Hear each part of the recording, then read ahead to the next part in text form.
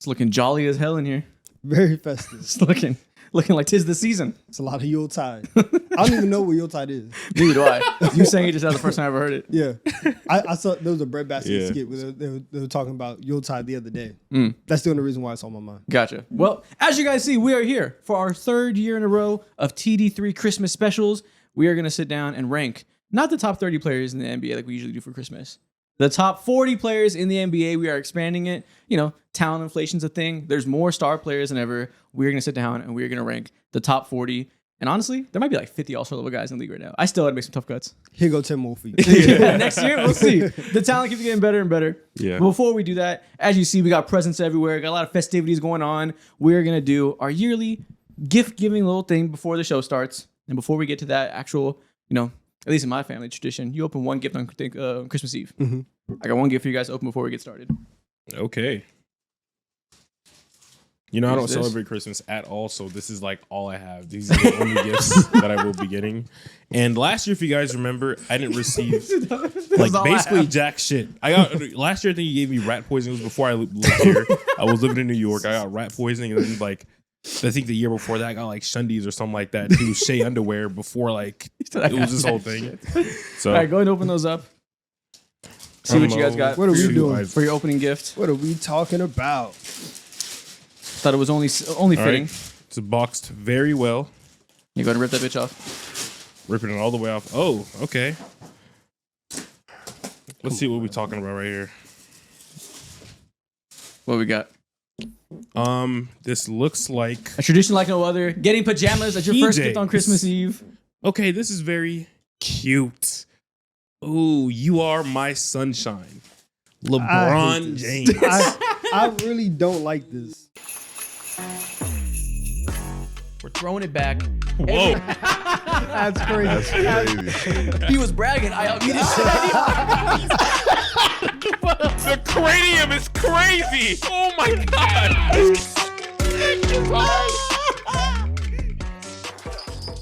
Merry Christmas, family. How y'all feel? Splendid, Stupid. wonderful. How you think I feel? Festive. I hope you feel like you're in the 'tis the season. You're getting I ready to go. understand in this moment why Kyrie got so mad when that lady asked that question. He's like, "Lady, I have one father." Like what are you talking about? Today we have multiple. Today we're here. This not even my favorite player. Like I don't LeBron under. I don't know what you're talking about. We have gifts all around. We all brought them out. We all got each other stuff. But, you know, naturally, I got you gifts. He got his gifts. Donovan, I'm sure you got his gifts. I did. Unlike last year, you didn't. So He was the worst, bro. I got to now because first of all, again, I told y'all prior that I wasn't doing gifts. Yeah. It was 2 years in a row. He didn't give a shit. I That's not true. That's not true. hopefully It's true. there's enough to go around. But I think we need a little bit of extra help. I think we need to parent some Santa Claus. Santa Claus, go on and come on out here. Come on out here and bring your extra Okay. gifts you have for everybody. Whoa. What do we have here? What do we have here? Whoa. Take a seat, Santa Claus. Let's move on those Did I bullshit. tell you? Did I tell you? Oh. Did I tell you? What's going on? What's going on? We have lots of gifts to go around today. I thought you were in Texas. What were y'all talking about? Ah, Santa. I knew it. I knew it. What's going on, man? Yeah, go and talk in your mic. You got Braun on you. I got Braun in me. It's in my heart. Hey, yo. Disgusting. We shot So Braun. we all got gifts to go around. We'll start off. Shout out Santa Claus here. Shout out Nikhil having his yearly comeback. Everybody's constantly asking to see him. Yeah. Woo! What's going on? What the fuck is going we're on? first. Oh, you want to go first? Hell yeah. He'll know what's Okay, going let's let Santa Claus go first. Okay. Santa Claus, what you got for us? I will do the worst gift first. Shopping for Isaac is like shopping for like an emotionally unavailable dad. Okay. Had no clue what to get him. on. Okay. Yeah. Here you go. Okay, what do we got? He got me a Carhartt hat. And what is this black thing? Should I open it? What is it? That's for you to trim your beard in front of a mirror. Okay. it's a dad beard gift. It's like the best gifts in the back. You said trim your beard. So what's in here? Put it with the manscape. You like put that thing in front of a mirror and you trim your beard. Gotcha. And Okay. then you just throw it away. So I got like a bib and a car hat. Yeah. Perfect. Okay. Appreciate it. Nice. You're gonna wear. You can actually put those things to use. I know. There you go. Functional Alright. gifts. I think we're 1 for 1 so far. Okay. What No you got for Mo? misses. All right, Mo. Actually, just open it up. This is This wrapped actual in the suspect. big box. The packing gets better. Yeah. So your gift is actually the best. Okay, let's see what's going on here, man. Open up this. Ooh, this is like wrapped really nicely. If you know Something Mo- delicate. Oh, A teapot? This is a teapot. One thing Mo does, he loves to drink tea. Yeah, this is actually fire. Every morning and night I'll be drinking tea, bro. That's my go-to sauce. This is actually 2 for 2. This Let's is go. useful. Starting Wow, off on a bro. high That's note. very solid. Damn. All right. Thank you, Santa. I appreciate it. And what we got for Donovan? All right, Don. Here you go.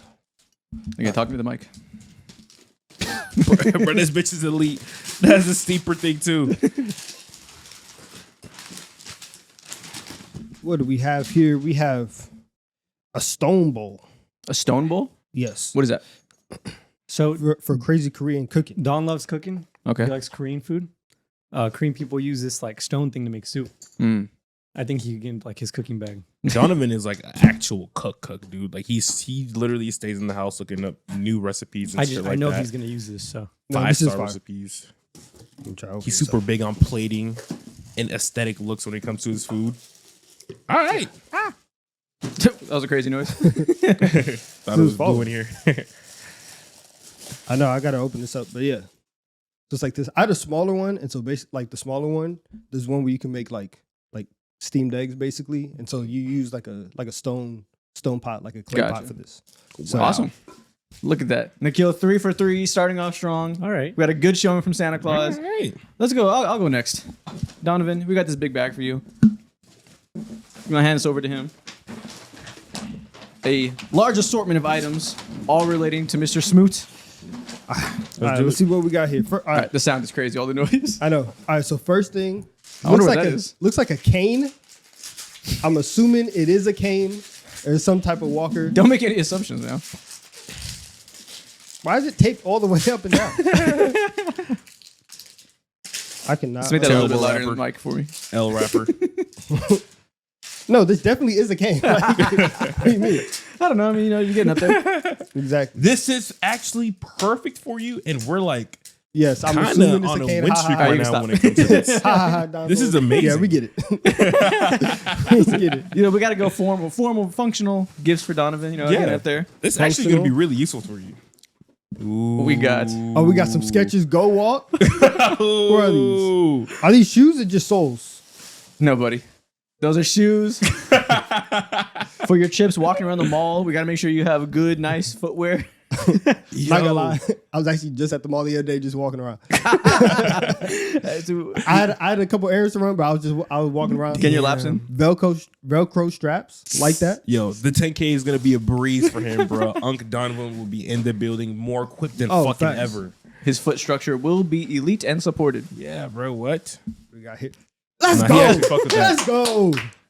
I've been talking about this, man. This is hilarious. I'm in my comment bag right now. No, he actually fucks with this too. I heavy. really do. I really do. Alexia finna be sick of me. Oh man, you got the Let's old. do the knowledge. You know what I'm Oh my saying? god, he got the entire old man fit. What is this? A life alert? See, this is too far. This is too far. I was okay with this. Getting into my poetry Show slam to the bag. show to the camera. I already dropped it. Life alert is crazy as hell. I never actually seen one in person. Man's 50 plus multivitamin. Yo, you are straight when you're 50 years old, bro. Yeah, I'm next 50, week you'll be 45. all right. You quadruple That's not down bad. on the That's not bad. I am wearing this whole show. I'm gonna I haven't seen a single miss so far when it comes to this. Backwards is crazy. This is how you. This is how you That's do it. kind of solid. That's I solid. feel I like- fuck with it. Okay. Okay, Mo, I feel like Dave Chappelle in 2004. let's here do it. you are, Mo. Another gift for you. More gifts, more gifts. All right, let's try to wrap this swiftly as possible. Or unwrap it as swiftly as possible. Okay. I think this is tampering. Guys, if you know House Call, you know I'm not a fan of any team right now. I will be selecting my team once the season officially over. And I think this may be tampering. This is a gnome, specifically a gnome who's a Chargers fan. And I think he's black too. So I don't know what the fuck is going on. Wait, it's a black gnome? It's a black. That gnome. wasn't on purpose. Perfect. Wait, Perfect. let me see. It's a Let's black go. gnome. I'm not gonna lie. I've It'd be never hard seen a as black hell. gnome. I don't know how I found them by accident. Let's go. But yeah, just trying to make sure that we do as a program, we do our best to influence your decision. I don't think he's black. Is He's kind of dark, but all is the he elves Indian? and stuff. I'm gonna do his ancestry.com at home, but we'll check it out. Is he He Indian from like you? over there. You know. Bro, that looks like you. All right, yeah, that's what I But thought. pretty soon we're gonna have a little ceremony and house call. Check it out, our NFL show where Mo's gonna pick his own team. We're gonna have a whole hat ceremony. Want to make sure our program gets the right foot out there, and make sure you know where to pick. Not a bad gift. I'm actually gonna be hanging this up on my house, bro. Not a bad. What have the Eagles done for you? The Eagles? Yeah. Jack shit. Nothing. I have nothing to do with the Eagles. They just have cool gear. Okay. All right, let's see what this is next. Tear this bitch apart. Oh, okay. I thought it was some bullshit. It's crayon taffy sticks, so I can actually eat this shit. Yep. Edible taffy. Hold on, I got one more thing for you. All right, let's go ahead and do it. Here you go, Edible one taffies. This is actually useful, bro. I will use Wait, this let me garden see. room. You can eat that on the pod. Yeah, we literally Oh, will. theme. Taffy sticks. Yeah, this is actually hard. Three flavors, one box. Yeah. I want you to close your eyes. All right, let's do it. Close your eyes. Here's a nice heavy bag. That's such Go a ahead and- scary sentence. Oh shit! God damn! This is 50-pound weight. This might be a dumbbell. Patty, something that I know is true to you, true to everything that you've been talking about lately. Shit. Is this cream? Oh, it's milk. Wait, what type of milk? Whole. It's Creamy just milk. Whole Apparently, milk. apparently you're the cream commander, so we had to make sure you feel Whole represented. milk, not stepped on at all. I stepped on it a This little is- bit. Cream Commander, Milk Pure, Man. Yep, I am the leader of the crematory, so uncut. very fitting. I like it. I hope this comes. I hope there's like cookies upstairs so I can actually put this shit to use. Because what type of cream leader are you if you're not using the cream? I don't know. You tell me. Yeah, All right, I like this. I gotta know. All right, next, you guys want your gifts? I suppose so. Okay. This is for you and this is for you. You guys are gonna open it at the same time. Okay. This is a little house, Inspect it, and We while got- you guys open it, a little Christmas home, This is also a house. little Santa box. also Mine's left me smaller. Okay. a note for you guys. You guys can open it at the same time. Actually, no, Donovan first. Okay. Santa says, "Smoothie Pie, this year I have paid extra attention to you, and I fear that this year has been an absolute disaster. From saying that Mo blew in from stupid town to 2 years ago uttering out of your mouth that Derek White is better than Kyrie. If you have a problem with this gift, meet me at 155 Michigan Avenue, Suite 450 in Chicago." And then he wrote for some reason, IHYNLD. What does that mean? What does that mean? I don't know. Tell me. I don't know. Like, Donovan, you must have a clue. You must have something. I don't know First of what all, you he did to actually Santa. gave me charcoal. This is this is ridiculous. By the way, All I right, don't like this. Isaac. 155. Where address is it? I don't know. Check it out. Let's see what it is. I have no idea what's going on. Gucci Mane, you have had a polarizing year. Polarizing you. You've been under close watch. Okay. And you almost made it. You told Mo that he was playing, quote unquote, the skin flute on House Call. Yuck! You are on hashtag watch. Consider this a warning too. And then he said, again for some reason, IHYTNLD, 250 West Chicago Avenue, 3:00 Monday. I fear that we might be streaming. I gotta run a fade with Santa. I guess so, bro. If you want, I could go ahead and send you the coordinates of this, but we'll see. So what does that abbreviation mean? I don't know. Let me read it out loud, okay? I think it's I hate you too, nigga, let's die. Wow, bro. That's outrageous. I was gonna say I don't remember writing that. Shout out this charcoal. Shout out. I'll put it to good use. We got a grill out back, got a fire pit. We'll fire some shit up. It's like 20 degrees outside, but we'll make it work. But he also says too, forgot to read this to you guys. We drop House Call Tuesdays on what time? 3:00 roughly. Sam's tapped in. He said that we all have to be witnessing or be on par, ready for part 2 because there's more gifts coming in. Oh my god. Oh. Christmas There's is more a whole gifts week. coming in Let's I go. see. on both shows, y'all. So you have to tap in for part 2 of this. Whoa. All right, what do we got from Donovan? All right, don't open them yet. you guys can open at the same time. However, so we have talked for I guess honestly, maybe like 6 months into the show up until now, we have talked about a way that we need to like show that we are part of the TD3 family. We've joked about getting like a TD3 chain or something like that. And sometimes that stuff is a little bit overblown. So consider this an entry and consider this your Rockefeller chain into the TD3 family. Go ahead. Let's see, we're gonna jump in. Okay. This is not a chain. Okay. The ultimate crayon pack, 152 crayons. It comes with a sharpener. You have metallic and glitter crayons in there. If you are a part of the TD3 family, if you want to come over into Death Row, if you're tired of other podcasts, right, dancing all up in the TikToks, come over here, get your 152 crayons. I ain't gonna lie. This is one of the most. This smells, dude. Like this is fresh crayons as well. It's loud as fuck. Just what I like to smell in the morning. This is just Get me what going. It's like we smelling needed. salts. It's brand Yeah, new. bro. Smelling salts for us. You're absolutely right. I'm ready to eat, bruh. We're went through a Wow. fucking wall, ready to rank some players. I'm ready to go crazy because I got my crayons by my side. Let's do this shit, man. What a perfect gift-giving TD3 segment. Let's do it. Nikhil, any last words? Buy more crayons, man. And with that being said, appreciate Santa Claus coming through. Got to see his face. Appreciate all the gifts. We got crayons to go, players to rank. Let's get into our TD3 Christmas special. So, like we said, we're here to rank the top 40 players in the NBA. Same thing we do every year for Christmas, you know. I think important we laid the ground rules out of how we decide to view this, since it's a pretty unique ranking as far as our rankings go, given that's not in the offseason. I viewed this as mostly this season, but also especially for players that are injured, coming off of an injury, or just having an outlier performance. I didn't pretend these 20 games are the only games I've seen in their career. So I'm also doing like league-wide standings, what I know you to be, but with the heavy emphasis on the 30 games we've seen so far this year. Okay. And we talked about this. Jason Tatum, Tyrese Halliburton, Kyrie Irving. Honorable mentions. We didn't do anybody that's coming off of a season-ending injury. That's like a major injury. We don't know how good they're going to be coming back. Those guys are all omitted from this list. Yeah. They haven't played the game, so Yeah, exactly. And if we were to go ahead and put where they were, at least last year, I feel like that would be just kind of unfair. Just really a wonky, hard way to think about things. Yeah. And I definitely felt the impact of no Tatum and no Halliburton. The guys that had a debate for like 10 and 11, I'm like, you guys should be a couple spots lower. I'm definitely having to get it out the mud a little bit here. Yeah. But okay, let's get straight into it. You guys know how this works. Instead of revealing blocks of 5, we're going to reveal blocks of 10 because we have extra players.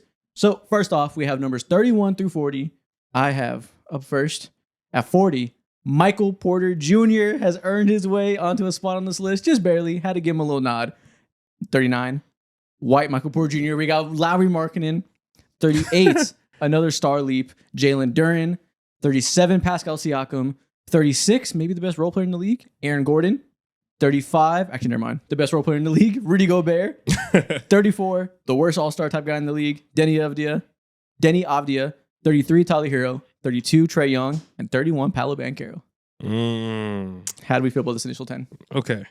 Don't hate the MPJ stuff. I think Lowry should probably be maybe a little bit higher. But it's not shocking to have him like towards the back end of the 30s. I think Gobert and Gordon, it feels like a similar range as to like where I had them. The biggest thing is like, the Paolo discourse is crazy. Yeah, Yeah. that was hard to deal with. And it's fair though. Like it's not even anything of like Isaac Hayton. It really is just the way that the season has started with injuries, with the shooting that he's had, with the level of play that Franz has had, where you have that directly compared to what it looks like whenever it's just you. All of that it has us in this like very existential place of thinking about Paolo Banchero. Yeah, I wanted to put him a little bit lower if it was just this season, but I was like, he is so Paolo Banchero, he will bounce back. So he's among the mix of like low-level all-star guys, like a Trae Young, Tyler Hero, guys who are the best players on their team and deserve that spot. You know, it's not crazy to build around them. It's not crazy to empower them as your first option. They've shown to a variety of efficacy that they can be a driver of good offense, and that's generous in Paolo's sake, but winning basketballs in two ways. So yeah, this is his low end. I definitely judged him harshly just because I already had my questions about him. I've already said that I've been critical of him because people prop him up to be this next superstar. Some people already consider him a top 10, 15 player in the world.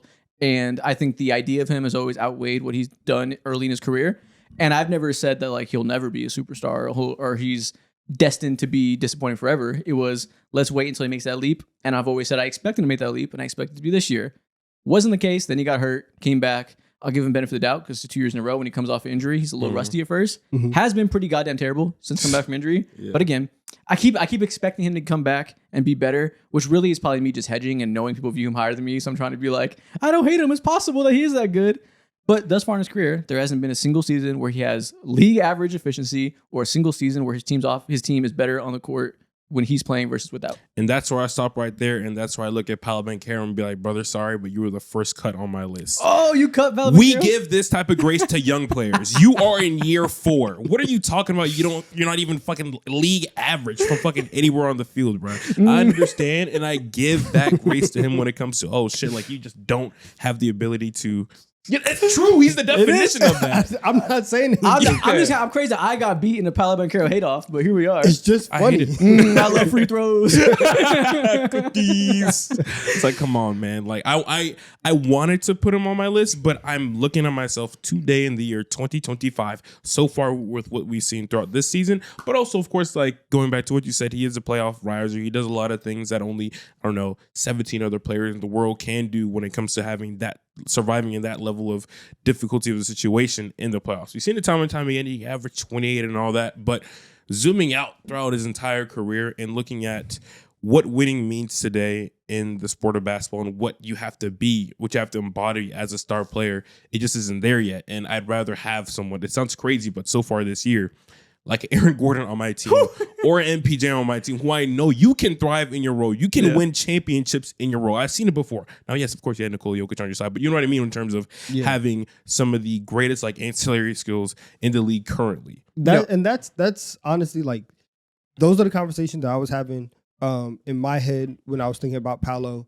and he's in this space of like the Jamal Murray archetype where we're going to give you a lot of boost because of the rising that you do in the playoffs. However, like prior to this year, none of us are ever going to say like, oh yeah, Jamal Murray, like he's going to lead a team, right? We Prior to this year, yeah, I like how you said that. He's been crazy. Yeah, he's been really, really good this year. But up until this point, it's always like you are, and obviously second fiddle to Jokic, but Jokic is also carrying you a little bit, and it's not necessarily like you are carrying all of your weight. And so with Paolo, even the regular season stuff of you're shooting like low 30s, high 20s from 3, right? It's not good. And so unless like the playoff stuff really gets to a high level, which I like commend him 100% for what he's done in the playoffs over the last 2 years. And like Mo said, you are out here getting buckets, doing things that not a lot of other people can do. Unless that turns into bubble D Mitch, right? Bubble Jamal Murray and like the best of the best of the rising. I don't think we can put him in a spot where we are 100% confident that you being number one option every single night, playing the way that you want to play is going to get us to a position where then you can go and do all of the playoff rising things that you like to do. Yeah, I totally respect putting him lower because, like I said, there is like 50 ultra level guys, so it's not exactly disrespectful. I think some people will take it that way. I'm with you. I've been giving him a lot of benefit of the doubt, which again is probably just a mental hedge because I know I'm the hater. So I'm like, no, guys, trust me, I don't hate him. But if you're saying he has to earn it, I'm not going to argue. I think, at some point he does have to earn it. And shout out those small samples of him going crazy in the playoffs. Him being able to get hot from the mid-range and be able to do that stuff in those 7 games it's good. Like, you'd rather see that than him not do it. But when we have 82 game samples of him being inefficient from most areas of the court, besides getting to the free throw line, which is a skill, is valuable. When all the stuff in the field is just iffy and hasn't really hit a level of a superstar scorer, which he needs to be, having not being a top-tier passer or defender, I'm okay putting him in this range. Okay. Yeah. And we'll keep talking about more of these names. Let's go through the next list. I think Mo is next. What do you got? So 40 through 31, I have Rudy Gobert, Brandon Ingram, MPJ, Amen Thompson, Larry Markkinen, Kawhi, OG Anunoby, Harden, Jimmy Butler, and then at 31, I have Trae Young. Okay, so you also have Trae Young in this range. I struggled mightily with Trae Young because we really haven't seen him this year. He played 5 games, was dog shit, got hurt, came back, played 1 game yesterday, actually. I'll let you speak to how that game went. I didn't watch it. I saw the box score. Didn't look too great. This is a reputation pick that we're keeping him here because we've seen plenty of years of him being a guy that is a first option for a reason. Yeah. But we've been having a lot of discourse about the small guard thing and how far we can get with Trae Young basketball. We've been making half jokes to you a lot about like, should they trade him and build around Jalen Johnson? Like, how are you currently feeling about Trae Young and his placement in this list? So going back to what you said, he did come back last night. If you look at the box score bare minimum, it just doesn't look good. Jalen Johnson dropped like fucking 40. He was insane. This is mainly a reputation pick because he only played 6 games so far this year, and he hasn't looked the greatest. But also, it's 6 games, So I think he's on the cusp of losing his tag, losing his chain as being viewed as one of the elite point guard groups in the entire league. And he's like not on the same timing as Paolo Banchero, but in terms of like looking at him being like, yeah, like you're not able, you shouldn't be the face of my franchise or the lead scorer on my team or anything like that. We need to reconfigure your value in the league and see where it suits you best, because what the Hawks have viewed you over the last few years had an outlier year. It's fine to admit that at this point in time, but it's just reconfiguration right now in terms of where stars lie. And also, there's just so many players that got so much better than him. Meanwhile, he's just either stayed the same in certain regards or legitimately just gotten worse. Yeah, he's also like kind of like the Paolo thing where he's done it before, so it's not the same conversation. When will we see you be a league average efficiency scorer at that volume again? Like, there's reasons why. Same thing with the reasons why with Paolo. We neglected to mention there is the team construction has been an issue. There is a lack of spacing, yada yada. Trae Young's had similar issues. The rosters haven't been great. This is the first year that I think he has an offensive supporting cast that should give him everything he needs to show that he can still be an efficient lead volume scorer. So time's ticking, I guess, with him. That we're keeping him in this range out of respect for the 5-year peak he's had as the elite passer and someone who's capable of handling a volume of scoring, which doesn't matter, even if you're not tremendously efficient.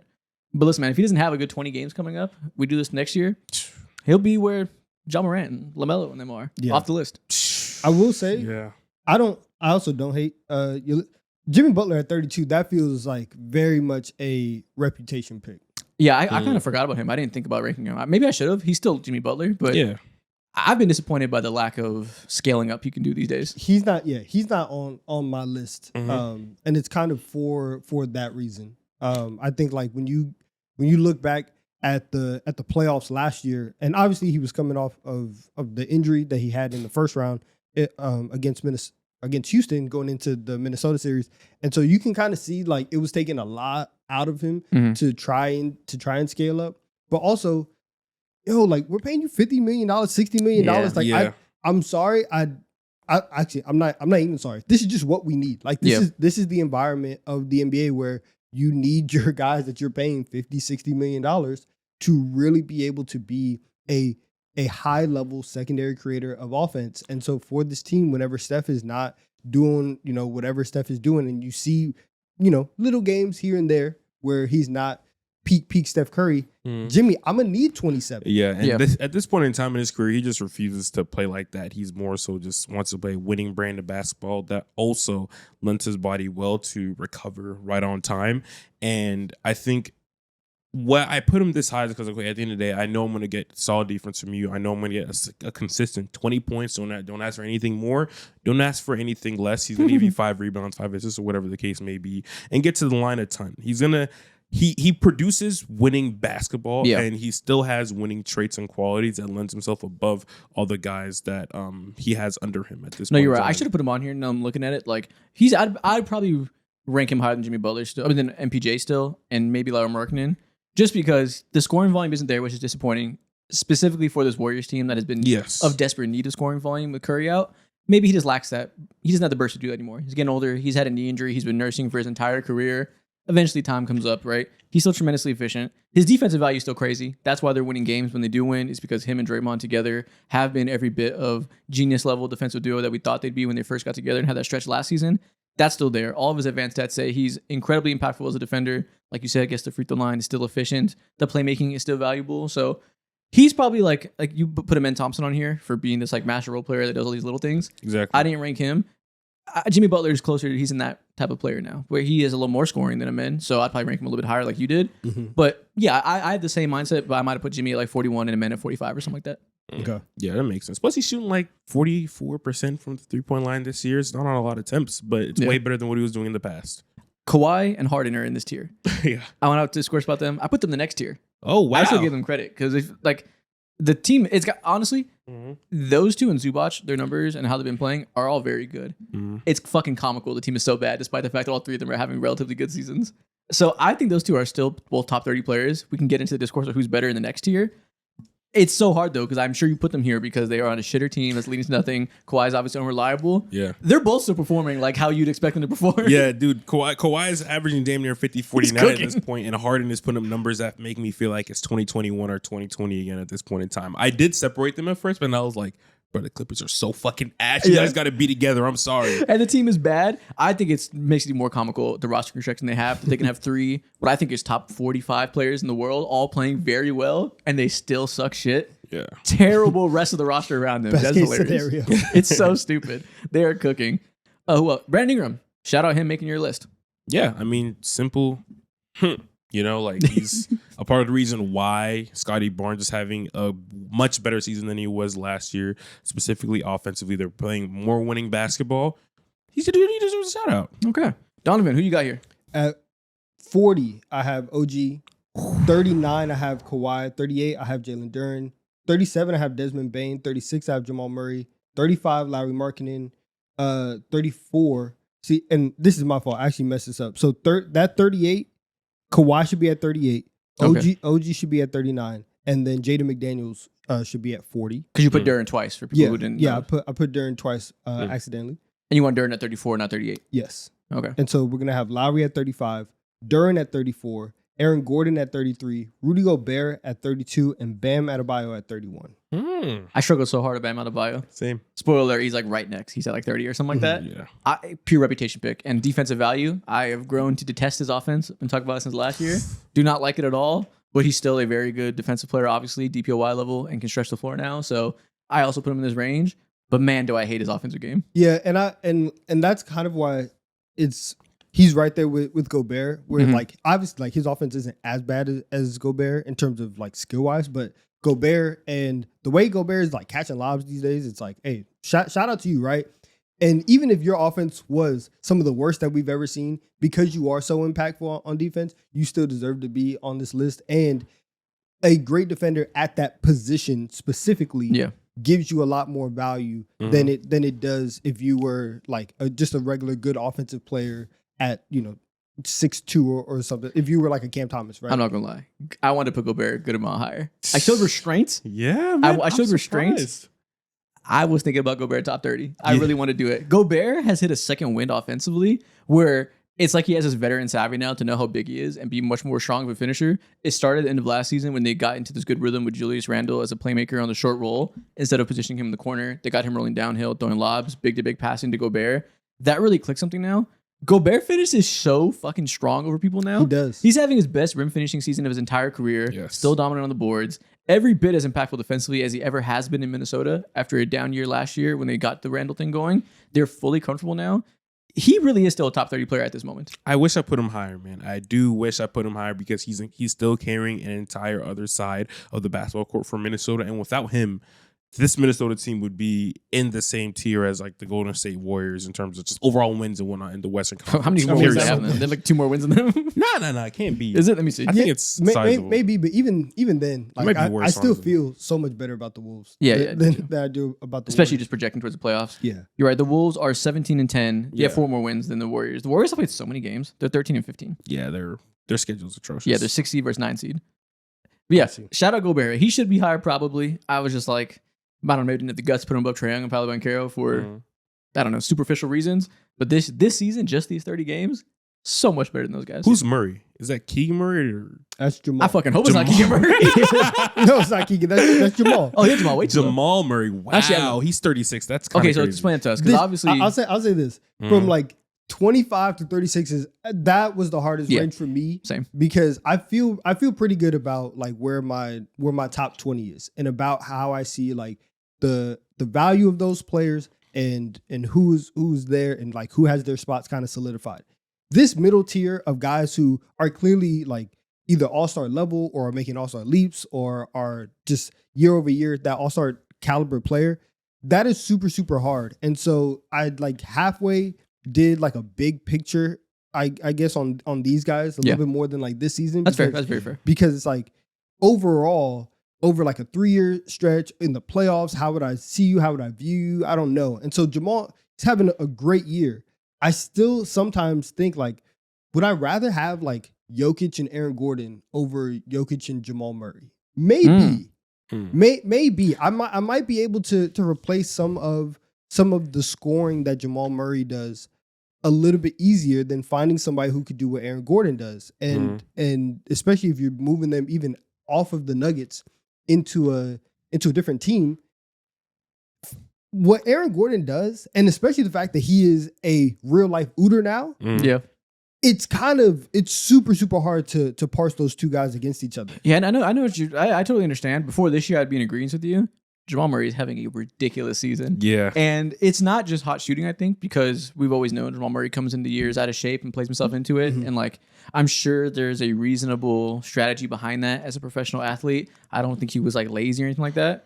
Well, this year they decided not to do that because they wanted to have a good start to the season. And he came in tip-top shape, looking like playoff Jamal Murray. And for the first time, we're seeing clear all-star production. This guy is just one of the best scorers in the NBA right now. He has, in terms of advanced stats, one of the best offensive plus-minus impact in the league. And it shows 63.36% true shooting percentage on 26 points per 75 while being on ball 36%. That is just like superstar production. That's like Donovan Mitchell numbers. He's been insane in all regards, been playmaking better than he ever has, leading bench units better than he ever has. He's earned my respect this year. Previously, I would have been in agreement with you. I'm choosing to believe it's real because of the in-shape stuff, but overall, I do agree with your sentiment that Aaron Gordon is almost as valuable. Yeah. So That's fair. it's not crazy placement. I think I would have had Murray probably above Markin and Duran, bare minimum, but him alongside Aaron Gordon, I can understand that. Shout out OG and Anobi making both y'all's lists.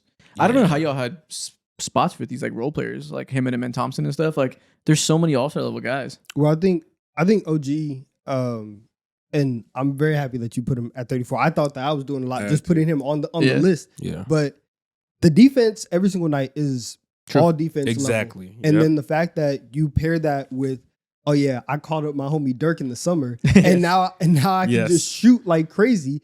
He's shooting 40% from three. He's shooting like 50% from the corners. Like, it's automatic. And so when you provide that level of defense and that level of shooting and spacing and actual like big time shots, I feel like you have to be on here. I respect it. Yeah, it's a similar type of argument for Aaron Gordon. Same type of player. So I get it. I just, again, there's so many guys that have either made all-star games or will that like I wanted to applaud him in Thompson. I also want to put Stephon Castle if I could.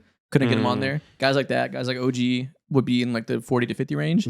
Also, shout out Desmond Bane, make on your list. I hadn't considered him because it's such a horrible start to the year, but he's been playing well. And I looked at it because like watching the Magic, and especially like whenever Paolo was out, like you watch them and you're like, okay, Bane obviously isn't playing as bad as what he went. And so you look at it, the first 10 games of the year, trash. Yeah.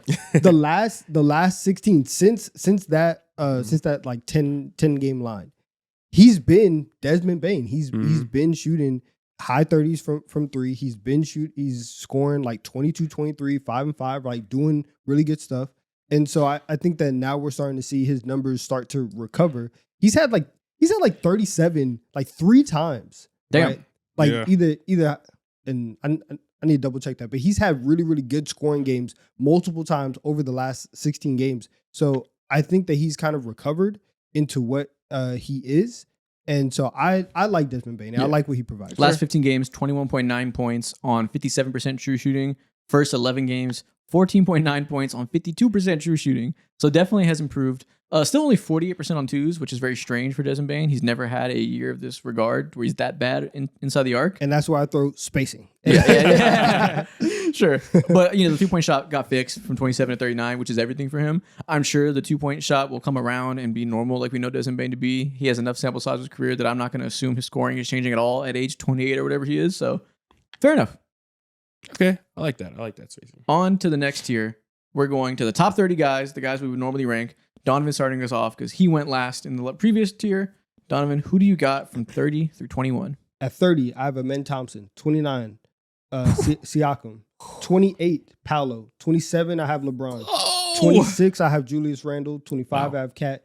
24, James Harden. 23, Jalen Johnson. 22, De'Aaron Fox. And 21, Anthony Davis. Okay, so let's get into the LeBron conversation. It's finally time. I'm sorry. Listen, we have the LeBron jammies on. I don't think LeBron is I don't think LeBron is a top 20 guy right now. Did you see the game last night? Probably not. They're playing the Jazz. Yeah. Thursday Night Football was on. I was watching both. Yeah. Last 5 games, he's gotten going. Exactly. He looks like last year LeBron. I don't. It- And here's we over the years, whenever people have, you know, their 25 games, their 30 games, or whatever stretches. Yeah. Depending on what we think is going to happen or what we have seen happen, we subjectively say, I don't believe that. or I believe that. I don't think that LeBron, moving forward, once we start getting into game 77, Yeah. I don't think we're going to get this version of LeBron. I feel you. I also struggle with this. I put him a little bit lower than I would have last year or before the season for same reasons, because obviously, you know, we all know the story. He got hurt in the offseason, Mhm. had a setback in his recovery. From the reporting, it seems like he didn't do a single basketball activity for the entire summer. No training camp. Wasn't cleared until the season was already going. Came back, again, off of 7 months of probably barely touching a basketball outside of shooting drills. Looked absolutely horrendous. Was averaging like 16 points on terrible efficiency with no defense, no activity for the first, 8 games he was back. If that was the case and that was the level, he wouldn't be a top 50 player. Like, that wasn't a particularly good player at all. Like, he wouldn't be in the conversations. It's a little interesting because we've seen LeBron play at age 40 before. We've seen him be good. We've seen him have a great season last year, which was all NBA level. And we've seen year after year when he's hitting these ages where it takes him a bit to get going. So it stands to reason that with the biggest layoff from basketball activities of his entire career, probably his entire life without touching a basketball, he'd be even worse than before. So now 5 games in a row now, he's averaging over 20 points, looking good, especially with Austin Reeves last night. There was a lot of moments where they were playing better with him on the court and Luke on the bench, playing against the Jazz. Running the ball through him, which maybe that's a Luka problem, which we'll get to. yeah. But he had, I think he had 24 points last night, 9 assists, something like that. I can't remember the exact stat line. Looked like LeBron. He has that physical pop back again.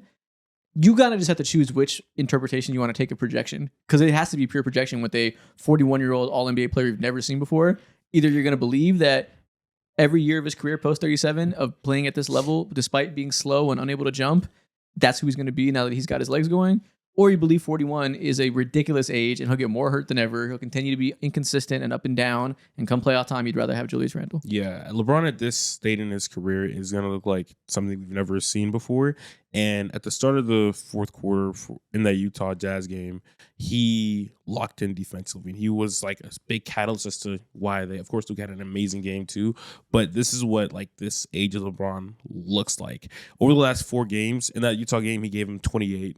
And over the last 4 games, he's been averaging 25, 8, and 7. Typical LeBron stat, 54% from the field, and the 3-point shot has been like ass over the last few games. But needless to say, obviously that'll turn around. I would rather believe that LeBron still would remain somewhere around a top 25 to top at max like 18 player in the league because of the smarts, the passing, the rebounding, all that, how he positions himself defensively. He's been truly like playing like over the last few games, like he's been finally like finding his rhythm offensively. Yeah, he's only played 9 games, so it's an incredibly small sample size. What I pulled up here is his last 3 games versus the first 6. Those numbers are astronomically small. The reality is we probably can't take anything from any of this in terms of knowing concretely who he is. We need more time to see with all the really specific circumstances we just mentioned at this age. But last 3 games, 24.7 points, 6 assists, 64% true shooting. That's far more what you expect than the first 6 games, which he was at 14 points, 47% true shooting. That's what you said. That's not a top 50 player, right? That's not a top 60 like a top player. 200 player. Yeah, and I will say, like we're picking the pure like projection for where he is. Yeah. Unfortunately, for the rest of the year, just burned in my mind will be the graphic of LeBron and arthritis. It's just gonna be there, right? And so, I'm pretty sure that was a clever way to have him load managed, though. No, yeah. But I'm sorry, it's out there. You have done crazy marketing, and so shout out to whoever made that graphic, because I can't separate a lot of this stuff, and even outside of like the arthritis, we have seen over the last couple years, LeBron scaling up, giving like maximum effort, and then it not being consistent on a night to night basis. And so while we are here again, even this is the Christmas episode, but like before January 1st, as we start getting into again game 40 whatever 55, getting into the playoffs, if you get to the second round, you're playing every other night. How much are you going to be able to give the team every single night? I'm not sure about that right now. And so that's why I do think further down the line, this is probably going to be a little bit more indicative of LeBron as opposed to where he is, This week. Yeah, this week or even in the next like month or so. Yeah, that's fair. It's fair to have concerns. I feel obliged to give him benefit of the doubt more so than anybody ever. I will say again, because we have these on, I feel like I should have him higher, but like I would have just a little bit higher. I think I respect your low end. Yeah. Randall, Cat, and maybe Harden. I can't get behind. Yeah, Randall and Cat is disgusting. That's work. ridiculous. That's insane. I didn't even rank Cat, Randall. listen. I should have ranked Randall, but I forgot. Yeah. Cat offensively, right, has had like up and downs. For the most part, his defense has been better this year. Yeah, I think Mike Brown's done a better job of putting him in a good scheme for him, and all the defensive Yeah. metrics say he's been better. I still saw in that cup game, there's one play, he hit a Don't backpedal in say- transition. don't say that. I texted, he's the worst backpedaler I've ever seen in my life. Whoa, like about to fall down. So yeah, I'm not really He does buying. look like Yeah. He's had a good season defensively. We've seen many years of Cat in the playoffs. We know what the defense is going to be like. So salute him playing well in these 20 games defensively. Doesn't change my evaluation long term. So Cat and Randall, I can't get behind. Maybe Harden's defense has also been cataclysmic this year. He is not trying defensively at all because the team sucks.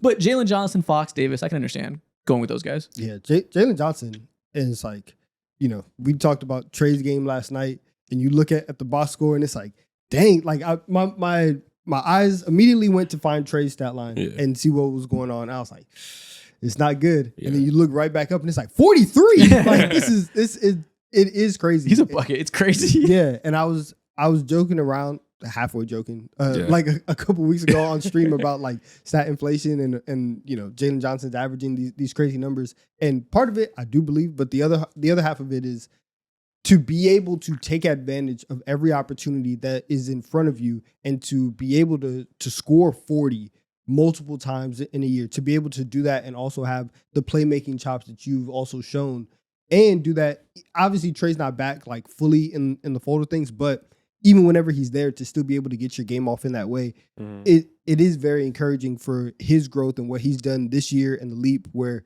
we have to have serious conversations. And I feel like you and a lot of the Hawks fans are so much more comfortable with the idea of trading Trey away, because it's like, hey, Trey, we're good. We have Jalen Johnson. Yeah. He should be. Some Hawks fans are. He's not, because he has an undying love in his heart for Trae Young. But you're right. He should be more comfortable with it. Listen, man. Like, at this point in time, No, okay, he may not want it. You're definitely more comfortable with it though. At this point in time, yeah, I'm way more comfortable with it than the conversations that we were having like last year and whatnot, because of this level of ascension. Like, in my mind, when I think about Jalen Johnson, I think about a guy who came out of Duke, played for real no games, and had a very wonky college career. And he also was a 2-year player, or first 2 years in the league, under Doug McMillan. Didn't get no type of burn at all, bro. He had his rookie year really in like his 3rd year of the league, right? And he just had a super delayed entry into the league. And now we just like, I want to put a cap on him as a player. Like, we see a certain ceiling for most guys in the league, most guys who can be somewhat of a star and whatnot. But for him, he just keeps on fulfilling these like cat breakers is what they call him, I guess, in 2K and shit. And he's just like going through them hoes constantly, and he's getting better and better. So I don't know, man. Like, Jalen Johnson's he's a unicorn. Yeah, we'll get to him. I want another conversation about him compared to some of his peers at his position, but he's clearly top 30. Shout out Siakam making your top 30. He was in my previous tier in the 40s or in the late 30s. I'm sure Mo also has him in this tier as the known Siakam lover. Let's see what you got. Yep. What do you know? there. Same So, spot. Locked in. 30 through 21, I have Jalen Duren, Siakam, Mobley, Bam Adebayo, Scotty Barnes, Jalen Johnson, Denny Avdia, Franz Wagner, De'Aaron Fox. And at 21, I have Jamal Murray. Much to unpack here. First, I want to say you are victim to TikTok propaganda. You've let the youth get to you. Evan Mobley is not like 15 spots lower than he was last year because he stayed the same. We got to stop overreacting to Evan Mobley not making the leap. He's still a DPOI level defender. He's a DPOI level defender and all that. I get it and I love it. But man, there's just much to be desired Denny? when it comes to Denny's hooping, bro. He's an all-star this year. Yeah. Or at least he's an all-star player. I don't know if he'll actually make it, but he's legitimately an all-star this year. And I think I could say the same things. No, I can't say the same things about Evan Mobley. But when it comes to saying, like viewing how, Sucks. yeah, the conference sucks. But when it comes to going back to what I was thinking about how I view these players and which one I'd rather have starting at my organization, it's a legit conversation. Now, they're in the same tier, of course. There's not like an insane gap between the two in my mind. But Denny is truly like continuously ascending to being a lead ball handler wing who's a do-it-all type guy, can thrust his way into the rim. He will get free throw attempts in the most ethical way possible, or whatever it is. And at this point in time, unethical for real. And at this point in time, like, he just continuously just gets better and better, bro. He's the point guard for this team. He's a small forward. He's the everything for this team. Yeah, I don't really have anything against Denny. He was on my list. I think did I have him in the previous tier? I think I did. I think I already ranked him at like 35 or something like that. Has earned his way into these conversations. I think he's an all-star level guy. Evan Mobley, you just said to start your team. That's a preposterous overreaction to me. I think for this season, that's fair. Denny's offensive production is crazy. It's like 25-7. Like, that's impressive. Yeah. But in terms of long-term outlook, the team is a mess. They have no ability to generate paint touches and get the ball moving and create easy looks for Mobley like they did last year. So his scoring hasn't taken the leap because they need him to do on-ball stuff. That's probably not his bag. He's going to be an off-ball player. And that's in where I secondary. have to reconfigure where I place him in my Sure. mind right now. Fair. That's a lot of value. He can still do some stuff. The offensive ecosystem is really bad there. At the end of the day, he is still one of the most gifted defenders on the planet while still being an 18-point per game scorer. Like, I don't know where you have Chet, clearly higher. He's not that much worse than Chet still. And I rank Chet higher, obviously, but like, they have to be within striking distance of each other, I think. Just Mobley is still one of the best defenders alive. Yes, he still is that, but can considering, yes, he can shoot too, but it's different levels of shooters Yeah. compared to someone like him and Chet. And I think the offense, the handle, and all that, and how Chet he can access certain spots, a lot of spots before where I just obviously like Mobley, he needs guys to set the table for him. Yeah. Chet don't need that. No, I agree. I have Chet higher, but yeah, Mobley's a lot higher than 28 to me. Actually, not a lot higher. I think I have him in this tier. Let me not do what you do to me and you pretend it's precautious. But I think 28 and some of the names above him, I'm like, next year when things stabilize, I think we'll once again having Mobley pretty high. If you want to put him lower for this year, say you got to earn it again, I respect it. But I do think that one will be the one that we look back on and say, well, why are we overreacting so hard to a slow start for the team? All right. I have Franz Wagner at 30, one spot above Paolo Banchero. Let's put those buddies together. Okay. Bam Adebayo 29, which again I feel very obligated to do. Yeah. I'd honestly when I sent this in, I couldn't change it. Yeah. I wanted to flip that. I think I'd rather have Franz than Bam Adebayo, Mm-hmm. but I don't know. That's tough. Karl Anthony Towns 28, De'Aaron Fox 27, Kawhi 26, Harden 25, Jamal Murray 24, Jalen Johnson 23, Scotty Barnes 22, Evan Mobley 21, Yeah. Jalen Johnson and Scotty Barnes. Let the conversations begin. and really Mobley too. These three. Mhm. That's the discourse I want to have. So first off, shout out Jamal Murray, earning a spot in the top 25 for me. I said his season has been truly ridiculous. One of the best offensive players in the NBA right now, and all the metrics show it.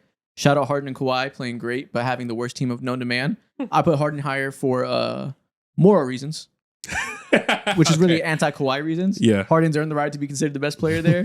Now he has been a downright atrocious defender this year, so I think Kawhi's probably better game by game basis since he came back from the injury. Kawhi don't play no defense either for real too, man. He doesn't for his old standards. He's not super active, but he's such a fundamentally sound, smart defender that he'll always be impactful, kind of like the Jimmy Butler thing. So bad as a defender, got Chris Paul fired. Like, that's what we're blowing. Kawhi has still been a good defensive player, like pretty substantially, like positive. Harden has been train wreck like early in his career. Like the offensive burden he's taken on and the way he's kind of like recovered a lot of the burst he lost over the years. That energy is being exchanged on the defensive end. He is not trying at all. So he probably should be below Kawhi, but I can't bear to put Kawhi above him.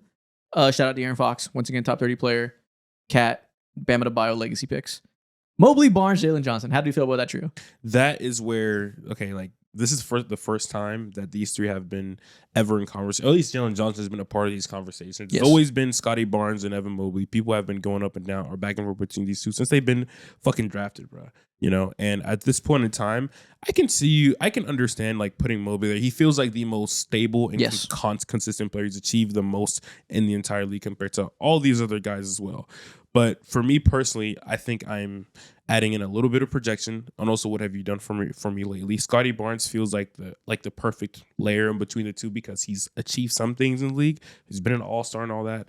Yeah, you know, outside of that, there's not really much to talk about. And he also had his down years. And then Jalen Johnson is just now ushering into these conversations. So I can understand that. The reason Jalen Johnson's lower is defense. You know, he's lost the defensive tenacity he once had as he's leveled up offensively. If it's real and we get to like a point where we have 82 games of him averaging 25 points, shooting 40% from three and being the best passing power forward in the league, he'll probably earn a spot above them off of just being a pure, like legit superstar offensive engine. I'm giving it a little bit more time before I overreact to that so far. And also, I want to see the defense have a step up with Trae Young back and giving less responsibility to him. So Jalen Johnson can prove once he gets better balance in the people around him that he is an all-around best two-way player. I'm open to that possibility. But for now, leave him down for defense. Mobley and Barnes is so tough because Barnes is also like a tier 1 defender. Yeah. It's a little different. He's like a wing defender that can guard bigs and switch on to guards. One of the more versatile defenders in the NBA. I think Mobley's a little bit more impactful, really just like a positional bias. If you're both at the top of your field, the big man is usually going to be a little more impactful defensively. But that's close. And offensively, they're both limited. Barnes is a better passer. A little bit better of a self-created scorer, but that's not saying much. He's also not great at that. You want him to do as least amount of that as possible. Is shooting better for now. I think when Mobley's in the right spot with his full healthy team that can generate good looks for him, he's a better play finisher, which is a pretty nice combo to me when you're a tier 1 rim protector who's able to also shoot threes. I don't know. That's like all three of them next to each other. I'm describing the pros and cons. I kind of just view them all as even. I can understand that. I think I have Mobley a little bit higher just because the overall like respect for his defense kind of pushed him over the edge. But we're having this conversation. I'm starting to feel more like you. I'm starting to just feel a little bit more scammed isn't the right word, but like oversold a little bit. Mobley? Yeah. We probably did get ahead of our skis a little bit, assuming production would come on ball, that maybe he just never is that. But like, I don't know. The guys we're looking at too, like, so Jalen Johnson can't be that offensively, right? But he'll never be the defender Mobley is. You can parse who you value that. I also think Scotty Barnes will never be this like lead on ball creator. So it goes both ways in this conversation. Yeah, but like we've seen Scotty, especially now that BI is there, kind of fit into more of like a natural. And like I'm not expecting Mobley to go out and be like 26 a night, right? Yeah.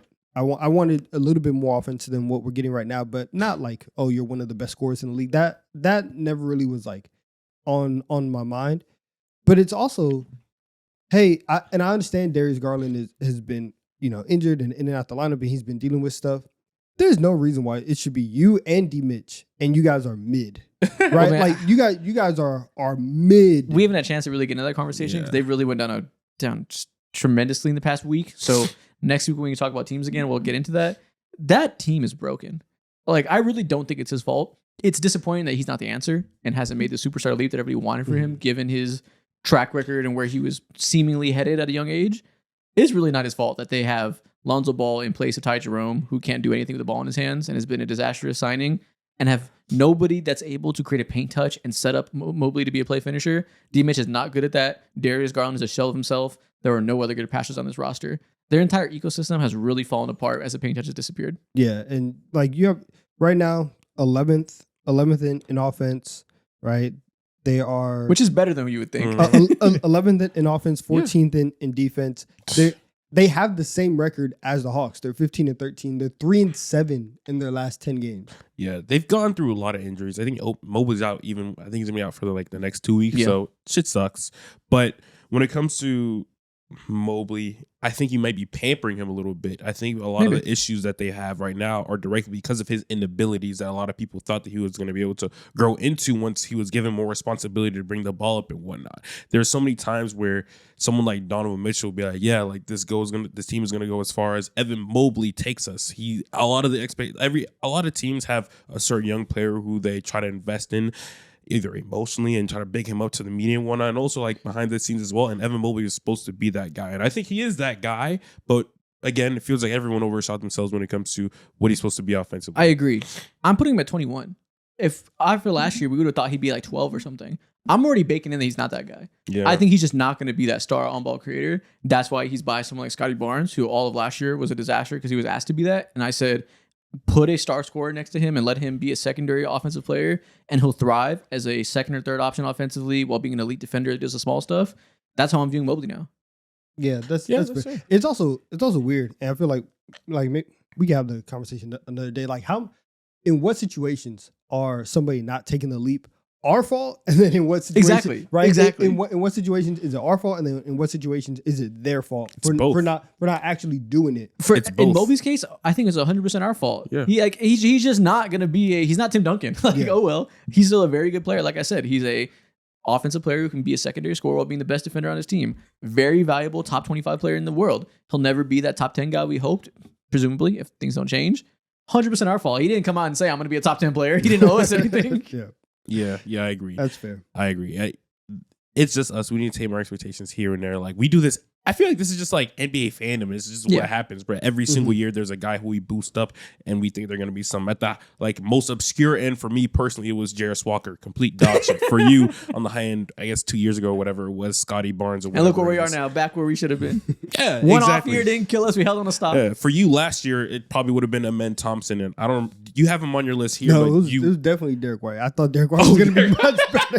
Well, granted, Derek White's kind of bouncing back after a terrible Yeah, start. yeah, So it was. the Kyrie shit is still ridiculous. But Yeah. maybe you're not. Your hill isn't dead yet. Nah, he was hooping it. He was shooting like crazy. That's funny. Oh, yeah, But- I don't think there's anything wrong with us thinking Evan Mobley was on his projection. He won DPOY last year at age 22 or whatever he was. Like, he's just having an off year because the team sucks. He very much can recover. Like, the story isn't written on Evan Mobley after a bad 25 game stretch in which the team environment that should enable him to be effective has crumbled. He better.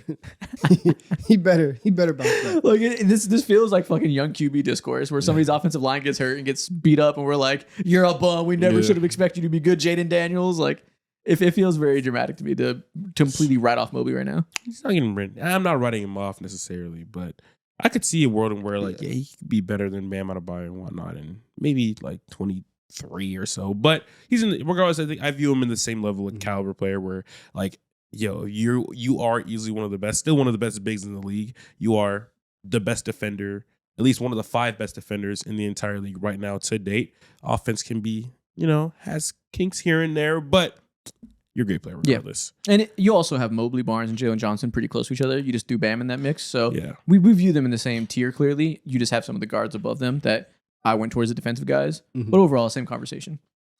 Moving on to the top 20.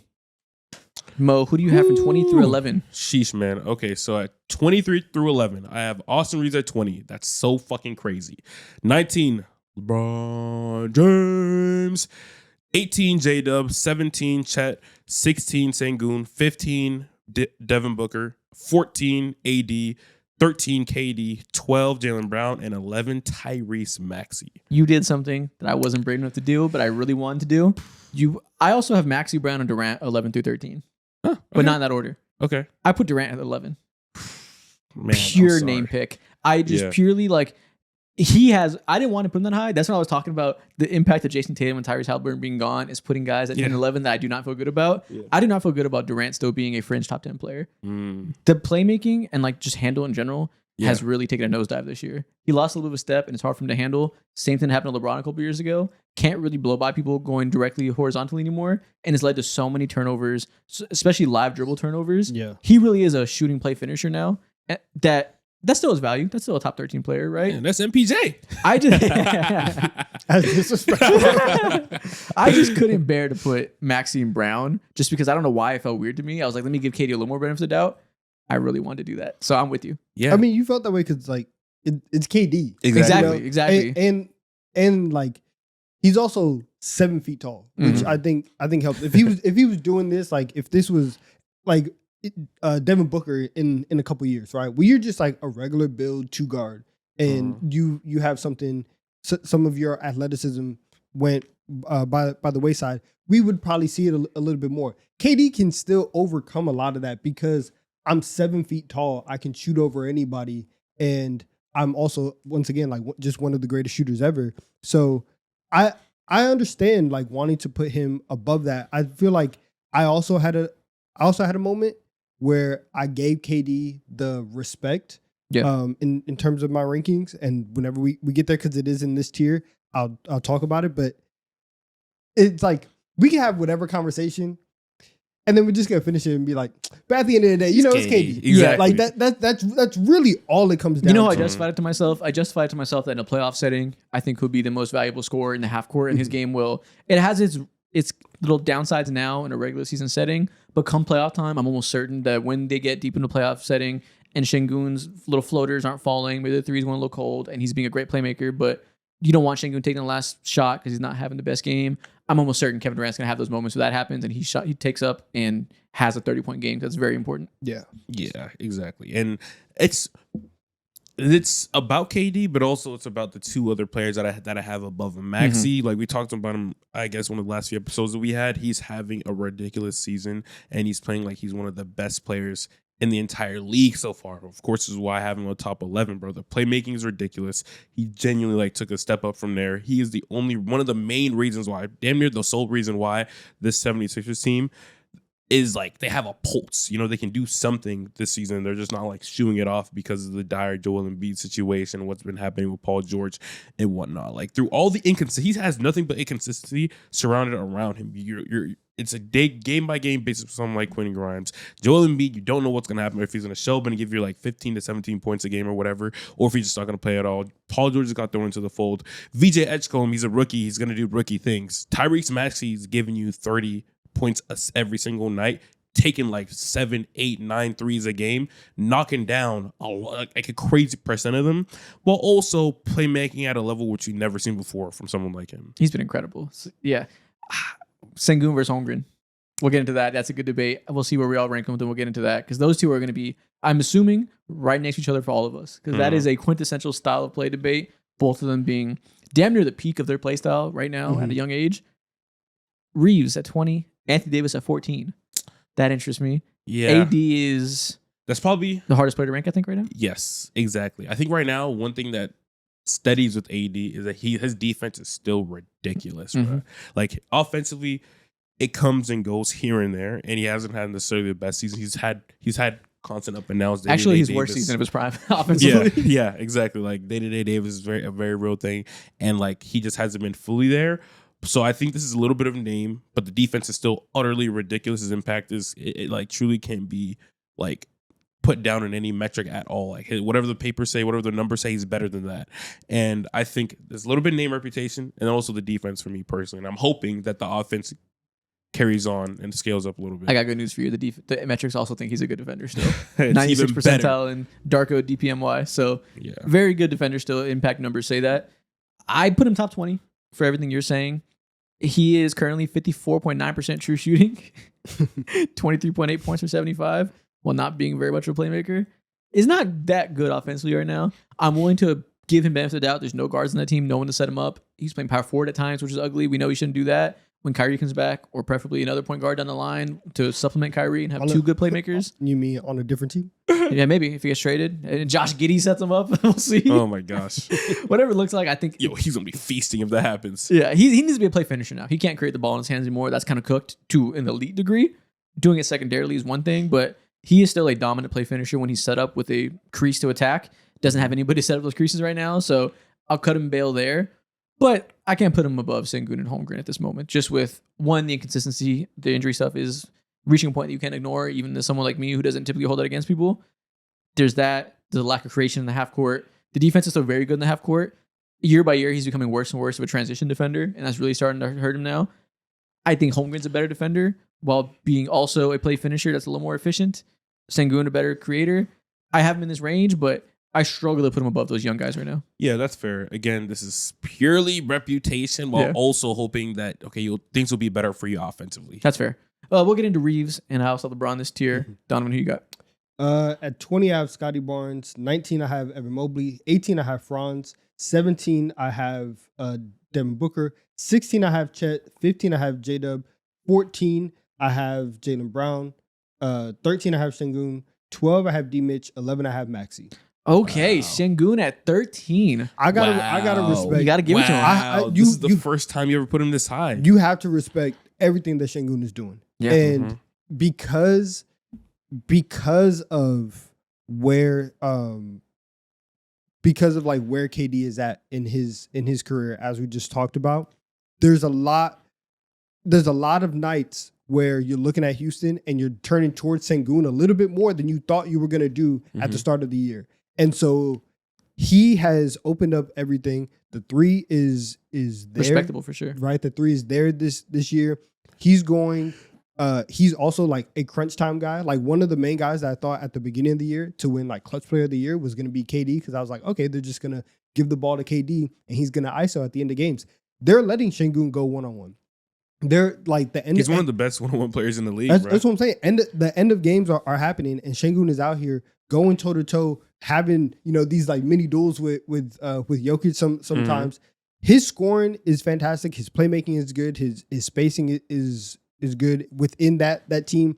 His defense is also just respectable, fine. Like I am so happy with everything that Şengün is doing. I think that he legitimately is a top 15 player. Yeah, I definitely think he's top 20, and I'm on the fringe of top 15 as well. Everything you said is so true. He is such a unique player. On-ball creation being physically impossible to deal with and being a mismatch against almost any defender, he's one of the best in the league. What made him go from a top 40 player last year to top 20 for all of us consistently? Can shoot the ball now from 3, which has been the big thing I've been asking for, because I don't think he'll ever be an inside the arc efficient scorer, self-creation. He just doesn't have the athletic traits, I think, because he relies so much on strength and overwhelming people with footwork that there's just a lot of difficult shots he takes from his own self-created looks, and he's not going to be like a lob threat or anything to be an elite play finisher. So you need to be a floor spacer and be able to catch and shoot 3. That has done so much for his long-term value, as well as the playmaking responsibility now. Fred VanVleet went out. We said, what are they going to do? There's no point guard. Point Şengün is what they're going to do. That was clear as day. He's done everything you want from him. He has reached that level that, not quite Jokic level, but like Sabonis level of a playmaking hub and being able to be this 6 or 7 assist guy. He's done that now. He's become the baby Jokic that people have always said he was, but he never really flexed that passing like he did as a prospect. Now he's doing that, and that makes him one of the most effective engines in the league. He is built so weird, and I say that like in the most complimentary way possible, because his style of play, where he gets his strength from, like his center of gravity, all of that, it's so hard for any like regularly NBA like 7-footer to guard him and to figure out like, okay, do I stop him here? Do I stop him here? Like where am I leaning my body weight on? And he's able to take advantage of so many people in the post going downhill. Like that helps his scoring a lot. It's really like DeMarcus Cousins, like in terms of he's shorter, a little bit less powerful, but in terms of like being big and hard to deal with, and with that footwork and like side to side twitchiness, when he's attacking you, going back and forth, doing the crazy footwork, getting around you with the drop steps, and he's that strong and that wide, it's so hard to stay in front of him without fouling. And most bigs at that size don't have I'm not even saying handle, but like ball control, overall control of your body, bro. It is handle. It's hard. Yeah. I agree. I have him closer to Mo. I think I have him at 17. We'll go into mine now. At 18. 20 LeBron James, 19 Anthony Davis, 18 Şengün, 17 Holmgren, 16 Devin Booker, 15 Austin Reeves, 14 Jalen Williams, J-Dub, 13 Jaylen Brown, 12 Maxey, 11 Durant. Yeah. Man. So that tier of like J-Dub, Brown, Maxey, Durant, Yes. That's also like a like mini tier for me. One of the things that I was struggling a lot with is, because they're all like so close. Mm-hmm. I was like, do I put Şengün above KD? Like I thought about that too. I was thinking about that a lot. Me And then too. ultimately I was like, I mean, it's KD would give him the nod, but there's so many nights while I'm watching the Rockets, I'm like, I think Şengün's the best player on this team. It's hard because he has the most on-ball responsibility, and that's naturally reminds him to go as the best player. He has that first star usage type of like role that I think we automatically prescribe to being the better player. So I definitely thought about it too, and I think that's another thing that only 25 games in the season, wait and see how the Kevin Durant season goes, and especially the Kevin Durant playoffs. I expect in the playoffs, Kevin Durant will be the most important player in terms of like title ceiling. Yeah. But I'm with you. If we see this transcend to the playoffs, I'm with you. We'll rank Şengün higher. I'll probably, if maybe put them both like 14 and 15 and Durant's 15. Yeah. What's so interesting to me in your list is how highly you have Austin Reeves. When I was doing this like range and right now my list, I'm like, holy fuck, like I'm around like 18, 19, and I'm just like, hold on, wait, like Austin Reeves is coming up soon. I can't name 20 more NBA players better than Austin Reeves. I had Austin Reeves closer to 20 at first. And then I sat down and I said, Devin Booker is 16 or 15 at that time. Why should I put Devin Booker above Austin Reeves right now? Besides track record, and in 2021 and 2022, he was the best player on a deep team. There's not a reason. Tell me Coasting what off he's better at than Austin Reeves right now. Coasting off name right now. Dude, his 3-point percentage is Driving? took a No, hard he's hit. not. Driving not- cars? Oh, driving Okay. cars. You saved it. Devin Booker's awesome at driving cars. He is very good. And this isn't to disparage Devin Booker. It's that he's Devin Booker. He is the quintessential 2-guard star that is clearly the best player on his team. And like the team's good right now. And he has tons of valuable offensive skills as a scorer on ball and off ball while being a solid playmaker, right? Very solid all around with very little weaknesses aside from the 3-point shot. Austin Reeves has some of the most elite skills right now in the league from his position. Look at this right now. At the rim, Austin Reeves is shooting 78%. That's Yeah. ridiculous. That's like Shea numbers. That's better than Shea. I don't know if Shea's ever had that in a season. 9 free throw attempts a game. Those two Ridiculous. combined, crazy driving ability. 55% from floater range, 37% from three. When he takes outlandishly difficult threes at a high volume, 27 points for 75 possessions. All around incredible. The advanced metrics up here show he is 98th percentile for his position of guards in offensive impact. Devin Booker's at 3.1, is at 3.6. Similar there, but a little bit lower. What does Devin Booker do better? Maybe he's a little bit better of a defender, a little That's the stronger. only conversation, but even then, no one's talking about Devin Booker It's pretty as close. a world-class defender at all. Yeah, he's just a little bigger and a little sturdier than Austin Reeves and probably defend better in isolation. That's pretty goddamn close. They're both good passers. Booker might be slightly better, but maybe that's because Austin Reeves is focusing more on scoring with Luka being the primary playmaker. I don't know. Like, I think Austin Reeves is a better passer. I think this version of Austin Reeves, if you plug him into Devin Booker and any team construction, they'll be just as good, if not better in some ways. Yeah, I agree. And we're just at this point in time where Austin Reeves is just getting better and better. And he's a guy who I could look at and I feel comfortable with like putting him at the helm of my offense because time in and time out again, he just continues to, similar to Jalen Johnson, just blow past by my expectations for him and what I thought he was going to be. But he's averaging 27 a game this year, bro. 67% true shooting? What the fuck? This guy's a superstar at that rate. And this is where we're talking about NBA inflation, bro. Like, this was not supposed to happen. You're getting too good. But here's the thing, that just doesn't happen at all, though. That's not normal. Like, 67 is crazy. Yeah. That's ridiculous. Like, I feel like some of this has to be unsustainable. Like, this is truly one of the best scoring seasons of the last 5 years at this point, especially given his role and like not even being the primary on-ball guy, not even having that type of like Luka usage. Like, this is truly remarkable that maybe it doesn't sustain and he drops down closer to 20 where we have like AD and LeBron and stuff. In fact, that's probably likely to happen. But at this rate, this isn't a small sample size per se. Like, he's been healthy the whole time. Mm-hmm. This is a good amount of games where we've seen him be second option, first option when Luka misses time. He scales up and gets 40 and hits game winners. Yes. Like, he has done nothing to say we shouldn't rank him here. There's really no downside other than the playoffs last year in which he performed poorly. Mhm. But he came back. They talked a lot in the summer about him adding extra strength after seeing he got physically overwhelmed. Mhm. And now he's shooting almost 80% at the rim because he got bulkier. Everything translates and is really trackable logically. Well, okay, and that's not even like, this isn't even his fault, but we really just have to wait and see Yeah. to see if like that actually made a difference or if that was like the issue. We have to wait until the playoffs to see that. But yeah, I think Mhm. everything like for the last 3 years, I feel like we've always looked up either around this time or around February, and we're like, yo, how good is Austin Reeves? Because Yeah. he just keeps having these leaps and having these jumps, and especially in scoring. And so when you're at that level, like having him at 15, I can't be mad at it. Like, I would still, obviously, like, I have Şengün higher. I think I would have Chet higher, just because of, you know, positional value. Yeah. But this isn't a crazy range. It's for him. so weird for Austin Reeves too because like, bro, like you're not a young player. You're 27 years old at this point in time. Like I thought that at this point in time, like the leaps that we're gonna see been past, and he was just like this spunky white boy who could give you a little something, 15, 16 points a game and whatnot. Just continues to get better, bro. It's ridiculous. Yeah. And again, I'm obviously doing the high end. He's probably closer to 20 if we don't give like utmost respect to this 25 game sample. I'm just choosing to believe it's real. If he goes on a 20, so be it. But I'd rather just enjoy it and give him the highest ranking I'm probably ever going to be able to give him. You're a Lakers fan. You got it. Yeah, man. What am I going to do? Like, not be optimistic about Austin Reeves? Fuck out of here. Chet versus Şengün. That is so hard for me right now. You guys both went Chet slightly below Şengün because Şengün has made an offensive leap to be the more important offensive player, league creator in his hands. I think that's like, I put Chet one spot higher. They're dead even to me. Like dead even. Like if I could do ties and put them both at 17, I would do it. Mhm. Dead even. I went to Chet just because you guys know my long-term belief about Chet that there's almost no player in the league I'd rather have on trying to build a good team. He's the perfect second option, being probably this year, depending on how many games Wemby makes, he'll probably be the DPOY. He's the best defender on one of the best defensive teams in NBA history, one of the best rim protectors in the league of the modern NBA. Fantastic shooter now. Really, I said now. He had a cold stretch in the playoffs and stuff. He shot 37% from three almost every year of his career. The 2-point shot has come around. He has been incredibly efficient as a scorer now that he's recovered from that hip injury. He's never going to be a passer or anything, never going to be the on-ball creator that Şengün is. But as a play finisher, he's really as valuable as it gets. Currently has 67% true shooting to Şengün's 57 because Şengün has a lot more difficult on-ball creation shots.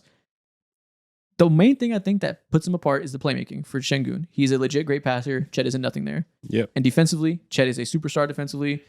Şengün now has the rep of being fine. He can be good on a good team, right? I think we give him a little bit more juice than we should just because the team construction around him defensively is so good. And he clearly isn't a super hard negative that stops him from being a good defensive team, right? So not to say he's anything there, but I think he probably still is an average at best defender. In a lot of team constructions, would probably still be below average and able to attack. So I do think that defensive gap is pretty big. Scoring would be the deciding factor. The main difference there is that Chet plays 28 minutes a game because they beat the piss out of teams. You look at per 75, it is a 1 point per game difference. Yeah. They're so even. I just named like all these little. If you make a chart of the pros and cons, this would weigh out to having the exact same amount of strengths. Yeah, I feel that. I think with Şengün, the craziest part about all of this is that they don't have a point guard. Yeah, and he's that. And we've talked a lot about like all up and down this list. If you like a guy, if you don't like a guy, you're gonna point to their team construction. And like we were talking about Mobley and the Cavs. And it's like, yeah, Garland has been in and out. They don't really have anybody who can go in and set him up and do this and do that. And Şengün is in a situation where they kind of leaned on him and said, hey, you're just going to have to do it and you're going to have to figure it out because we know that you're not the best defender. Don't worry about that. We will have that covered. You just have to go and get out the mud on the other end. And he said, all right, bet. Yeah. And I'll do it. And I think for so many players in the league, so many players are in situations where they do just have to get out the mud. And so when somebody's actually doing it, it behooves me to give them credit. And I understand that. I think obviously creation is the most valued thing amongst people ranking players and like being the on-ball guy. That's what stars do, right? We create the ball in our hands. Not to say it's not true, but that's obviously going to get a lot of weight. I don't think that Şengün is in a bad team construction because he needed to do that. That's what he's good at, is putting the ball in his hands. Like he's in kind of like the perfect team construction to be a point center with great cutters around him and great defensive players around him. I think this is the perfect team construction for Şengün. I don't think it's a negative at all. And same thing for Chet, obviously in an incredible defensive team that he can really shine there. Obviously in a good offensive setting too. Not playing with a playmaker that really sets him up well at all. Shea is terrible at setting up big men for easy lobs. So like if Chet had a better point guard, he would be even more efficient. Yeah. So I don't view their circumstances to me as a draw. They're both in good situations for themselves. So I don't take anything away from that. Look at the bottom row of the efficiency numbers. Chet is at 77% at the rim, 54% from floater range, 50% on long mid-range jumpers, and 40% from three. Yeah. I mean, what the fuck? That makes sense. He should be that efficient when like you are you have other guys doing all the work for you in terms of setting up shots and whatnot. See, and also on top of that too, like you do a lot of your work on the perimeter and you have like, I'm not gonna say less eyes on you and whatnot, but you have a little bit more freedom of will to just you're soft and lazy. He's not it's easy to say that, like, oh, other guys set you up. Nobody on this roster is good at setting up bigs. Like, he's really attacking closeouts. And granted, there's people that need respect around him. He's not getting double teams and stuff, so there is some element of that, right? Like, Shea does get attention. No one's helping off of Shea and stuff. He's not being spoon-fed looks by any of these guys. So it's not as simple as like, it's not Gobert catching a lob every time. So of course he's efficient. You know, like it's not quite that easy. Exactly. I agree with you on that. Wrong verbiage that I use there. But I think when it comes to being also like the level of score that Şengün is, I'm not saying it's like a wild difference and whatnot, but it's a difference and it's sizable enough for me to put Şengün up there, considering how he gets to the line so much more. Obviously, he's way more physical of a player. And if you do that, you're just innately going to be a better scorer at the end of the day. That's not the nature of Chet's game at all. And you have like a ceiling there. He gets to the line a good amount. I think he gets to the line like 4 times a game and whatnot. But compare that to Şengün's like 7 or 8 a game. It's just entirely different ceiling of score. Şengün has double the on-ball percentage, double the usage of the ball in his hands. Scores 1 more point per 75 possessions on far less efficiency. And to your point, like you said, that it is more difficult for his shots, right? I think it's a valuable skill to be able to create easy shots and be able to finish easy shots. Like, if Şengün could shoot 40% from 3 and 77% at the rim as a secondary scorer like Chet would, he would do that just like Jokic does. He does off-ball and on-ball, right? Like, it's not inherently more valuable to be the guy that does it with the ball in his hands versus without. Yes, but also, like, if he was, like, if Şengün had the ball in his hands this much and he was as efficient as Chet, he's Jokic. You know what I'm saying? But, like, that's the standard of, like, oh, yeah, like, if you added this part to his game, yes, if we added two of the better parts of top 20 players, they would be the best player in the world. And so, like, part of that, I don't think that standard is necessarily fair when we're talking about this tier, when we know exactly what the expectation should be. I do think that, like, for Chet And it 100% is like it really is like you said at the very top of this. It's personal preference because there's guys on this list that we put on there like Aaron Gordon, who you're not going to run your team around Aaron Gordon. You're not going to center around him. But everything else that he does is so additive. And it's kind of the same around Chet, where I don't think Chet can be, like if Shea wasn't there, I don't think Chet is going to be the guy where you are going to run your team and center your team around him. But for everything else that he does, it is very valuable. I just think that Şengün has, one, grown so much as a player. And then two, this is also year 2 of this, where it's not just some like nice little leap. Last year, he's in a situation where, yes, you have Fred VanVleet, but you don't have Kevin Durant, and you guys are the 2 seed, you win 50 games.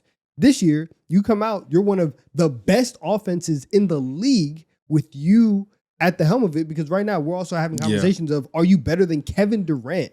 Like, that's the level that Şengün is at. And so whenever you're watching that every single night, I think that's why, for me, he's getting the bump, because now we're seeing consistency in you leading this team into being a high-level team in the Western Conference. Yeah. Yeah, and again, I'm not disparaging Şengün at all. I'm just saying, like, a lot of it is biased to a certain play style that is inherently treated as more valuable, when there's a lot of things that point to the other way. That's why I put them side by side, because I do think there is, like, there's like intrinsic value to being able to do that hard stuff. Like the star stuff is important. So that's why I'm also giving Şengün that way. But in a lot of measurable ways, Chet is the more impactful player. Yeah, I can understand that level of thinking. If anything, like you're way more up than you've ever been on Şengün in these conversations. In the past, you've always talked about how there's not a gap necessarily, but there's a difference. And now you're like, oh shit, like they're eye to eye right now, and you can't really see how there's one can one up each other, at least just at this point in time. Yeah. I think if I'm doing a redraft, I'm taking Chet. I'm not thinking that hard about it. Like, I'm definitely picking Chet if I want to build a great team. But in terms of, that's not exactly the conversation. It's like what you're doing in your team environment, how good you are in your roles, et cetera. That to me, they've earned even stance. Facts. Here we go. Top 10. Top 10 time. Here we go. Oh yeah, we have LeBron 19 and 20. By the way, we didn't talk about that. We give him benefit of that a little bit. Yeah, I think I think he still got it. If he had a treacherous like these last few, if he still was at the same level with his first 6 games compared to the last, We'll then talk I'm in like, a couple all right, weeks. but- We'll see. Right? Yeah, we'll see. We We'll will do see, an yeah. updates. We'll Yeah. do an Like- This is highly unfortunate that he's come back at this weird time for this ranking, but it is what it is. yeah. So he's Top 10 time. Let's get into the best players in the NBA. Once again, Jason Tatum gone. Tyrese Halliburton gone. Both would clearly be top 10. We're all going to have to put somebody at 10. Would Halliburton clearly be top 10? Oh, yeah. I think he probably would be. Yeah, when we hear Clearly. Maxey, Yeah. D. Mitch. Last year, I was clearly taking Halliburton at the end of last year, especially after that playoff run. Okay. Really got to go in as a scorer. I mean, it wouldn't have been a huge gap, but I wouldn't have thought about it. Yeah. Okay. That's the hard part. Sometimes we say clearly, we mean big gap, and sometimes we mean clearly defined small gap. And Okay. it's clearly defined small gap to me.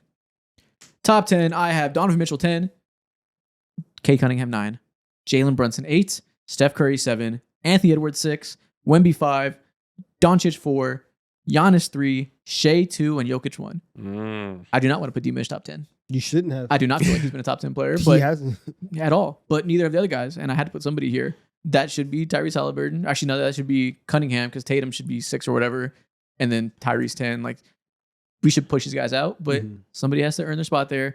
I'm guessing you went Maxey or something. Or no, you went Durant, which I don't know. Durant's been better than D-Mitch. Can I tell you something else? We'll say it. Say it. I really want to push Shea 1. From what he's earned, I know.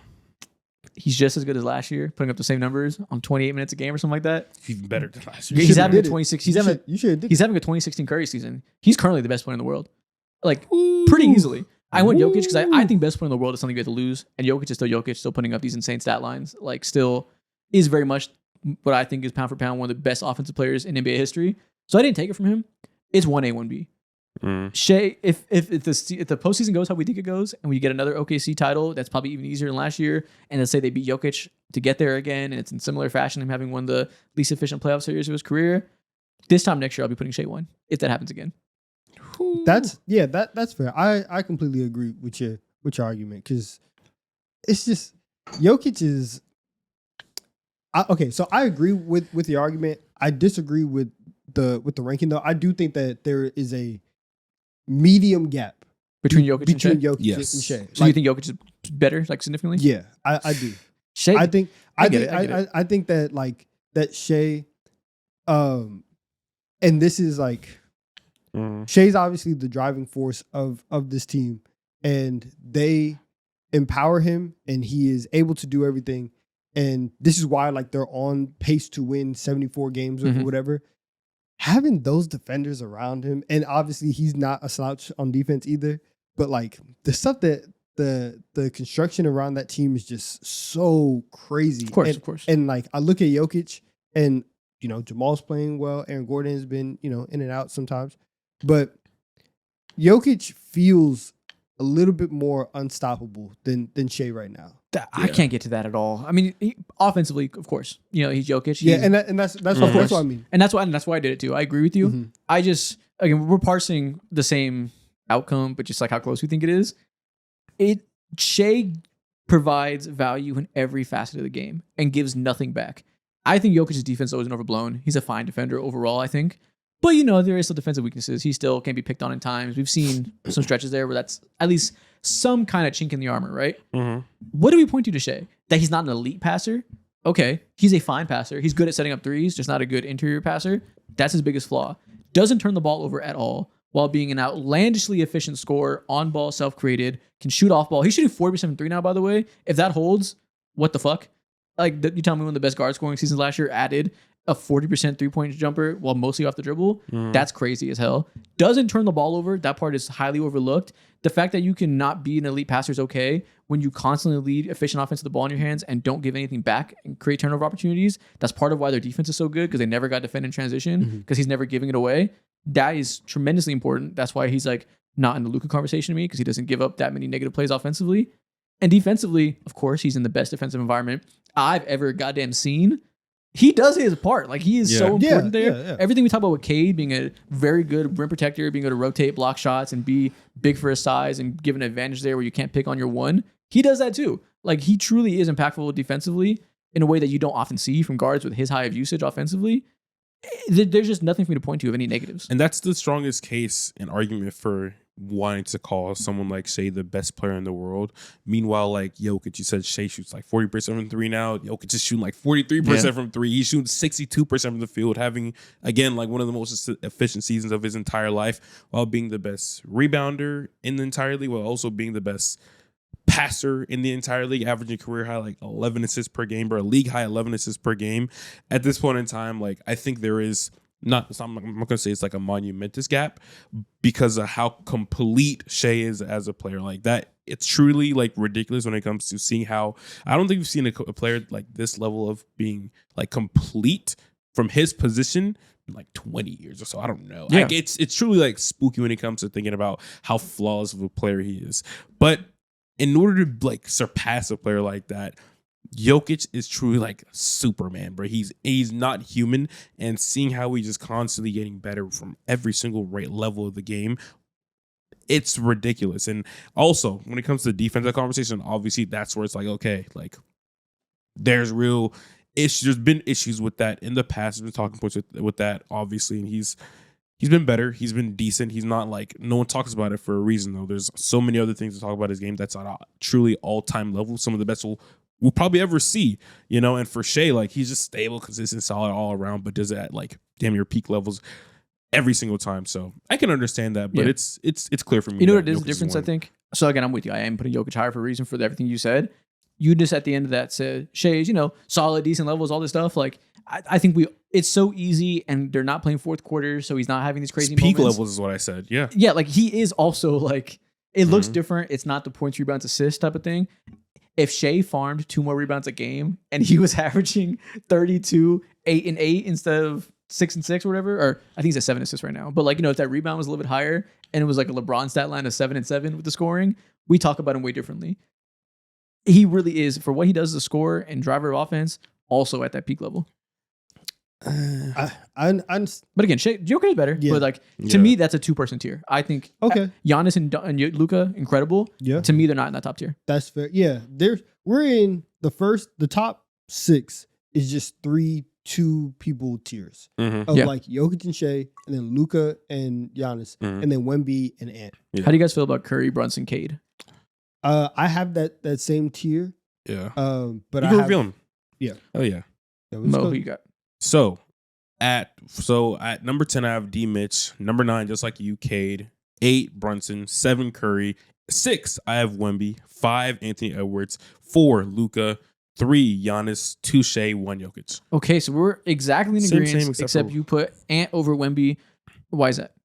I put Ant over Wemby more so. I initially had Wemby above him, but I was like, like the injury happened. This is what 2 years in a row now where you're missing a sizable amount of time. Last year was even worse, of course, through the what do you have last year? Blood Deep clot. vein thrombosis or whatever Deep it was vein called. thrombosis. It was a blood clot in his shoulder. Yeah, exactly. Scary stuff. Happy he's healthy. He's back and he's been dominating. And he started the season blazing fucking hot and whatnot. And he did the thing and he beat OKC. He was he beat OKC in his return, which is insane. Played like 20 very clutch minutes. You know, I think for my case when it comes to Wemby is that I need to see him do the thing and actually like show life in the playoffs.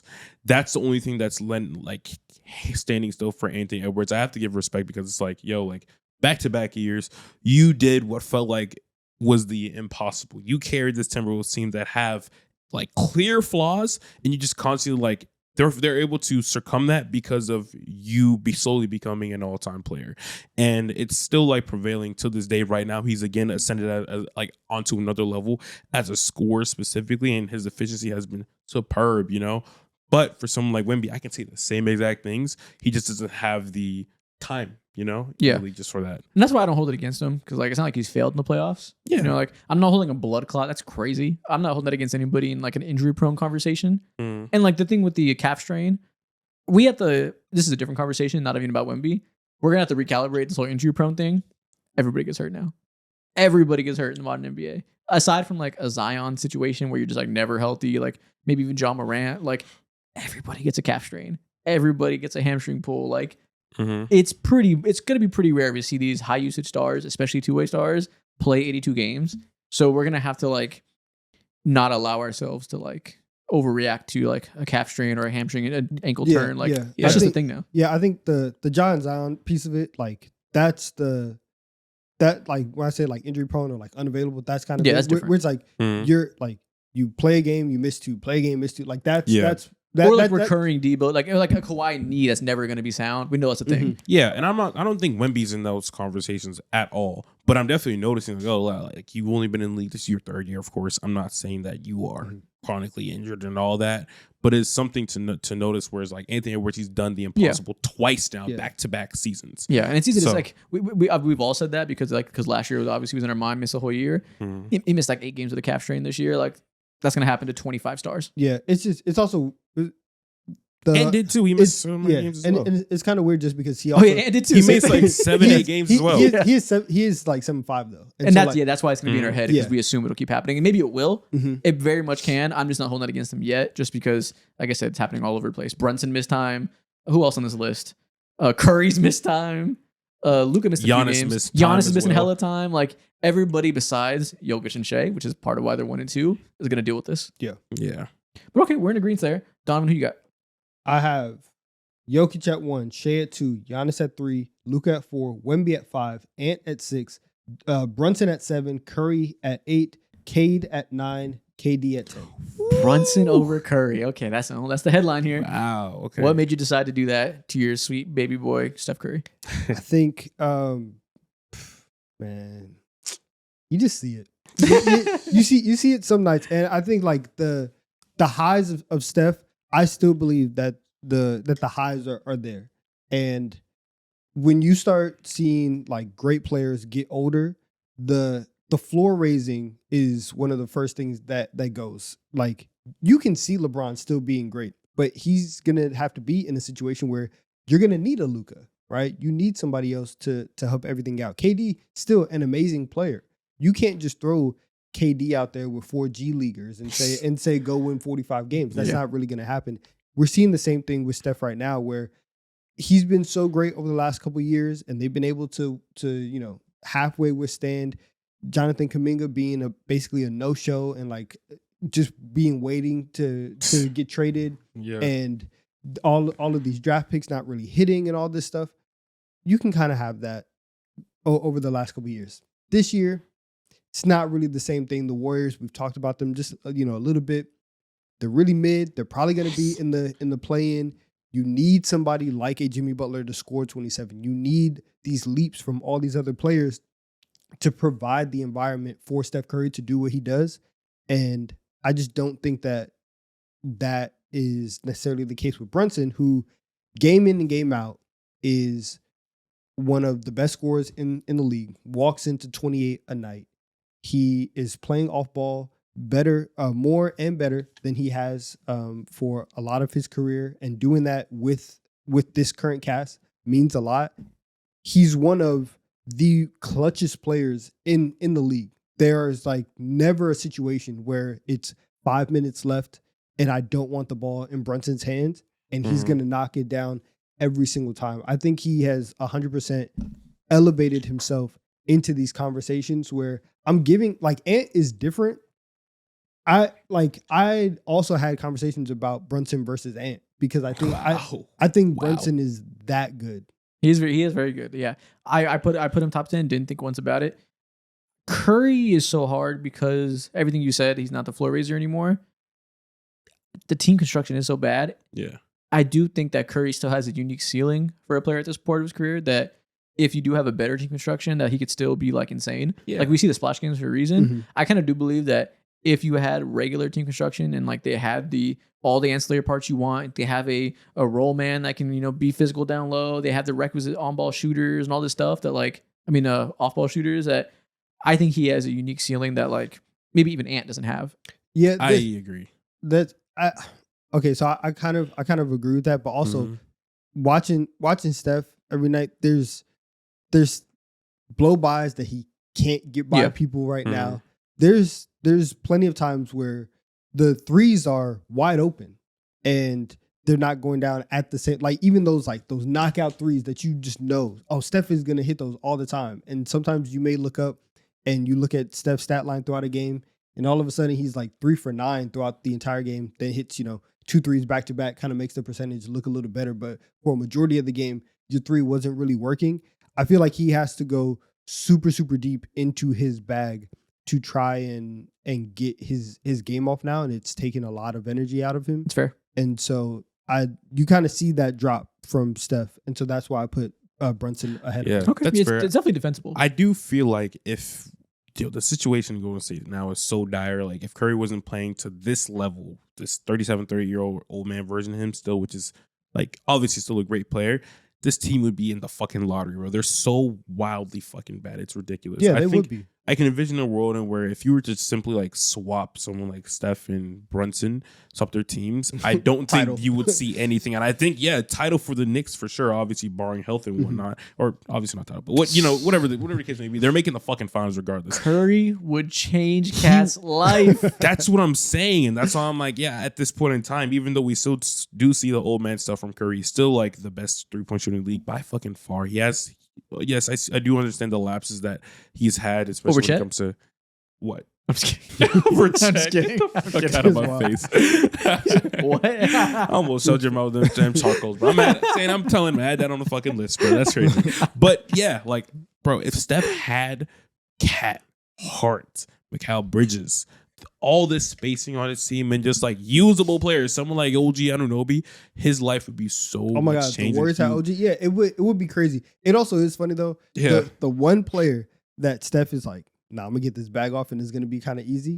It's still Gobert. Yeah. Like that's the only one where as soon as Gobert comes Yeah. out, like his eyes get bright. He's like, it's my time. Yeah. Everybody else is Yeah. like, it is a struggle. And he's still, listen, to Gobert's credit, Steph still has to use one more combo to get by him. I just think this is also just very, very big respect for everything that Brunson has done throughout the playoffs, throughout the last 2 years, where he has been one of the most consistent players. Especially last year was crazy. Like, if you watch the Knicks offense this year, it is insane Yeah. to think like that Tibbs was coaching this team and thinking about what their offense last year was. It was so whack and remedial and stupid. Just rolling the ball there and say hoop. Literally. And the last 5 minutes of a game, throughout the entire game, it really was Jalen Here's the ball. We're gonna give you one screen. Whatever happens, happens. They're very lucky that Brunson's like the best outside of Shea in the world at doing that one thing you just mentioned. Like Yeah. they're lucky that he was godsend for 2 years doing that roll the ball out and hoop thing. And he can still do that. Like when it's time to call on him to go do that. I mean, he just had a game winner last night. Like all this stuff happens very, very regularly. So I would have Brunson over Curry. Yeah, naturally you're a Knicks fan. You're gonna have Brunson the highest of all of us. I'm gonna have Reeves the highest of all of us. You're gonna have Jalen Johnson the highest of all of us. Notice I don't have Luka the highest of all of us. So we all agree he's number 4. We should talk about that before we finish this up. Yeah, that top 4 is solidified. Yeah, people are gonna have a problem with that. You know, Luka fans, European fan base. Over what? Over who? Like over Giannis? And Shea. People hate that we agree that Luka is clearly worse than Shea now. People hate that because obviously the points, rebounds, assists. Luka's also one of the best players of all time. Like, I don't feel any type of debate there though. Especially as a Lakers fan, you know who asked? I'm like, I don't think I'm like the most like I glaze everything Lakers do. Obviously, if there's reason to glaze, I will glaze. But obviously, I think I'm also pretty harsh on my players on my favorite team. Your floor of glazing is not as high, but like your ceiling of glaze is. Yeah, is the up guys there. that need glaze, I'll make sure they get the glaze. But I'm not going to glaze like the average or low subpar players on my team. You're not glazing for sports. Like people got mad at putting Rui Hachimura in the role player tier on our tier list, but like, he should be B. He's shooting 40% from 3. He hit a game winner. Rui Hachimura couldn't defend Donovan. I'm not going to do that. Talk to him. Let him know. You seen the work. Man, Luka's style of play is just It's so volatile. I get it. it giveth and taketh away. Yeah. That like it's so much more volatile than a Shea. Mhm. And defensively, I think he's had a solid year for Luka standards. He hasn't been bad. They just had a talk where he talked about JJ Redick sat him and LeBron down and said, y'all got to give me more because his team sucks defensively. Y'all got to set the tone, which is true because that team starts Rui Hachimura, so he better lock in. And I think Luka has done a solid job defensively. The offensive style of play stuff, though, like Couldn't be more different from 2 star players. there is a Harden aspect to it. Mhm. This year, maybe it's a JJ Redick thing. I think it's probably a Luka thing as the development years have gone on. He's shooting more threes than Curry. Off the dribble threes have been insane. He's shooting like 30% on the season. It's not been efficient. He's getting to the line a lot, so he still is an efficient like, true shooting percentage player, still very good. There is these days, it might be because the teams have developed to defend him and take away his passing with like not giving him easy lobs. He really does look to score more than play make these days. He kind of comes out and is a little black holy and like scores and then says, you got to double team me, then I'm going to be a playmaker instead of vice versa. And when he's cold, it leads to some ugly stretches. That he still nets out an efficient overall offense because he's so good and the volume is there. But his numbers and these like 34, 9 and 9 averages are more usage than individual excellence right now. Yeah, I agree. It just when it comes For to his standards. You know, he's still excellent. But for his exactly, standards. yeah, he's always been top 5, one of the 3 best. Shit, maybe even 3 best for sure. Like tough shot makers in the entire league on a constant year over the last fucking 5 years of his career. But he's just been that. But when it comes to thinking about Luka and what new found like excellence has been sustained in this game, I can look at Jokic and tell you that he's become an elite, top of the line 3-point shooter, the best, arguably the best 3-point shooting big in the league. Shea, he's been so wildly efficient in every single aspect of the game, and he doesn't have lapses. When it comes to Luka, I can't tell you what that he's been better at. And those guys can, one, like you said, shoot threes at an efficient level, Yeah. both on and off ball. Those 2 guys can both excel off ball. Jokic is an amazing off ball player, and both those guys don't turn it over as much as Luka. So while his strengths are insane, he has these 30-point quarters where he'll go berserk and be the best player in a given night. He isn't as consistent because he gives more negatives than the guys above him. Yeah. And maybe Giannis is also closer to Luka in that way, but the defensive gap and just like there's less variance. I could understand somebody ranking Luka above Giannis. That wouldn't be crazy to me. But I can't do it over Jokic and Shea, who just don't have those built-in negatives. Yeah, exactly. When it comes to just like touching this all-time ceiling, being truly one of the best, goddamn, I don't know, 15 players that we've ever seen. That's like the type of conversation that we're having. We've been had about Jokic and Shea. We should be having those conversations now. Luka should be in those conversations, but when it comes to just elevating constantly as a superstar in this league, he hasn't had like that third wind of life or second wind of life of like stabilizing his game or like really skyrocketing his stock. Yeah. And that's something a lot of times players develop as they get older. Like they develop these small things that allow them to like have that veteran savvy to take out some of those negatives over time. Luka's kind of gone the other way, I think, in some ways. Like not the other way, he hasn't gone worse, but he has gotten more dependent on stuff that has more variance in it and hasn't added some of those. Actually, he has that again to line more. that is a veteran savvy thing he's gotten better at to supplement value. So that's good. But it hasn't changed his outlook as a player to me. So he is still, you mentioned those top two guys are top 15 peaks of all time.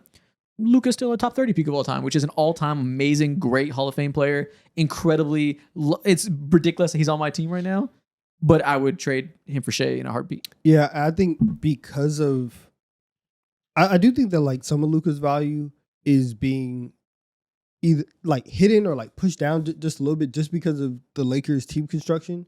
Because Maybe as a passer. yeah, or just because like if he was on like in the Mavericks in 24, where it's him and Kyrie, and it's like, all right, the offense is gonna run through you guys. Everybody else, you play defense and knock down threes. Then this like very heavy on ball style of offense means a little bit more, and you like it's able to shine a little bit more. Isn't that what they do though? What's the difference?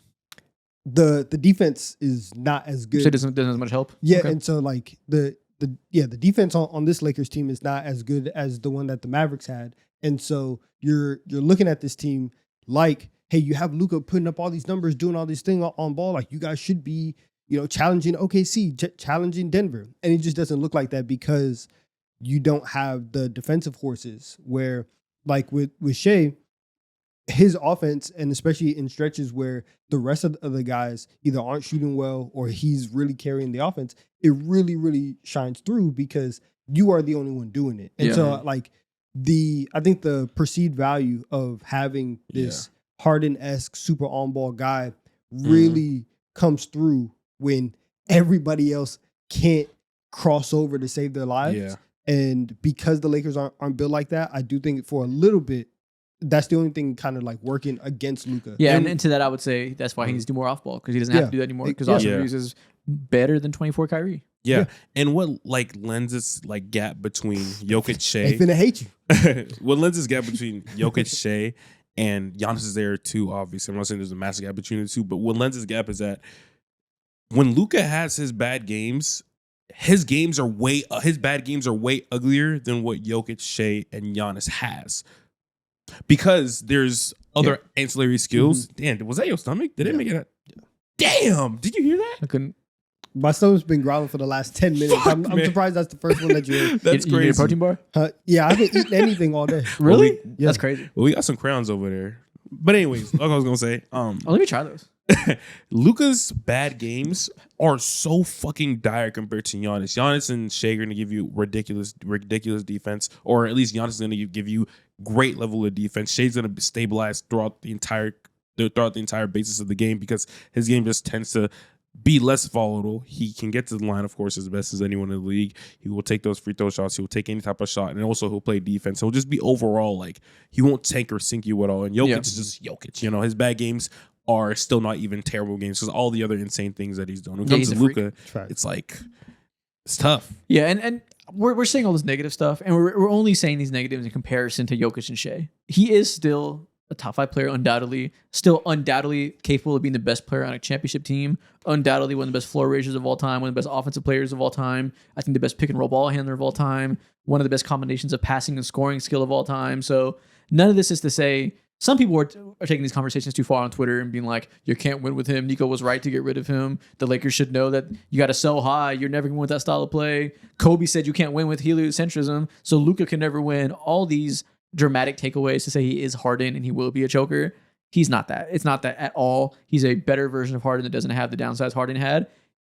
But some of those intrinsic style of play things separate him from the top 2. Yeah. Also, shout out to Cade getting into the top 10 unanimously, and all of us, because like at this time last year, wasn't he like we had 14 or something? Yeah, we had him at like 20. I remember we were having like the conversations of like, yo, Cade is like kind of out here. He's This time last year because he was breaking out last year. yeah, and it was like, hey, like the Cade leap is kind of happening, and now he's just like solidified top 10. Yeah. Yeah. But I will say that's one that he'd be 11 to me more comfortably if Halliburton and Tatum were healthy. Mm-hmm.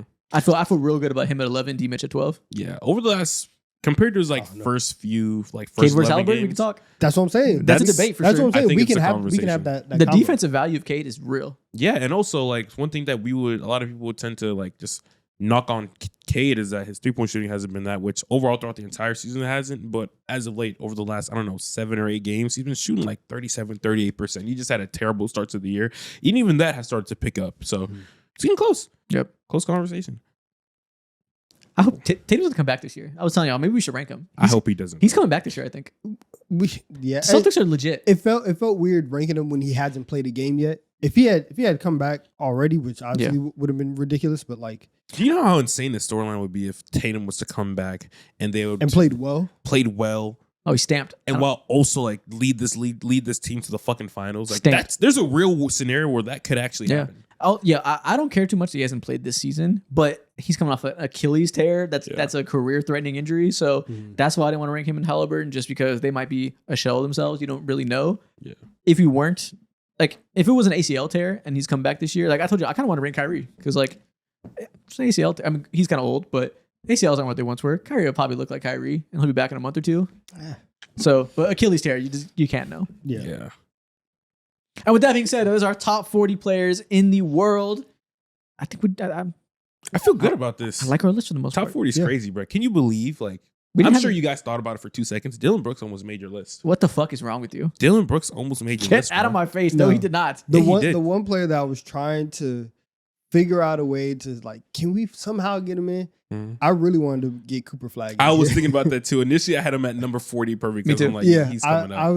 was thinking about it. I was gonna have him at 42 Yeah. just to have him on the list. Yeah. And I was like, I'll probably have to pick somebody else. But man, I think Cooper Flag is disgusting. we had the debate during our small forward tier list. I think he's better than MPJ, who I put at 40. It's just it was a sample size thing that he's been better than MPJ for about 10 games, and before that was bad. So I'm like giving him more time. If we did this in February, I put Cooper Flag at 40 Yeah, Yeah, very fair. Very fair, man. because man, he's great. For 2 seconds, I thought he's a about demon. I should have did it. Damn, I should have just done He's a it. demon. Why But not? yeah, I was thinking about that so Yeah. hard. Yeah. Gotta keep in mind, people are gonna see this. Most people that see this are probably gonna see this in like January, February, than people that see it today. So we should have just did that. Just project. Damn it, man. Where are my morals? You got to be early on the glaze. I know. Yeah. With that being said, that is our ranking. Let's get on to a very merry, jolly Christmas TikTok time. Woo! Let me get this protein bar. Welcome to TikTok time. A special TD3 Christmas continues for the rest of the show. We got 90 minutes of action-packed crayon eating bullshit. Nice. Before we start, almost like a pack of cigarettes. I need my pack of crayons, bro. Back a day. Yeah, pack Nice. a day. Real crayon degen. So while he goes ahead and takes that to the head, we are once again gonna start with the draft. We are gonna do a special draft though. We're gonna do something that we started on House Call. Okay. But you two are gonna draft NBA teams. Well, I name a category of player that you guys pick between. Okay. Ooh. Okay. So Who go first? Me?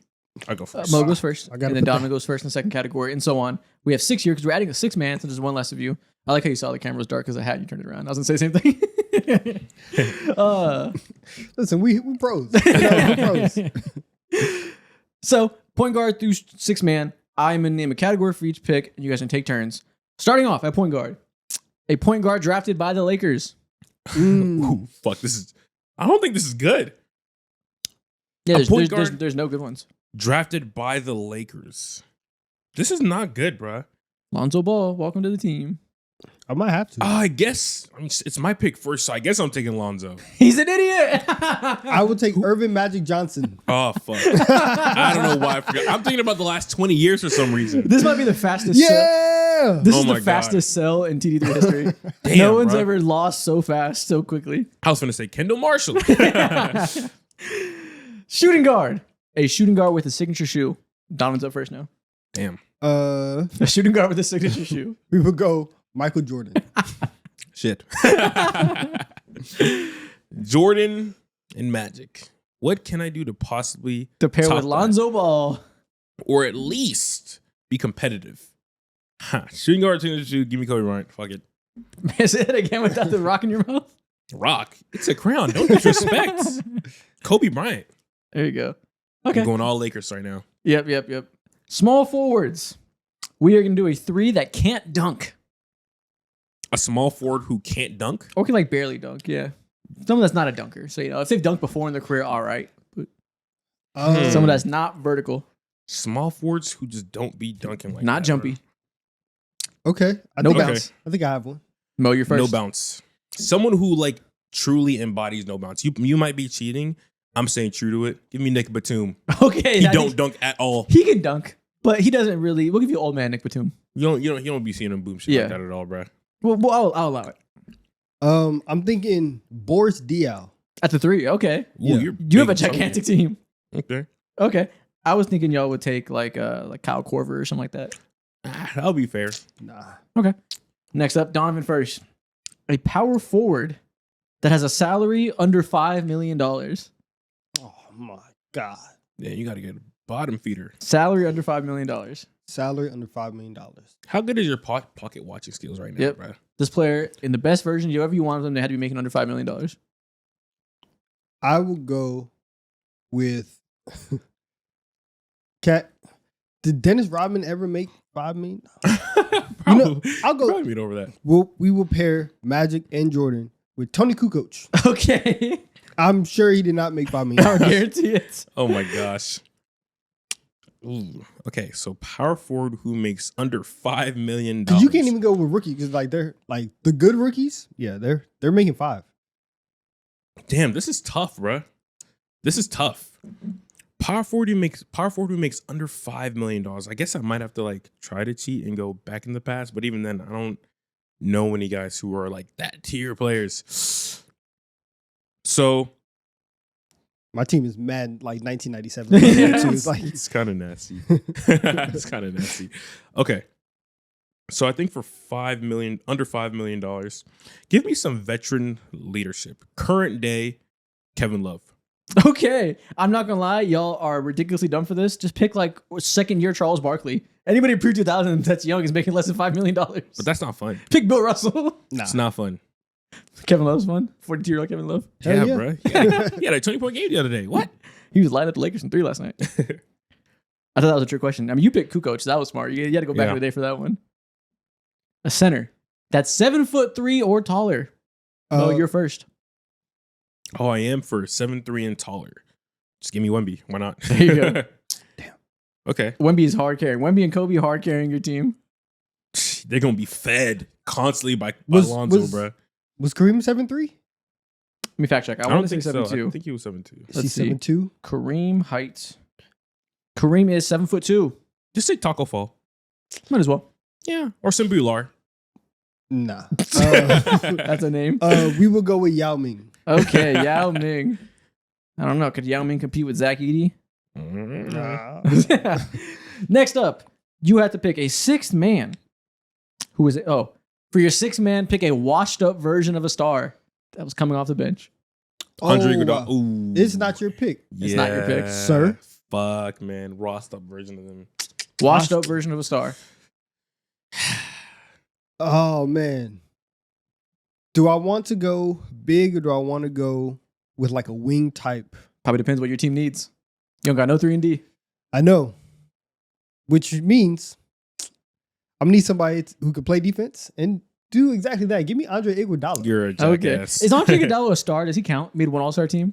Yeah, he was. He was like a focal point of the team at one But he point. wasn't like you picking the washed up version, like the late one? Like Does he count as a star? He won Finals MVP. I actually don't think he counted as a star. If I you don't- ask me.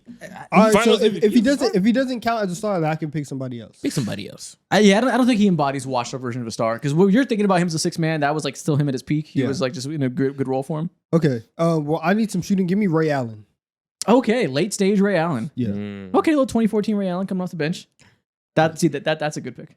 Late stage Ray Allen. How would you respond? You have quite the hill to overcome. Yes, I do. This could be your one way to win. 6th man of the year. A washed up star. I could go a lot of ways here. There's one clear pick you should make. I don't know if you're gonna think about it I don't know if I will either. Probably won't. though. Safe bet. Watch me not do it. Okay, washed up version of a star. Go ahead and give me You don't 6th know. man. Was Al Horford considered a 6th man last year? Sure. Yeah, Sure. go ahead and take Al Horford. You can have Yeah. championship year Al Horford. Yeah, like he and wasn't. that's not a bad pick. Okay, 2024 Al Horford. I like that. Yeah, he wasn't. doing too What much. was the He was pick you were still saying? impactful. Celtics Bill Walton. Pair him with Wemby. That'd have been filthy. He was. There's no way he was. He wasn't gonna think Yeah, about that. zero chance. He won 6th man of the year at the Celtics when they won a championship. in the Zero 70s. chance. I'm thinking about him. That'd have been filthy though. Okay. I mean, honestly, Al Horford's a star for Kevin Love, so he might be closing the game. Maybe. Shit. Either way, Wemby's there. I don't care. So we got Lonzo Ball, Kobe Bryant, Nick Batum, Kevin Love, and Wemby without Horford on the bench. Nasty. Okay. This is disgusting. Magic Johnson, Magic Michael Johnson. Jordan, Boris Diaw, Tony Kukoc, Yao Ming, and Ray Allen. We're frying you. That was. Ray Allen will also close games over Boris Diaw. Boy Dow can do a little bit of everything. I don't know, but he's so big, bro. he should be your power forward, probably. Him or Kukoc can close, depending on whose eyes. Kukoc. Now we have options. Diao and Ming is so slow. That's ridiculous. Do you understand? I have Michael Jordan too. We're playing a slow style of basketball. Magic Magic can Johnson's play. there. Magic can play in the half court. He's got that left hand. Anybody can, Push but up. Jordan's there. Okay, you guys did decent there. You guys did decent.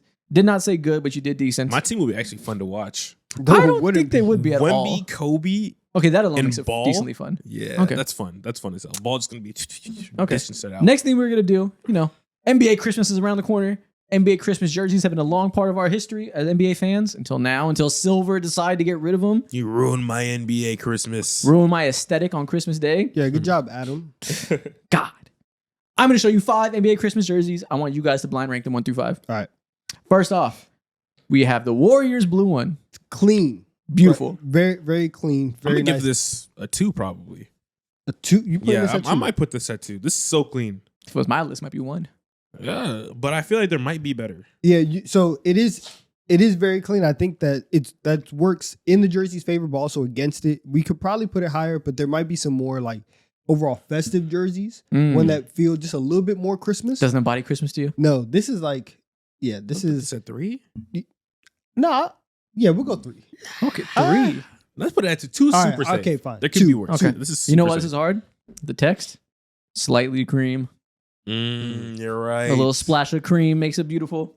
My cream detector is going off right now. Yep, This yep, has yep. to be 1. Low key, I'd put it 1. Next up, we got the sleeved Bulls jersey worn by Jimmy Butler. The Grinch designed this, man. He's trying to ruin folks' holidays in Chicago. This is crazy. Yeah, this can't stand. With the gray bull in the middle, the metallic bull. I hope they lost this game too. We have to go 5. Looks like I shaded it with a pencil. It's ridiculously oversized on Jimmy Butler. You ever be man. bored in school and you just draw a bunch of black with a pencil? You Yeah. just make the whole paper graphite and Yeah. shiny? That's how that looks. Yeah, Oh, man. 100%. This is terrible. This is 5. This is going to be the worst jersey. And he has the baggy shorts with the leg sleeve that look like shin pads. I Terrible know. aura. Listen, it was an era. It was a moment. No, this was terrible aura no matter what era. He was Yeah, not. man. He did not put that shit on that day. Put this at 5. Ew. Number 5. We got the Cavs with the tiny logo. Small logo. This is at fucking 4, bro. This is terrible. I'm guessing this is 2015. I think it was. I can tell by the beard. What were they thinking? Tiny logos? He's He's such a a knower. glazer. That's crazy. You could tell what year by the beard. Wow, bro. Oh, yeah, I can. I gotta step my shit up. And the headband. And they're playing the Heat in the background. So, that was a Yeah. reunion game coming back 2015. That's why they scheduled it on Christmas. I think this is 4. The placement is so nasty. The Tiny- size is insane. Tiny logo is ridiculous. Tiny logo, and this era of jerseys had nothing. There was no NBA logo on the top, so it's just so plain above the logo. Which is good. We need to get back to it. we need at least the NBA logo. We don't need Verizon and shit. We need the You've NBA gotten logo. so used to having these patches, you forgot what clear, unstepped on NBA jerseys look like. This is what it's supposed to be. Nah, Unstepped man. They didn't put no effort in this jersey at all. This is terrible. So you going 4? Yeah, this is 4. Okay, so you have 2, 4, and 5 filled out. 1 and 3 left. We got the Miami Heat red on red with a white outline. This is 1. This is 1. This is Really? 1. This is 1. You like this more than the Warriors?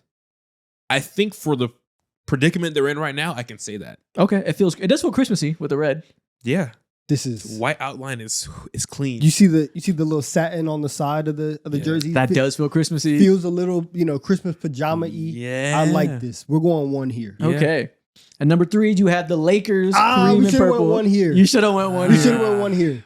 Heat were definitely the pick for 3. Nah, this was tough. If you went this Warriors Heat, you would have nailed it. Ooh, this is so beautiful. Damn, yeah. This is crazy. This is crispy, man. Again, slightly cream on Kobe. Ah, man. This is perfect. Wow. The Kobe cream combo is a scary sight. I know, man. Let's just take a moment. To admire Kobe and cream. Yeah, this is calculated cream right here, man. And that shade of Beautiful. purple looks so good. Just no banana yellow to come in and fuck it up. Damn, man. That's stupid yellow. This would see in the LeBron era, they're obsessed with black jerseys. We need to get to a cream jersey for the Lakers. Cream and purple is beautiful. The Saints Row jersey. They're not about it. They never They're been not about it. about it. All right. That is that. The next thing we are going to do today, I'm going to put you guys on the spot. No. We do a lot of games where we guess NBA teams. Today, you guys are going to guess the NBA team by where they went to college. One of the first versions of this we ever did, but this time it's a little difficult. Some of these will be 2025 teams. I won't tell you which ones, but some of them will be historic teams throughout the years.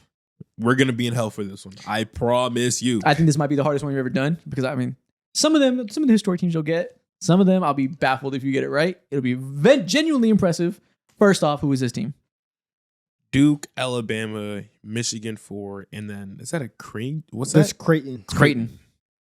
Alabama at 2. 3. Oh, at 3. Now, this is this year's Charlotte Hornets because that's Con Knipple and that's Brandon Miller. Correct. This is the Hornets. Woo! Started you off with the lip. Had to let you see one go through the net. Shout out Brendan Kalkbrenner, bruh. Shout out Kalkbrenner. I think his name is Ryan. Oh, It is I said Brendan. What the hell? It's like, who is Brandon? Who are these Kalk guys? I said Brennan. Oh, Brandon, even Yeah. more white. You just dug in your pocket and found the whitest name. Okay, there you go. 1 for 1. Next up, who is this team? Syracuse. Ooh, we got a Pittsburgh. UCLA at point guard. Colorado at shooting guard. Ooh. Colorado shooting guard is tough. Pitt at center. There's not a lot of Colorado 2s in the league at all. I'm thinking it's not. I mean, Derek White is the only player that I can think of that went to Yeah. Colorado. Is this the Celtics? This is not the Celtics. Okay, this has to be an older team. Ooh, wait. Syracuse. This is the Thunder. OKC team Thunder. with Steven Adams. Which year? 2017 with Melo and Russ. 2018 is what you're Yeah. going for. Okay, thank Correct. you. This is There we 2018 go. Thunder. That's Paul George the 3 with a question mark. Yep. At the 2? You know who that is? Who played at the 2? at the Andre two- Roberson. Oh yeah. Andre Roberson. Okay. Yep. I'm surprised. I mean, that one wasn't too hard, but I'm surprised you guys got there so quick. Yeah, 2 for 2. Steven Adams. No misses yet. I go. didn't know Steven Adams went to Pitt. I don't remember where he went to college. I feel like he came out of like a rock. Yeah. He just spawned. He just grew out of Australia. nature. Man, play ball. He crawled out of a tree and was just like a deity. Yeah. Next up, which team is this? KD. I don't know. Just a singular Texas dude. Who else is in the 4? Yeah, man, it's some team that KD played on. Which one?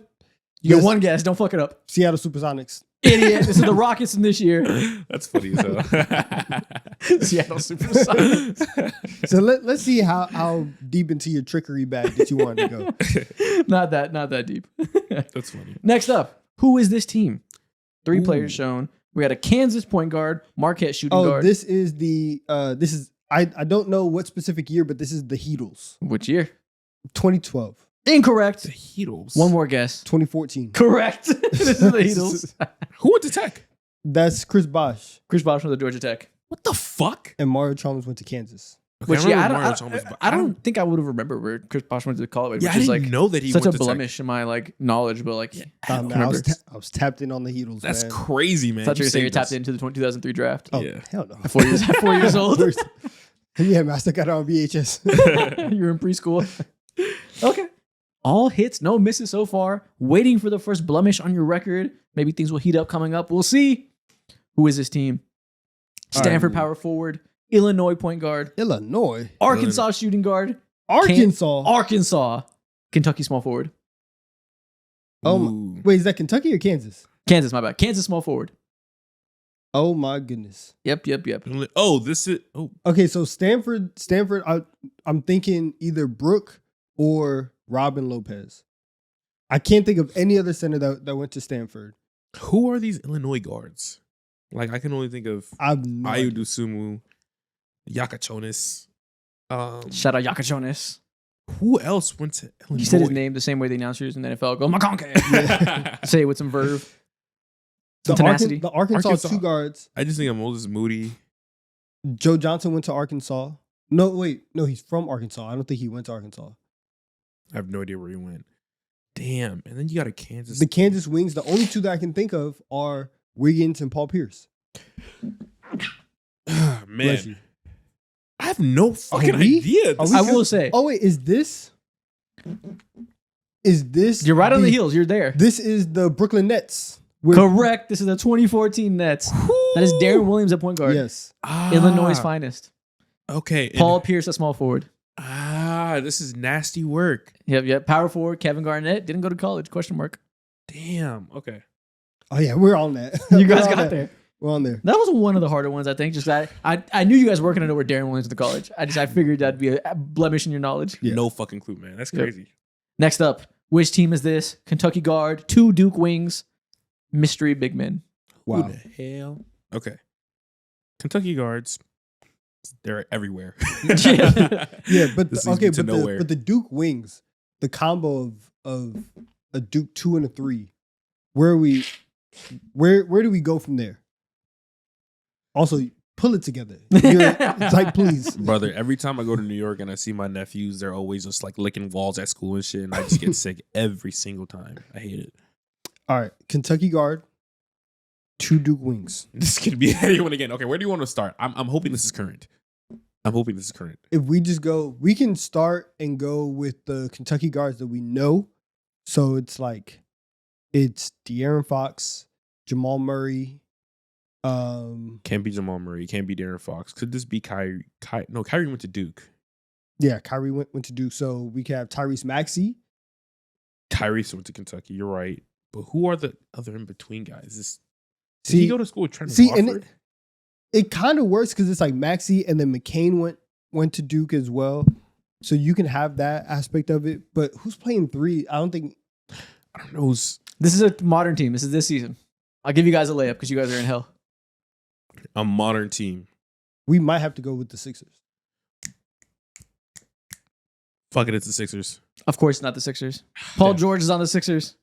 We don't count him. No, it's another Kentucky guard in the NBA right now. Wow. Some might say guy who was billed as maybe being the next Maxey. The next I don't know if it Tyrese- worked out. There's only one Maxey, but at some point you hoped it would be. The next Tyrese Maxey. Okay. That means he's The you gotta Maxey- be like mad young. Yeah, very very young. Mm. The next Tyrese Maxey. Duke wings don't shine to you. Who are the Duke wings right now in the league? There's Tatum. There's I will say, of all the hard ones you guys gotten, to not get this one, kind of crazy. they're screaming at the phone or the screen right now as we speak, and I Yes. hate it. I'm screaming at the screen. This is the Toronto Raptors. That's RJ Barrett and Brandon Ingram. I'm not gonna lie, I forgot about Brandon Ingram. You I'm just- not I gonna forgot lie. he went to Duke. Forgot about Archie Barrett. Oh, Emmanuel Quickly. Damn, man. Emmanuel quickly. We wanted him to make a Tyrese Maxey leap. Hasn't quite happened, but he's there. Mid-ass team, man. Damn. Got the most mid Duke stars. That's why they didn't stand out. Is that the most mid? Not bad. Is that the most mid Duke combo you can make in the NBA right now? Probably. Yeah. Damn. Next up, all 5. Which team is this? Cincinnati State. Cincinnati State. Is that Hawaii? That is Hawaii at point guard. Who the fuck? All right, so that's Georgetown. Georgetown at shooting guard. Syracuse at small forward. UMass at center. Is this the 2001 Sixers? This is not the 2001 Sixers. Who the hell? Is this any version of the Allen Iverson? Is this the 07-08 Nuggets? Wow, this is the 08 Nuggets. Brother, you're nasty. You couldn't get the Raptors. Yo. Did you get this? This is his game, bro. He got it. He is carrying me. That's crazy. Yep, that is Allen Iverson and Carmelo Anthony Oh my There god. we go. teamed up together. And who's the one? I forget. Let me check. Is this? What the I fuck? can't This, remember. this is crazy. Every time I play with this team on 2K, Yeah. Eduardo Nahara always ended up playing the 1 for me. What? I've never heard of that name in my life. What the hell? I thought you were like just stuttering and slurring your words. What the hell? Wow. The bruh. point guard that season was, I did this yesterday, I forgot. Yeah. Point guard Say was, one ethnic name, it was like, you have a speech impediment. I know. Anthony Carter is the starting point guard. Okay. And then the center and power forward combination was Marcus Camby and Kenyon Martin. Wow, man. Cincinnati State's crazy. Cincinnati State's finest. Next up, which team is this? Another Kentucky guard, Florida State small forward, UConn shooting guard. Where are we going? UConn shooting guard. This is the San Antonio Spurs. This is the San Antonio What the Spurs. fuck, man? You're Yeah. cooking. Devin Vassell Yep, 3. CZ. There we go. Yeah, Yep. Devin Vassell, Oh yeah, we're on Stephon that. Castle, We're on that Fox. today. All right, Cooking. you are on that, sir. All right, how about this? Your ultimate test, the hardest one on this list. Who is this team? ANU. Ooh, I'd never seen that school in my life. American National University, a D2 college. I got it. What? Is this If he one hit pulls this, this is I can't remember what specific year, but the washed version of the Rockets. this is the 1997 Rockets. Holy Was shit! Charles Barkley there? Yes, Okay, that makes sense. that's crazy. That makes sense. I mean, not really. I mean, I guess you should know that. He pulled it out. Wow, man. He is in his bag. What the fuck? You were bringing this up talking about some, yeah, you got us in hell. I thought this would be a hard one. It would have been for you. I got Christmas Donnie by my side. What you know about point guard Matt Maloney? Not a damn thing. Matt Maloney, what a name. But you start thinking about guys who went to U of H that are actually in the league. Only a few. yeah. Listen, that's home court. What you know about starting D2 small forward Mario Ellie? Oh, the kiss of death. Y'all know Couldn't about Mario. tell you a damn thing. 1997 Rockets. They love Mario Ellie in the city. Next up, who is this team? Kentucky big, point guard from Ohio State, shooting guard from Louisville, small forward from Michigan. Name a small forward from Michigan. Jet Howard. Wrong one. Okay. All right, Louisville so the 2. the Louisville 2s, it would be D Mitch. He's one of the. I think he's like the lone. Yeah, guy. he might be one of the only ones. But Kentucky bigs, it's not Cat. Was It's AD Duke or Kentucky? AD was Kentucky, but AD's not playing with. This is not. Yeah, because Cooper Flag would have been there, so it's not that. Okay. Is it some version of the Heat? Maybe. I don't know who are Ohio State like guards who are leading shit right now. I will say this might be the actual hardest one. There's no way in hell you guys get this. The only gave Ohio us all State five. guard who jumps out of my mind is I don't know, Is Mike Conley. Mike Conley. If you guys get this, I will D'Lo. be beyond surprised. Okay, so the only two Ohio State guards that I can think of are Mike Conley and D'Lo. I can't remember when they played with other guys, like from Louisville or anything like that. But the combo of Michigan State big and Kentucky big, obviously your mind goes to Draymond. But they never played with anybody.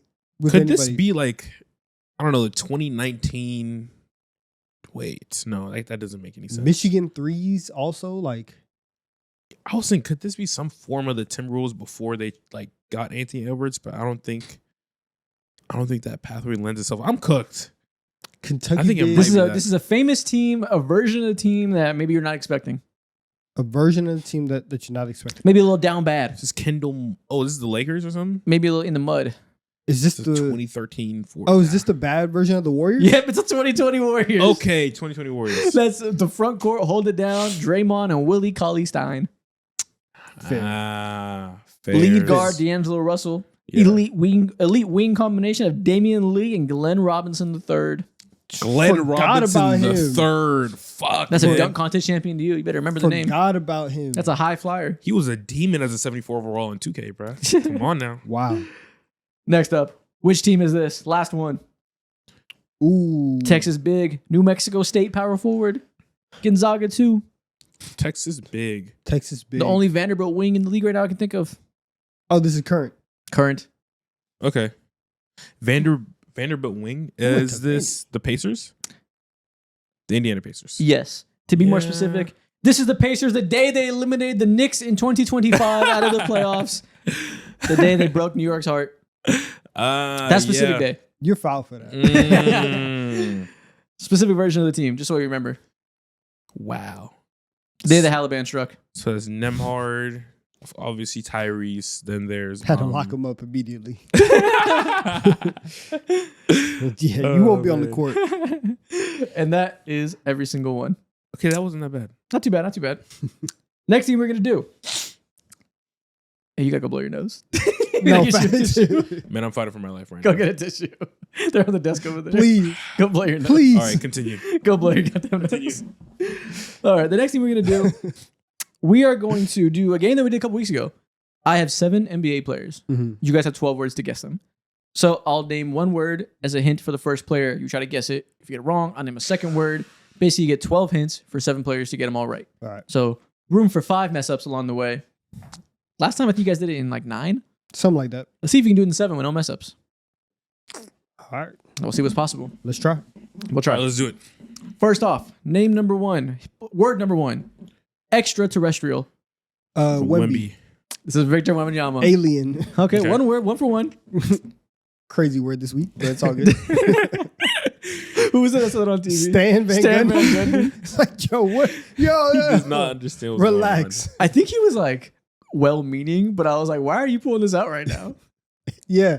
Like, yeah, I know he definitely wasn't saying it like in that It way. wasn't Yeah. like get out of here. It was like they're Yeah. trying to get him out of here, but I was like, the delivery was off. This is Yeah. not time and place. Yeah, I kind of know what you are, Stan.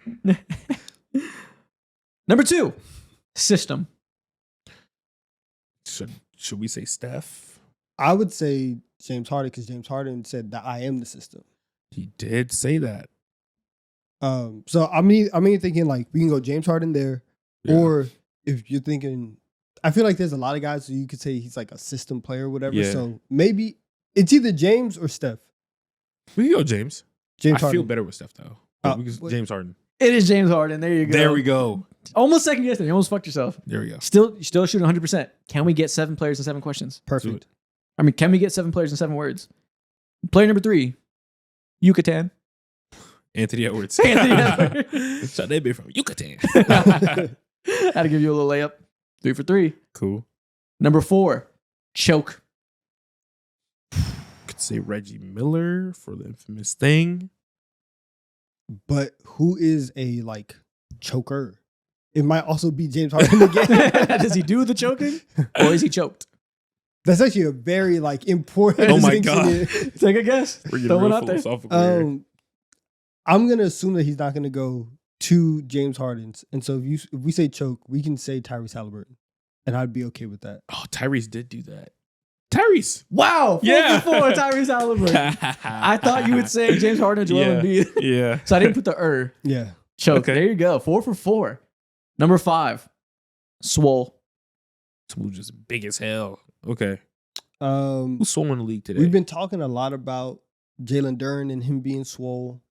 mad big, yeah.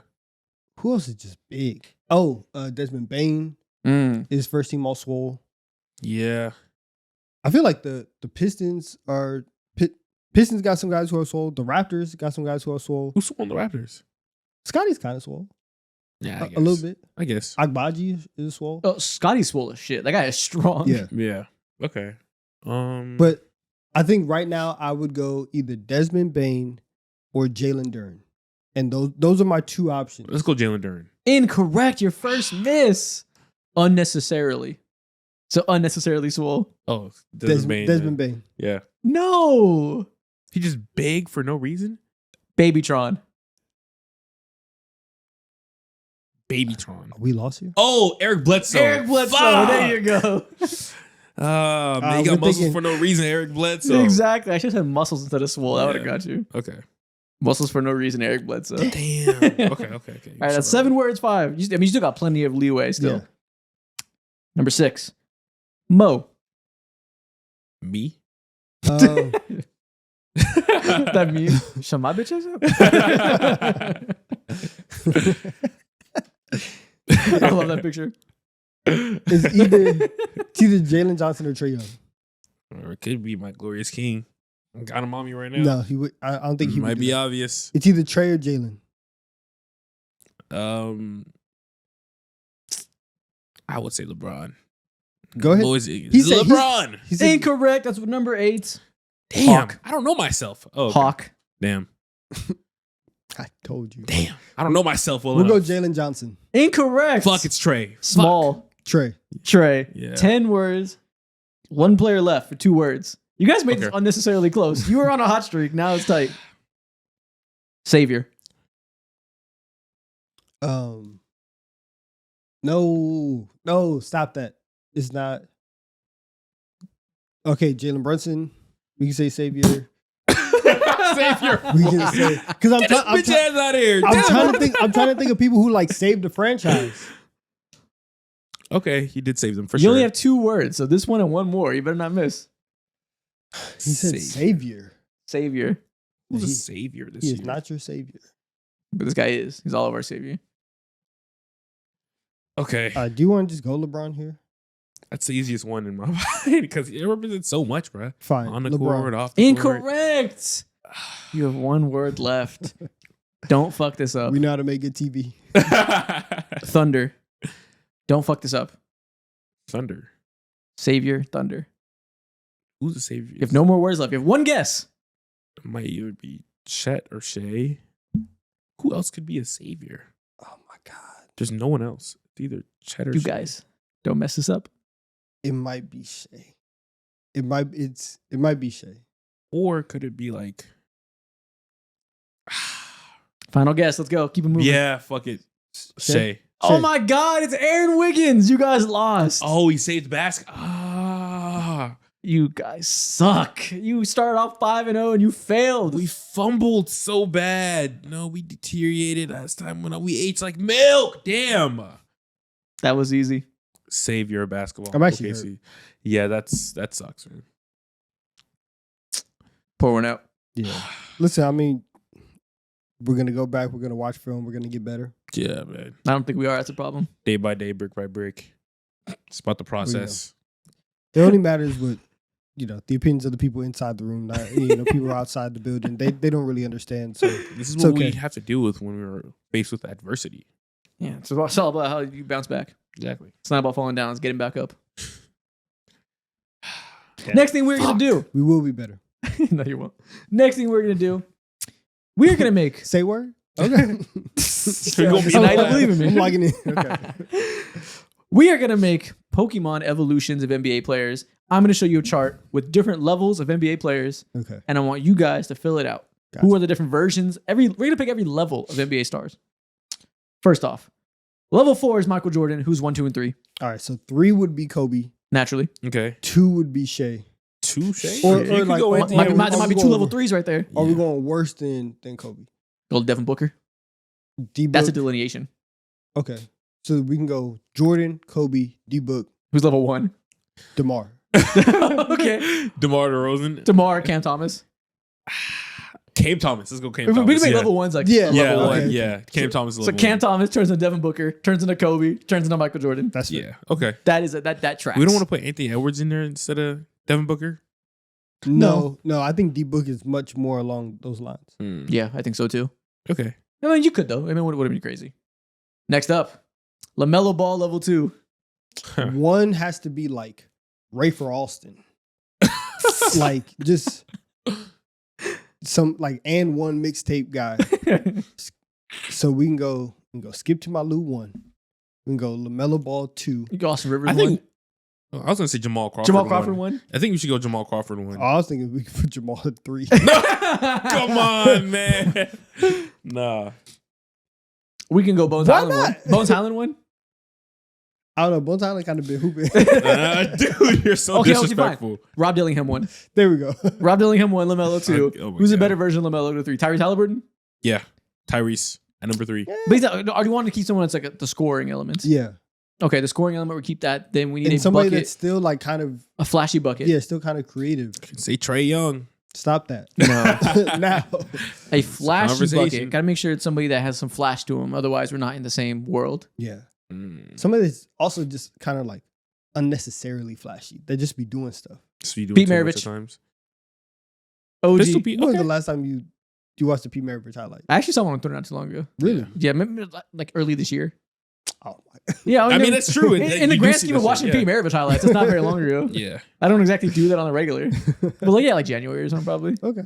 Pete Maravich level 3. Also, OG January. Flash. We are 10 days away from the end of the year. You're right. It's been a whole year since he's seen I Pete Maravich highlights. He said, yeah, I just saw it the other day. I also That was a year ago. That's so long ago. I also don't know if it's January. I just went early this year. Oh my God. Pete Maravich level 3. Luca 4? Sure. Luka 4. You can say Steve Nash at 4. Not flashy enough. Luka. We need a jackass. Luca's probably the most talented jackass of all time. See, we need a jackass. We go Luca or we go Curry. We'll go Luka 4. Okay. So we got Rob Dillingham, LaMelo Ball, Pete Maravich, Luka Doncic. Okay. That tracks. Fair's solid. Level 4, we got Jokic. How do we build up to Jokic? 3 is Şengün. Okay. Okay, 3 Şengün. That's 2 Sabonis. Maybe 3 we go like a Hall of Famer that's not quite all time great like he is. Like is Bill Walton 3? I gotta get more napkins. Snotty ass. So I'm thinking about like the passing bigs. It's Jokic, Walton, Şengün, Arvydas Sabonis, people would say. Ooh, let's go Sabonis 3. OG Sabonis 3. Yeah, Arvydas 3. Şengün 2. Derek Queen 1. Derek Queen level 1. Shout out Derek Queen. Yeah, I like that. The That newest makes baby sense. Jokic. Yeah. Let's go to OG Sabonis, not this new one. Yeah.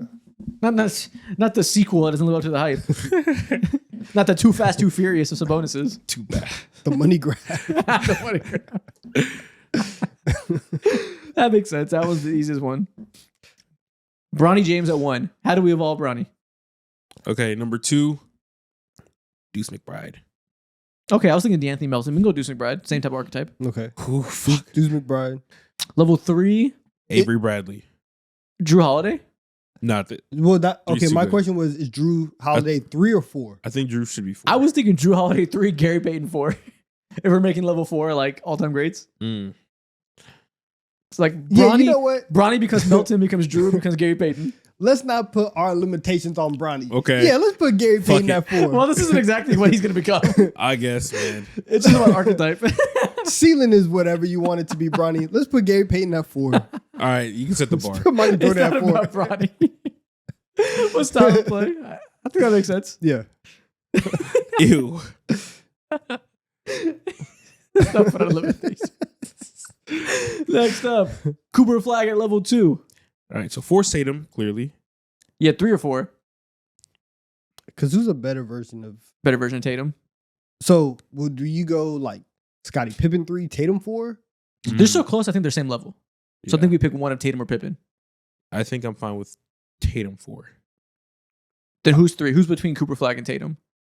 I think Tatum might be level 3, but I don't know. Who plays like Tatum among the That's what all-time I'm saying. greats? Like, it's just hard because Bro. Tatum. Larry Bird? Danny Granger? I Low don't key. know. Cooper Flag becomes Tatum, becomes Bird. Tatum, Bird is it's different. So He they is, look but so also different. he's not like that. I mean, he's a better passer, like better shooter, but like also it's not that different. Like just playmaking stylistically. wings, like Yeah, but they're mad athletic and just are put just Bron at 4. looking and at Tatum Bird. at 3. Bird was athletic. Bird could move when he was young. Bird wasn't a slouch. He's not like Jokic. wasn't quick. a transition even like these guys though. I think he was, but it's different. Like it was like magic, like passing and stuff. But It's more like 3-man weave. Yeah, Type yeah. Of, I guess so. type of fast breaks. I think we go Tatum Bird. Tatum Bird. No Tatum Bron.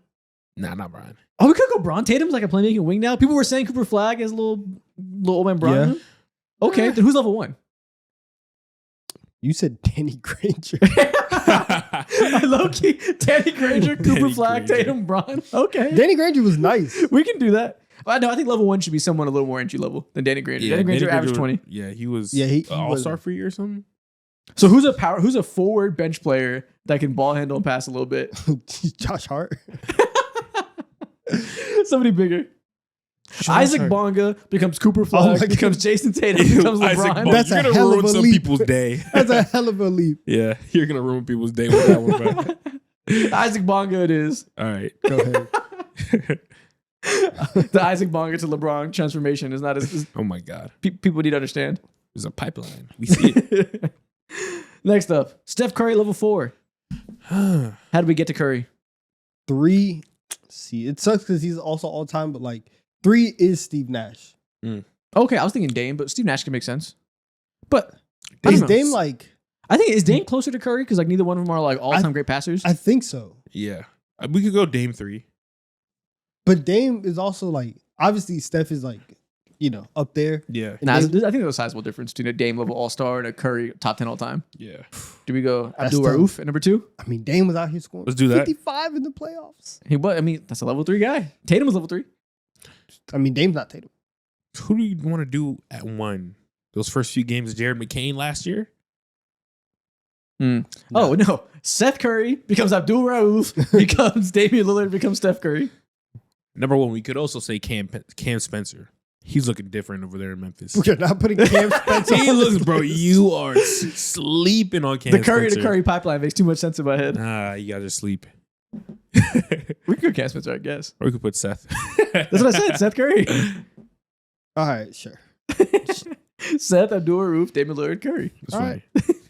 Next up, Cam Reddish. Oh How my does he evolve goodness. for level Oh, one? this is the easiest right here. Okay, tell me. Yeah. So level 1, Cam Reddish. Level 2, someone who's a little bit better. 3 and D probably. 3 and D, someone do a little bit of everything. Little Mikal Bridges action. Nah. I think not Mikal. A little, OG? little less. A little more bucket brain. Yeah, a little more bucket brain. A little more of a bit driver. Less wiggle. Less wiggle, more of a driver. Is Andrew Wiggins somewhere on this? Yes, tier? Andrew Wiggins is level 2. He's very useful. He's level 2. Cam Reddish could have easily been someone like Wiggins. So He's level 2. He's 2. Level 3, Paul George. Yeah. Level 3. And then level 4 has Who's to level be. four? Kawhi Leonard. Okay. Yeah, level 4 has to be all time. Yeah. Okay. Kawhi. So we Scottie Pippen, I don't know. Could have put T Mac somewhere Yeah, in you there know too. what? If the NBA won't do it, we will. We're putting Kawhi Leonard on suspension. We'll go Scottie Pippen at 4. We'll go Cam Reddish, Andrew Wiggins, Paul George, Scottie Kawhi's on Pippen. temporary nasty man watch. Oh my god. Okay, so Cam Reddish becomes Andrew Wiggins, becomes Paul George, becomes Scottie Pippen. Yeah. Fair enough. Next up, Giannis at level 3. All right, let's think of different running dunk mans. Kevin Knox level 1. Kevin Knox. Ooh. Kevin Knox level 1 Yeah. becomes That one summer league was that, so you got to be Kevin No, Knox. 'cause- Summer League Kevin Knox Yeah. specifically level 1 Yeah. Well, no, because Kevin Knox was trying to shoot like that for real. because the dunking stuff stopped working. Yeah. But Summer League he was moving like that, running in transition. He was nasty. He was crazy. He was nasty. Summer League Kevin Knox, Yeah. who's level 2, who's a good version of that, like a Jonathan Isaac maybe, but pre-injury Jonathan Isaac. We couldn't ever ball handle like that. Somebody. Oh, Kevin Knox becomes Jalen Johnson, becomes Giannis, becomes Wilt. Jalen Johnson. We got to pick somebody a little bit better than Kevin. No, it's level 1. What do you mean? It's, Kevin Knox is so bad. I mean, He we was put- awful. Fine. Kostas Antetokounmpo becomes Jalen Johnson, becomes Giannis, becomes Wilt. There we go. you Kevin think Knox Kostas is- has a better career than Kevin, Kevin Knox? Knox is so much better than Kostas. Yeah, come on now. Kevin Knox is so bad. He's just traumatized. He's Yo, so bad. this is PTSD. Shaq at level 4. Who are the baby Shaqs? Baby Shaqs. Okay, so who's the worst Baby Shaq? Entry level. Okay, Straight big. Not I that think good. so. It's guessing that their whole thing is they're bigger than you.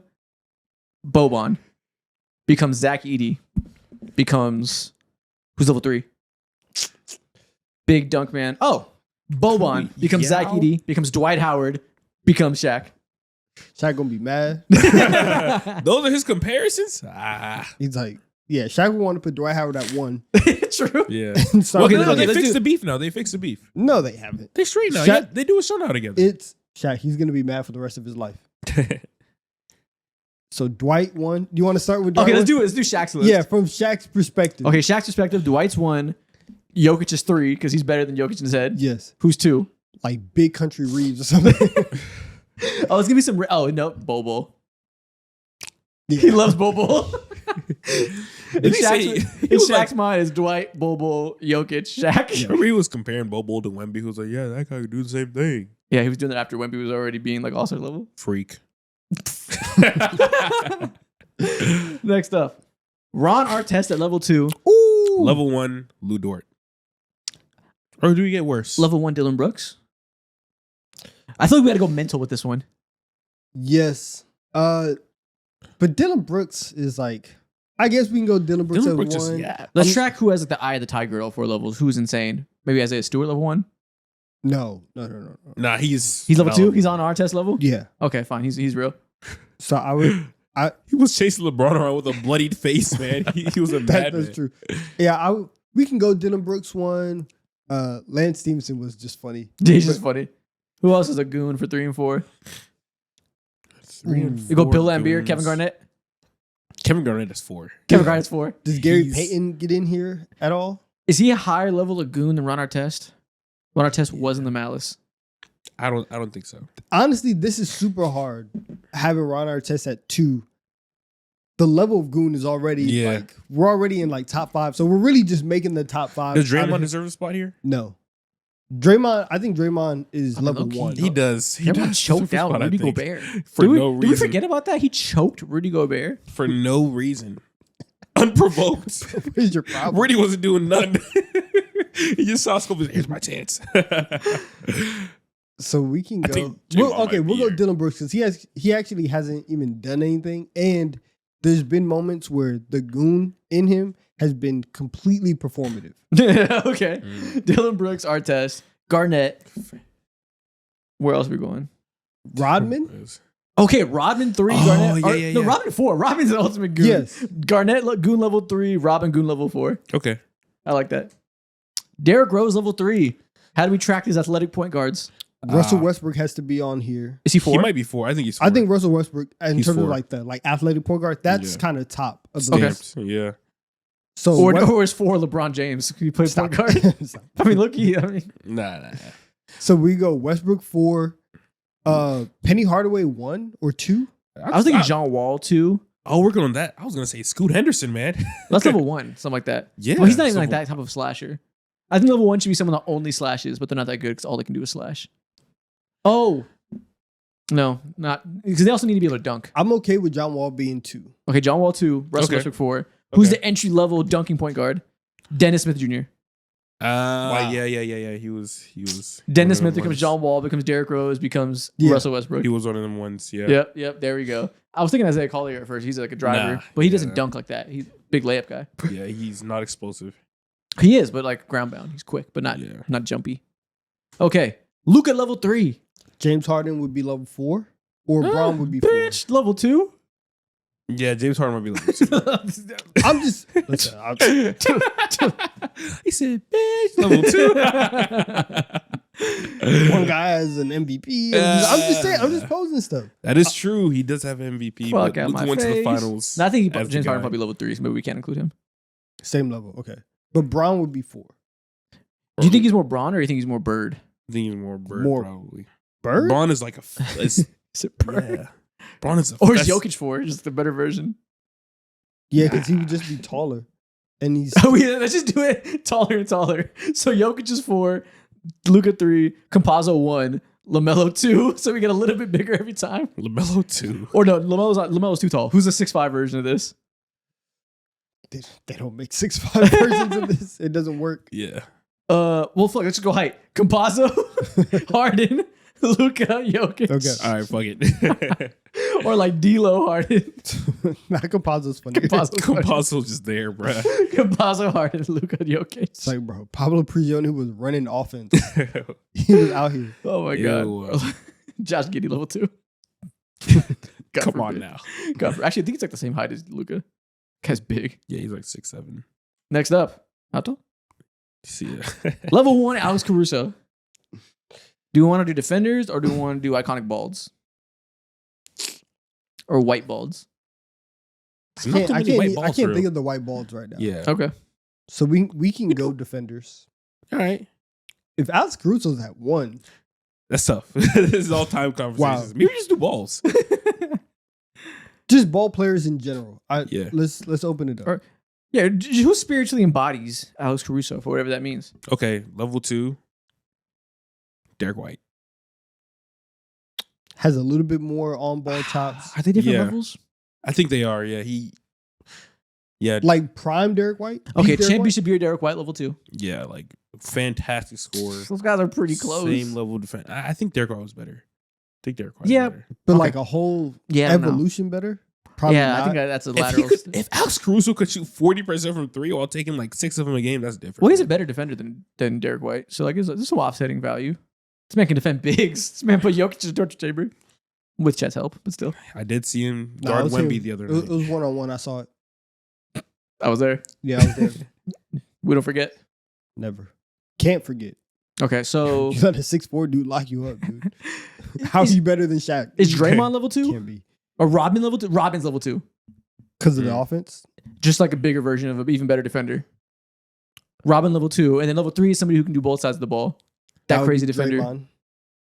Nah, not Yeah, Draymond. it would be like Draymond and then 4 would just be like, oh, you're Hakeem. What is that logic? I would give Caruso to Hakeem.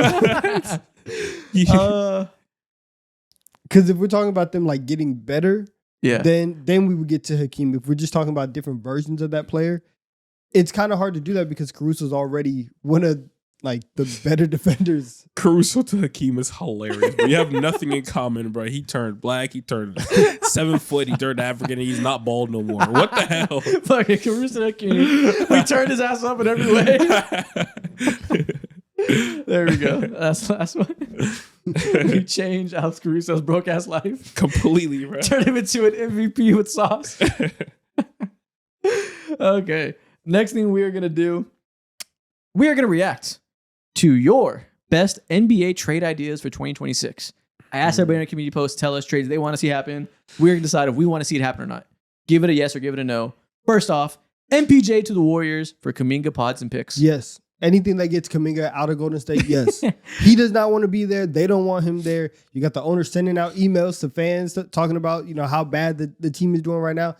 If MPJ, we've seen him be a good player on a winning team, get him over there, change Steph Curry's life. Yes, he would change his life completely to the point where they're still going to be the 7th seed in the Western Conference. know. But that's MPJ better is than like- what they are now. MPJ is averaging like 27, not dribbling at all, just running off of screens, jacking shots over people. Who does that sound Straight like? pulls. Sounds like prime Klay Thompson.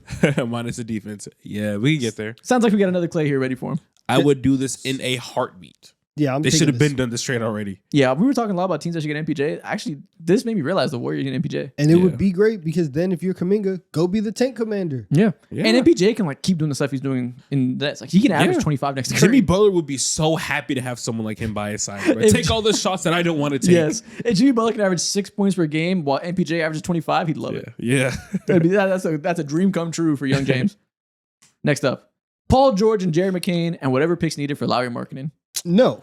You don't want to pair Lowry Markkinen with Edgecombe and Maxey? Why? I don't understand why you'd want to give up your picks. I wouldn't want to do that. Because Lowry somebody like Markkinen's a dog. Yes, He's a but dog. Do but I want to spend $120 million on Lowry Markkinen and Joel Embiid? Probably not. Yeah, no. Where's that going to lead I mean, you you to? spend that now on Paul George and Joel Embiid. This is better. I know, but now I have to give a picks and Jeremy Kane? Nah, I ain't Picks doing it. and Sunshine? No, I'm not doing that. I can't lose my sunshine. Yeah. I can't do it.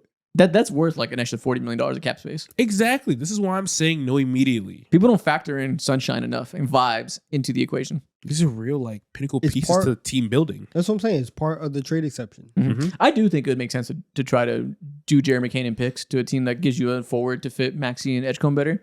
I wouldn't hate this, depending on what the pick compensation looks like. Also, but it's the Jazz, man. You'll take Paul George in picks, and you will take whatever I give you. What the fuck? But like, Who do I'm you think not. Larry He said Markkinen they're the is? Jazz, like they don't deserve life. I'm not. No, but like you're also tanking. I'm gonna give you the opportunity to have picks and to get off of and to take this contract. Well, picks is a vague statement. That could be 3 or it could be 1. If it's like McCain, 1 first, 1 swap in 2 seconds. I mean, yeah, like I'm not gonna hit him with like the Lakers, like, oh, I give you D'Lo and a pick. Like it'll be a little bit more extensive than that. But you once again, you will take what I give you, Oh my god. and that's it. And you'll be Thank happy God about you're I'm it. not negotiating with Danny Ainge. You'll take my bullshit and you'll like it, Danold. That- Next up, marketing to the Pistons for Harris, Ivy, and 3 firsts. 3 firsts is a lot, man. Yeah, Larry Markkinen's an all-star. Fixes their shooting. He's an 3 all-star firsts? who we haven't seen in the playoffs yet, though. Harris, yeah. Obviously, he replaced Harris. They've been working fine without Ivy, so I think that's not that big of a difference. So it's like replacing Harris in the rotation with Lowry. That might be worth 3 If firsts. I can do 2 first-round picks instead of 3, I'd do it. 3's a lot, bro. 3's a lot plus Ivy, which Who knows? I don't think he's a nothing. yeah. No. Yeah, 2 first-round picks, we got a deal. I think Yeah. obviously everyone talks about Lowry to the Pistons for good goddamn reason. It'd be beautiful. It would make Duran and Asar so much more filthy of slashers with Lowry running off the screens, drawing attention. If this was to happen, I'm solidifying them to be a final team in the Eastern Conference. They're making the Ooh, finals. whooping the Knicks' ass. They're not better than the Knicks if they get Lowry. Lowry is Can't putting his finished nuts on OG's forehead. Why? Fine. Mikhail's forehead. Not twin. Giannis for Jalen Duren, Asar Thompson, and a 2029 first-round pick. No. No. Now, I said no at first, but think about it. The Jalen Duren ascension, it's like, oh, cool, a new building block. Kind of gives them perfect ammo for Giannis if maybe the Bucks can sell themselves on Duren. Cade and Giannis. Maybe we can make something happen. Cade and I will Giannis is give, nasty. I'll give you another first if you let us keep Asar Thompson. Can't happen. Nah. Because keep in mind, you also have Isaiah Stewart who can space the floor for Giannis. That's kind of filthy. Not gonna lie. I can't. I don't want to can't mess up do the it. chemistry over there in Detroit. I'm not giving up Asar. I'm not doing it. I'll give you another first round pick, but I have to keep him. And this Okay. is where I snatch the phone from him. I'm like, yeah, I'm giving you a sorry. Yeah, no, fuck out of here. I'm Sorry, not doing Asar. it. You're a great defender. Yeah. For Giannis, salute. Yeah. Like salute. I can find another elite defender in the next year's draft class, bro. I got We'll Ron see you Holland later. waiting. Yeah. My resume is going out to the other 2018. Give me a new job. Clearly not respected in this organization. I think if you believe Jalen Duren is going to be this like superstar big, maybe you just keep him and roll with your depth. But I kind of buy that. Maybe he's a good trade chip. And Giannis and Cade with the 5-man that can space. Again, letting go of Duren, like, just as he's, like, starting to ascend, just feels like bad process, though. Sure, Potentially. but except it's Giannis. It is Giannis. It's but I don't know. Giannis, ultimately. He just got it's Giannis. good, man. You just lost, like, 26, 27 games in a row 2 years ago. Like, Or I Let's can stay keep my pick. I can keep my young stars, and we just keep building. And the Bucks, who are in our same conference, yeah, y'all gonna figure that out for yourselves. I'm Great. not. And then you lose to the Knicks, and you never have another chance as good as this year. Then what? Damn, I wish I would have had Giannis instead of Asar. Brother. We're hooping right now. If you're the Pistons, I'm hooping. I have my young core. I'm doing whatever. Okay. Orlando trades Franz, Mo Wagner, and a pick for Donovan Mitchell. Hell no. But think about this. I don't know. The Cavs might blow it up if they decide to get rid of Donovan Mitchell. You pair Donovan Mitchell with Paolo, better fit. See, if this was, like, trade Paolo and a pick, then I'd be like, Yeah, but you can't. They have to try to keep Paolo. He's their guy. D. Mitch can maybe make Paolo's life easier. And now this is where in the front office we have those conversations of, is Paolo really our guy? Is Franz our guy? And then we trade Paolo. But now who gives a fuck? Because Donovan Mitchell's our guy, and Franz fits him really well. exactly. I mean, my bad. Donovan Mitchell's our guy, and Paolo Yeah. can be a little bit better as a second option, maybe. We have defenders and spacers. And then That's- Franz can go pair up with Evan Mobley and be awesome. so that means you're going to have Donovan Mitchell at point guard and doesn't, or, that's too much of a logjam. I can't do it. Because there's Suggs is there still, too, and Desmond Suggs, Bane D. is Mitch, there. Bane at the 3. You still have Paolo. You're still a big team. I'm not doing this. Yeah, I can't do it. I'm I not don't trading wanna do it. Franz right now. Yeah, I don't want to trade Franz. Okay. Can't do it. Yeah, we're either trading Paolo right now if we like want to really, really blow it up and do everything, or we're not making a trade Yeah, at I all. would only do this if Franz is like a disappointment. Currently, he's far from that right now. Okay. Write it out. LaMelo to the Wizards for CJ McCollum, AJ Johnson, and a pick. What are we doing? If I'm the Wizards, What are we doing? if I'm the Wizards, yes. Why not? I'm offering this. If I'm the Hornets, don't call my phone. What is this? This is foolishness. I'm reporting you to the league. I'm telling them, yo, some hooligan got my number. I don't know what's going on. Yeah. I think they could sell. They could sell on LaMelo if they wanted to. Not for this. Like, into the Wizards, like, what do you expect to be doing? Like, a good trade, obviously, but it's like, why do you want to do this to yourself? No, if the Wizards, maybe you're like, I'm gonna try and get Cam Boozer in the draft this year. I'm gonna get that guy, pair him with LaMelo. I can start being good next year with insert star player, Sar, and LaMelo. Start being good and LaMelo in the same conversation just hasn't been a real thing yet. Boozer, Sar, and LaMelo might be filthy. I'm not gonna lie. But Keyshawn George in the middle, they might be onto something if they get a top 3 pick. Maybe, but I don't know, man. But yeah, if you're the Hornets, fuck out of my face. Jeremy Sohan plus Olynyk and 2 first-round picks for Trey Murphy. Ooh. 2 Yeah. first for Murphy. Are you selling for the Pelicans? Yeah. Yes. Yes, Selling him I'm so selling. fast. Quick. Trey Murphy next to Wemby and all those guards kind of would work. They need a wing of the future. That's a perfect fit. I love Harrison Barnes. He's shooting like 1,000,000% from the 3-point line right Yeah. now. But And- you are not Trey Murphy. And Harrison Barnes shooting 1,000,000% from the 3-point line is so big for them. As soon as that H cliff hits and shoots 35% instead of 1,000,000, you're gonna want a Trey Murphy. Yeah, exactly. That gives you so much more versatility offensively too. Yeah, you can maintain the identity that's working now with Barnes, but be a little more dynamic. Trey Murphy would be perfect. Yeah, another someone who would be an elite spacer in this ecosystem too. Yeah, let's do it. Fox, Castle, Murphy, Wemby. Oh my God. And then you casually have Vassell and fucking Harper on your second unit with another 7-footer. Championship time. Yeah, we're talking. I don't know about championship time, but they'd be really good. Let's call They're it true in. contention. Let's talk. I honestly, this seems kind of realistic. I can see this. Luca for AD, Max Christie, and 1 first-round pick. Let's do it. Yeah. Yeah, this seems fair. What if that first round pick was? Would you do if it was for Cooper Flag? Ooh. So Luca for AD, Cooper Flag, and Max Christie. Yes. Would you do that? I mean, Cooper Flag's already a top 45 What'd player. you in do? the That's league. actually interesting. You're telling me I can trade Luka for 2 top 50 guys? Not doing it. Might have to get on that. Yeah, and a third in Cooper Flag. And Max Christie top 50, obviously. Yeah. Ivica Zubac to the Celtics for Anthony Simons and 2 first-round picks in a swap. Why they capitalize his name like that? Big boy. So Zubac. All caps when you say the name. I don't think it's like this- Game of Doom. Yeah, I don't think the Clippers are that dumb enough to do something like that. Anthony Simons and You think it's dumb? 2 first-round picks in a swap for Zubac when they got to blow it up? They need all the picks they can get? well, the Clippers. I don't know if they're that dumb to do all that for someone like Simons. I don't think it's dumb. It's not about Simons. That's just salary. 2 first and a swap for Zubac is not bad. They got to blow it up. They're not nothing going for him. Like, Actually, it's not recoup terrible. some, get some draft capital back and have the rebuild potential. I mean, I'm gonna say no because I can't have the Celtics do They're this. gonna win the championship if they get if, Zubac. if they got Zubac, then you have Jaylen Brown and Jason Tatum. Another year, Derek White. And Jordan Walsh, those 3 wings with Zubac. Come You're on, man. huge. Yeah, nah. Now we can't allow this to happen. We need the Celtics not to have a big so they can have a fatal flaw. Otherwise, we're going to see Green hoisting the trophy again. I told you it can't happen. It's not a good trade. Can't happen. Bad for the league. This And I one will say, Lawrence Frank, if you do this, this is worse than the cap evasion. yeah. Yeah. Yeah. LaMelo Ball for me. I will also not play NBA basketball, and I will do it for considerably less. Fair trade. Just be at the games, I think tuck jumps is what the Hornets need. courtside seats all the time. Fair yeah, game. He's living. Clean the books. Free showers. Yeah, he's living. Bro. I'll do it for less than the vet minimum. Unlimited Gatorade. Shit, sign me up. We'll do the opposite of cap circumvention. I'll take less than you're allowed to give me. Shit, I might pay you $5 a month. Let's do it.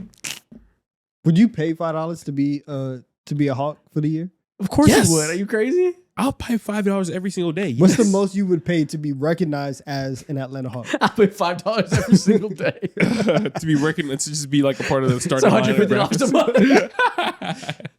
I would do it. Yes, absolutely. What's the most I'll pay? Yeah, like 40K. yeah, like what you said. They have the starting lineup, and then they have like the fan of the whatever, and it's your picture. 40K just for 40 wins is too much. I ain't doing it. Hell no. I do think I like 20. I mean, that'd be a good. I mean, if you want to get meta with it, that'd be a good business investment. Channel's gonna go crazy if you're on the Hawks.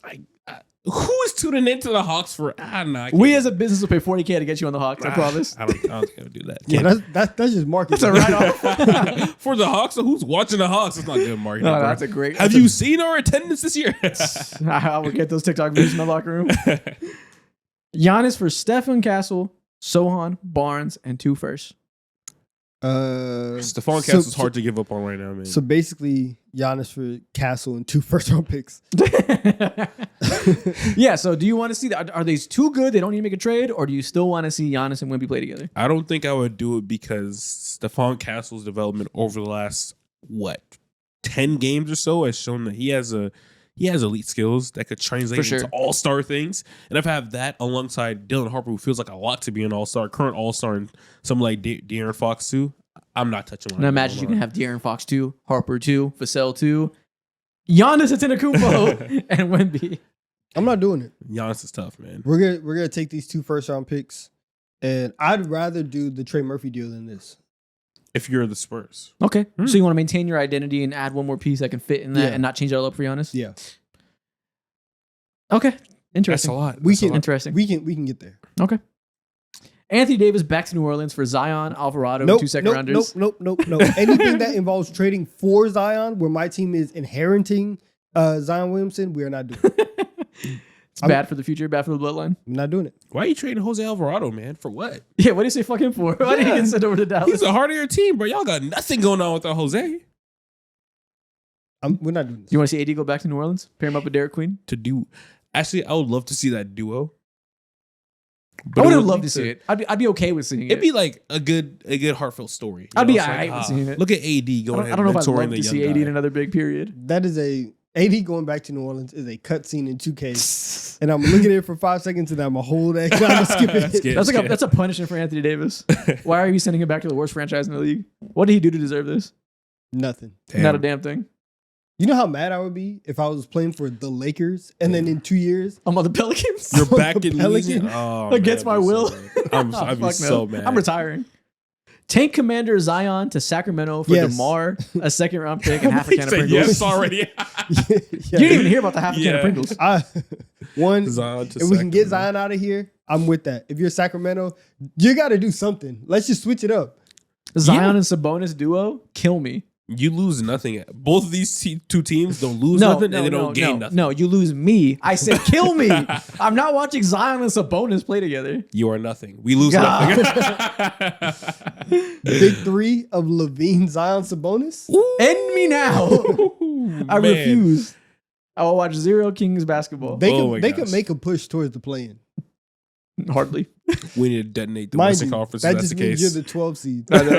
LaMelo in a 2026 first round pick for Trae Young. I'm not No. trading LaMelo for small LaMelo. Why are we doing this? What's the point? This is a lose-lose trade. Actually, no, you get a LaMelo in a 2026 first. This coming draft. Get the Hornets pick if it's unprotected. Oh, yeah. I might trade the unprotected Hornets pick alone for Trae. Give me the pick. Goodbye, Trae. The pick and Jalen Johnson, that's our future. Because then we'd have the Pelicans pick plus the Hornets pick plus Jalen Johnson. Oh, we can cook. You know what that means? It means you have Giannis. This is facts. Exactly. We reroute that pick with the other stuff. We get Giannis and Jalen Johnson together. Oh my goodness. If the Bucks, if you told the Bucks right now, hey, you can have the Pelicans pick and the Hornets pick For to start- Giannis? to start your rebuild for Giannis, And Ricochet just because. they would pack Let's do Giannis's bags. Yep. Let's do it immediately. So what I'm with it. hearing is we do this. Everybody wins except for the Hornets who get Trae Young and let one less pick. Let's do it. Trae Young, Concanipple, LaMelo and Ja get swapped. No. Who wins? Hell no. nobody. We win because we get to make a video reacting to it because it'd be funny because everybody loses. That is true. This might be one YouTubers win, everybody else loses. one of the worst trades. What in is NBA LaMelo history. doing in Actually, Memphis, no. right? Honestly, the Grizzlies win. The Grizzlies have a pretty good supporting cast right now, but their star is playing like shit. If you get them, like if LaMelo just like is regular and like the coaching staff gets a better defensive effort out of him, the Grizzlies might win the trade. asking LaMelo to be regular is like asking the sun to be out 24/7. LaMelo can shoot at least. Well, technically, the Sun. The low key, the Grizzlies win this trade pretty easily, actually, with the level Josh currently playing Okay. and the availability I'd of Ja. rather have LaMelo than Ja on my team right now, but I guess Yeah, whatever that I can at means. least bet on. There's some upside still with LaMelo. I'm worried that like all we can hope for Ja is to get back to where we've been the past few years, which isn't even that exceptional. The Heat get Giannis and the Bucks get Hero, Wiggins, Khalil, and a few first round picks. Just a few. I need to Yeah. find a few. That's a lot for Giannis. We're Why not not? doing that. We got Norm Powell, Giannis, Bam Adebayo. Oh, a lot of your depth is gone. Some- Losing out on Wiggins hurts. a I don't lot. want that. That hurts. Bam and Giannis just playing volleyball at the rim. Yeah.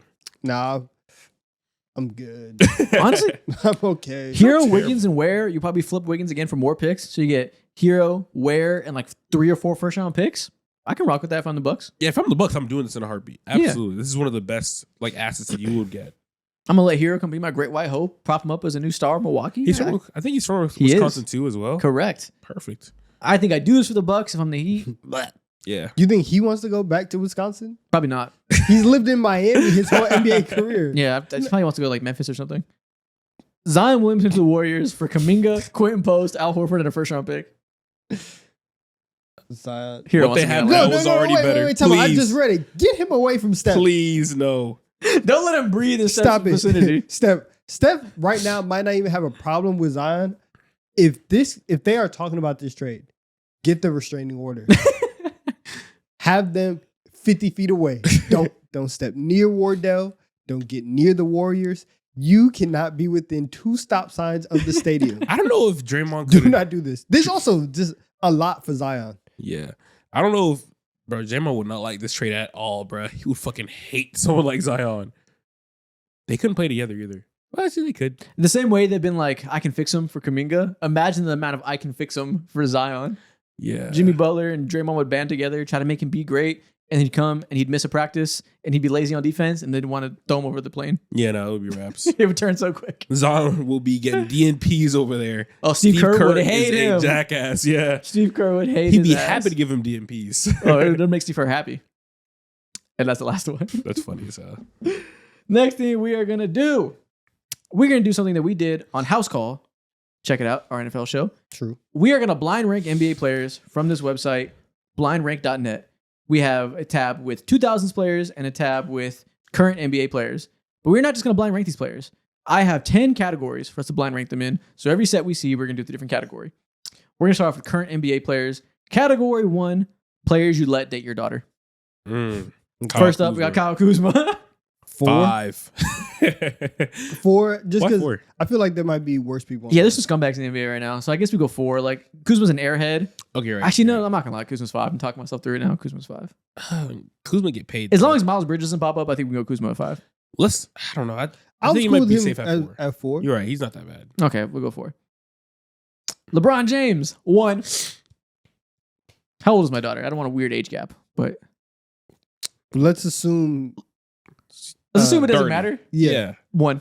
Yeah, 1. 1. Why not? I'd like to have my daughter marry a billionaire. That'd be sick. Generational That'd be wealth. sick. It's a hypothetical daughter. We don't have to. Yeah. Why not? Hell yeah. Zion Williamson. That's why I Good said God. 5. 5, you're right. 5. Kuzma, my bad. He ain't never gonna be there forever, bro. Giannis, 3. 3. He would be 4, but let's put him 3. 3. He would. Yeah, no, I don't want that guy. He's No.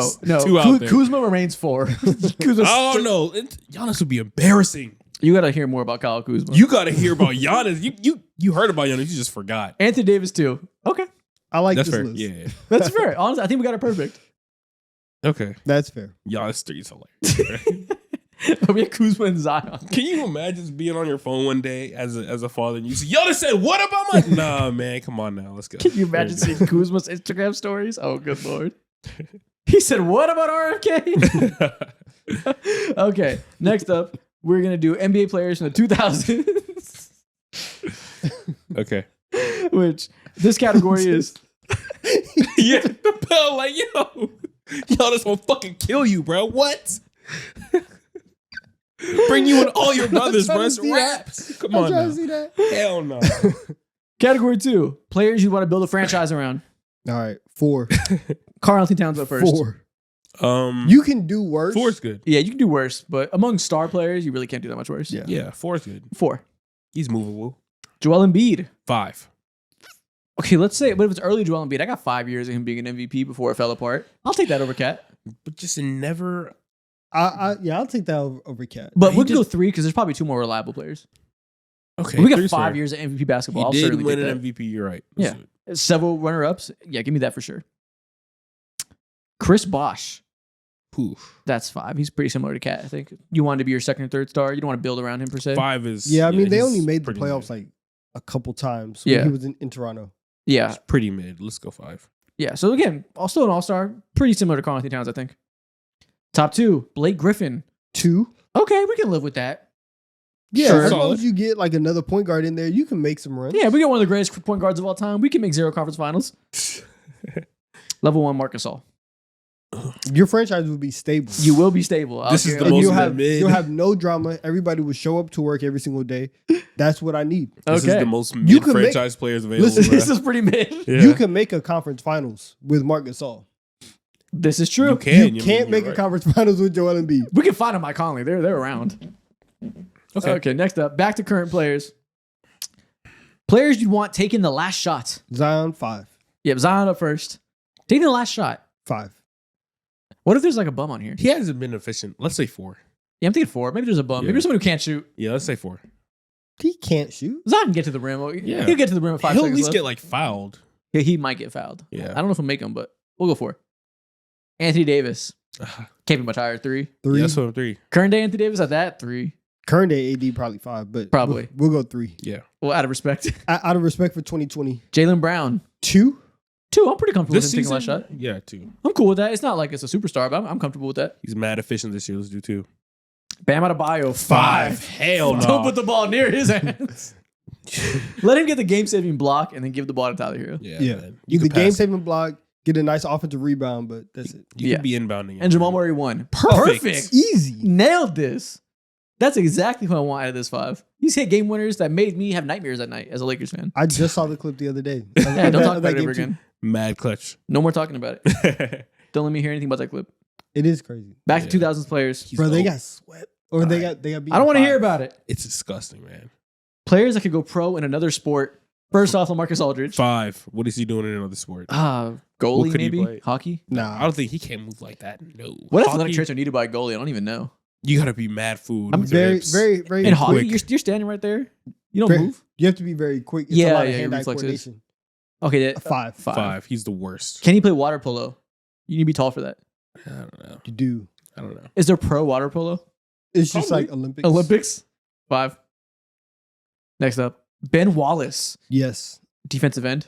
probably. Yeah. That's Ed Too Tall Jones. Yeah, because he was an undersized center, so you could just be a really, really big football player. Yeah. Yeah, Ed he Too could- Tall Jones was a 6'9" defensive end. That's Ben Wallace. exactly. You put some creatine and protein shakes on this thing. 2. Okay. 2. Yeah, why not? Pau Gasol. 4. A big, slow basketball player, 7-footer. You're not playing any other sports, He's buddy. playing water polo. He only had one option. Yeah, maybe the ping pong tables. But I think those guys gotta be small. Okay. Chris Paul. One. Yeah, I think he plays so many different sports. Chris Paul could be a corner for sure. Yeah, young Chris Paul when he could like actually move, Mm-hmm. smart guy. But he's like 5'11". Yeah, that's a corner. If you train him for like 2 years, he could play soccer. Probably. Yeah, he's smart. Okay, Chris Paul, Good number feats. 1. Chris Paul can play Yeah. baseball too. He can be a shortstop. Yeah, exactly. Okay. I think he could play tennis too if he really wanted to. Is he Mookie Betts? Low-key. Loki. Klay Thompson, number 3.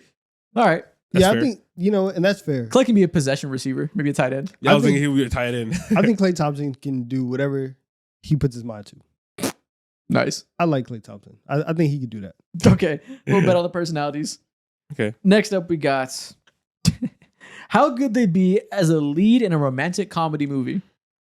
Oh shit. Okay. We gotta do that. What skills Bam are Adebayo. necessary? 5. One. Actually, Low key. He's He- one. low-key, He's not he's 5. kind of getting up there. Yeah. He does a little will they won't they in the media with Asia, pretending they're not together for a while. Maybe he has a little charisma to him. He has to be top 3, barely. I think we go number 5 3. is Put him right in only- the middle. All right. Right in the Okay. middle. He Yeah, can- three's maybe he fair. can do a He little might- bit. Sleeper for 1 though. Mikal Bridges. 4. 4. Yeah, it's not bad. I don't think he can act. Charismatic. Cool dude. I mean, but a lead. Yeah, he probably can't be the lead. Yeah. Nah, say 4. 4. He can be the little best friend that cares too much about his job and you Yeah. want to get him out at night. And he's like, no, I gotta go to work. But he can't be the lead. Okay. Jaren Jackson Jr. He's pretty charismatic. Probably rather put him. I mean, if it's gotta be 2 or 5, I'd probably rather do 2, I guess. I don't Really? know. I mean, I don't know. No. Do you want to leave the last 2 open? I think they will I'd be- be okay with him at 5. Yeah, let's I don't know if Okay. he's 5. Yeah. oh, we like should that. have put Bam at 1. 5. I haven't seen the audition tape. Joel Embiid. Oh, hell yeah. yeah. Hell yeah. This Hell is a yeah. real movie. Let's go 2. He'd This be is funny. cinema. Let's go. He's perfect for a romantic We could comedy. put him at 1 low key. Fuck it, 1. Romantic comedy? Hell yeah. Jeremy Grant at 2, I fuck. guess. Yeah. Sure.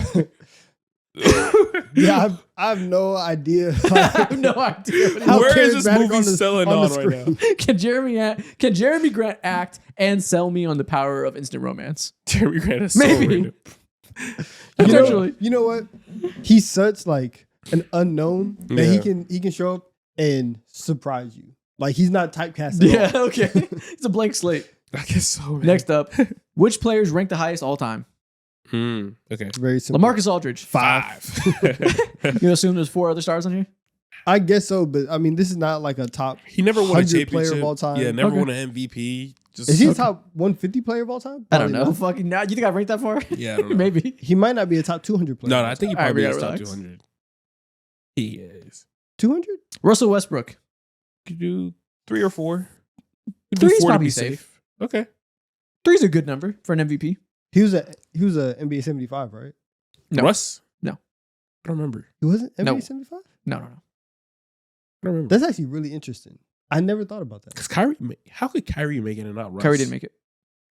Damian Kyrie Lillard didn't and make Anthony it. Davis are the worst new players that made it. That's weird. kind of crazy that Yeah, Russ didn't make it. Dame. Well, let me over make Russ sure. is Let me make crazy. sure I'm not saying bullshit. He might have made it. Yeah, I think Russ. Because it's like he's an MVP. Yeah, an MVP of the league doesn't make the top 75. Yeah, I think Russ would have made it. Maybe I'm wrong. Let me see. Did he make it? Oh, yes, he did make it. Okay, yeah. Okay, my Yeah, bad. that My bad. makes He did sense. make it.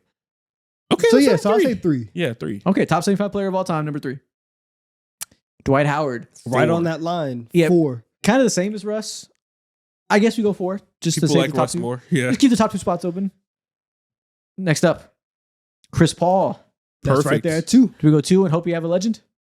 Yeah. Yeah, let's roll the dice. Or do we go 1 and hedge our bets? Let's do 2. Okay, please be a legend.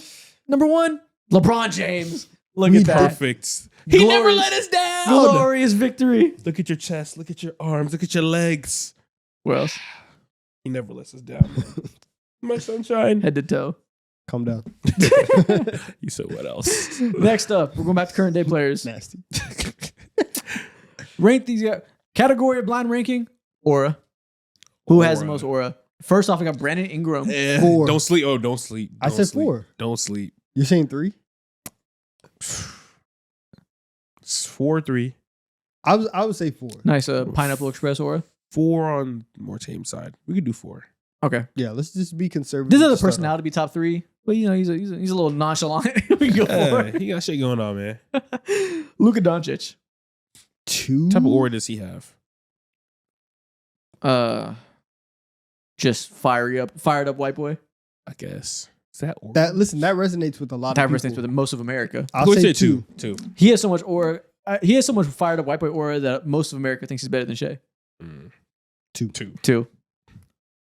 Next up, Desmond Bain. 5. 5. What aura does he have? Fucking the kid in detention who keeps punching the wall, Yeah, we're all punching happy, holes man. in drywall. Yeah. He's still, mind Yeah. you, he's still on the hate watch list. So 5. Okay. Next up, Kawhi Leonard. 3. Kawhi at his peak had aura. I guess, but Silent I'd rather aura. him go below Luka than above. Yeah, because Kawhi has the like, I'm not really trying. I don't want to be any King of this. nonchalant. Yeah, that's But it's not a that's cool aura, nonchalant. though. It's a boring nonchalant. No, he made a whole brand off of being boring though. It's not a good brand. Pre-investigation, I could see It was a people good saying brand. like, "Oh, it's not bad." It's an I8 brand. Nah, it That's was a 3. brand, man. Okay. Number 1, Julius Randle. Let's go. Big swole aura.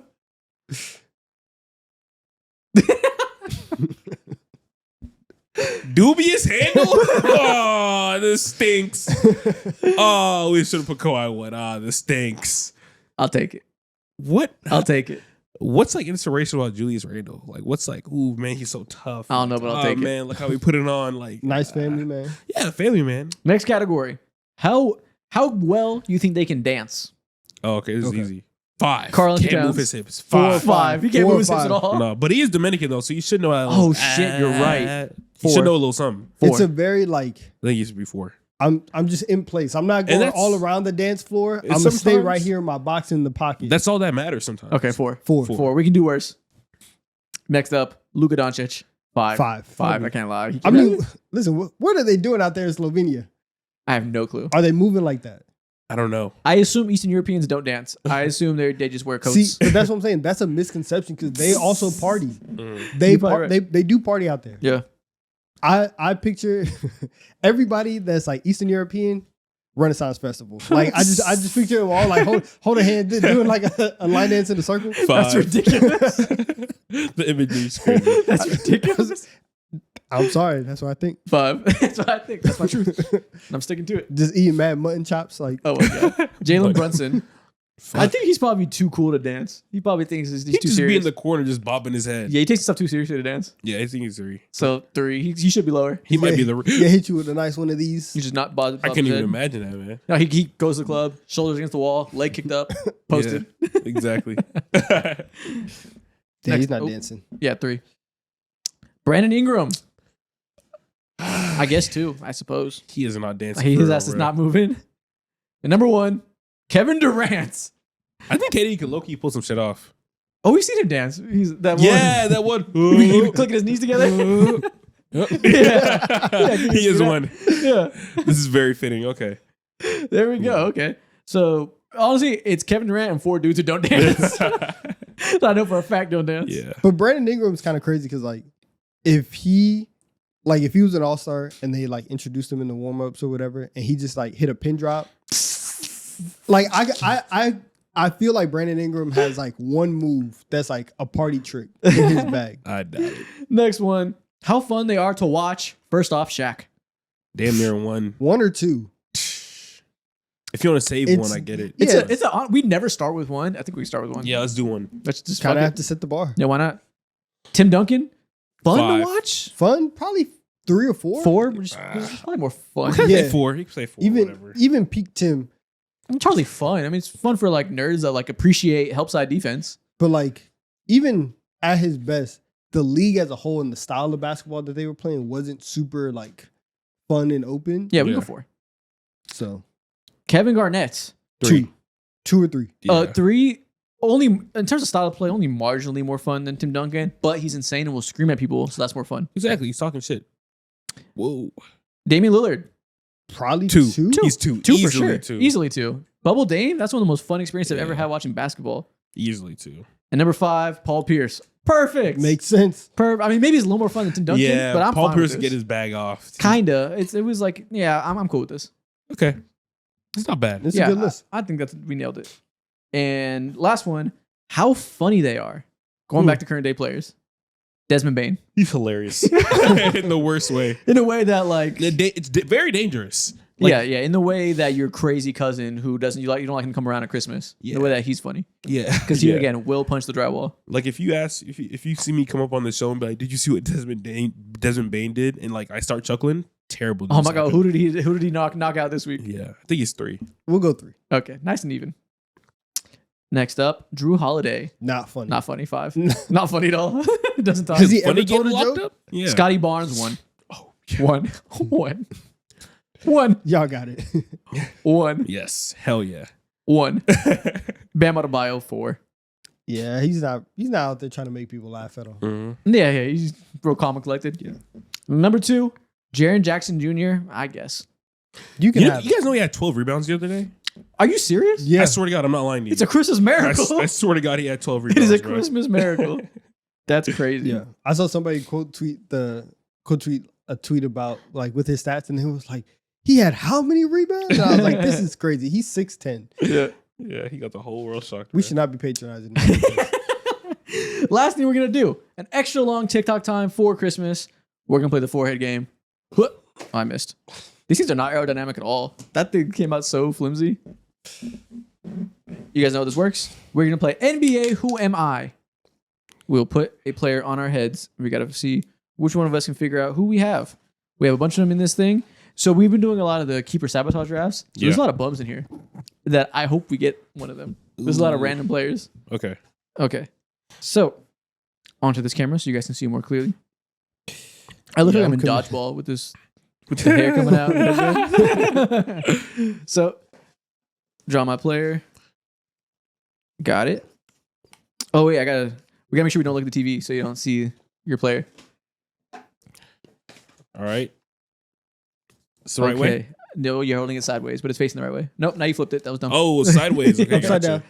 down. There we go. Now There you're you good. go. Okay, so we got our players. Let me take this off. You gotta shed the beret. Yeah. Okay. So you guys gonna do no basketball questions or basketball questions? Let's start with basketball questions. Okay. Yeah. You want to do only basketball questions? You know let's- what? No basketball questions. Okay. NBA, who am I? No basketball questions. Okay. No basketball questions. Okay. Am I. How do I want to phrase this? How do I ask this? Oh, I can just ask this. Not a basketball question. Am I black? Yeah. Yeah. Okay. Okay. Do I have coily hair? No. Same question. Okay. He's Well- white. Well, Oh. do I have coily hair? Oh. So he's kind of like. I had to take a second. He's Yes. just kind of in there. Yeah, No, I guess, let me yeah. not mislead you. Yes, you have coily hair. Yeah. Okay. Fine. Okay. Would I be considered? Am I considered by the public as a family man? I would say so. Probably. Yeah. Like I never. Yeah, I think so. I guess. Yeah, why not? Mhm. I don't know if it's commonly talked about, but sure. Do my peers respect me? Yes. Yes. Oh, okay. Resounding yes. They respect the Yes. shit out of me. Yes, they do. They do. Okay. Am I currently employed? You are currently employed. Okay. Checks are coming in the mail. All right. Cool. Do I spend a majority of my day sitting on the couch eating snacks? Today? Yes. No. No. Damn. All right. Your question. Okay. That's also a crazy question. Eating snacks. Yeah. Who are you aiming for with that? Well, I was trying to basically like, are you employed? Like, Okay. Okay. Eating snacks. What do you imply? Okay, so I'm respected. I'm black. Obama.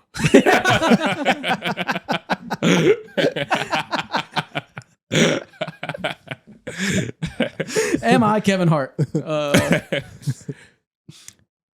Do you think I've met Kevin Hart? no. No. He Actually- have. Actually, for I a think so, moment, you yeah. might have met him. I think so. Okay, I feel like I know who this might be. Their paths may have crossed. Okay. I feel like I know who this is. Okay. Does my player put that shit on? Yes. Yes. Yes. Ooh. Yes. Certainly. Now, yes. Okay. Putting that shit on. You guys would dive into his closet. Is this Shaq? That is not Shaq. Is this Bill Russell? Yes. Damn it. You guys go for second place. What are the odds him and Kevin Hart cross paths? I guarantee you, if we looked up Bill Russell and Kevin Hart, like picture of him would show up. Kevin Hart be everywhere, bro. He does. He's always at NBA events. Yeah. Okay. Okay.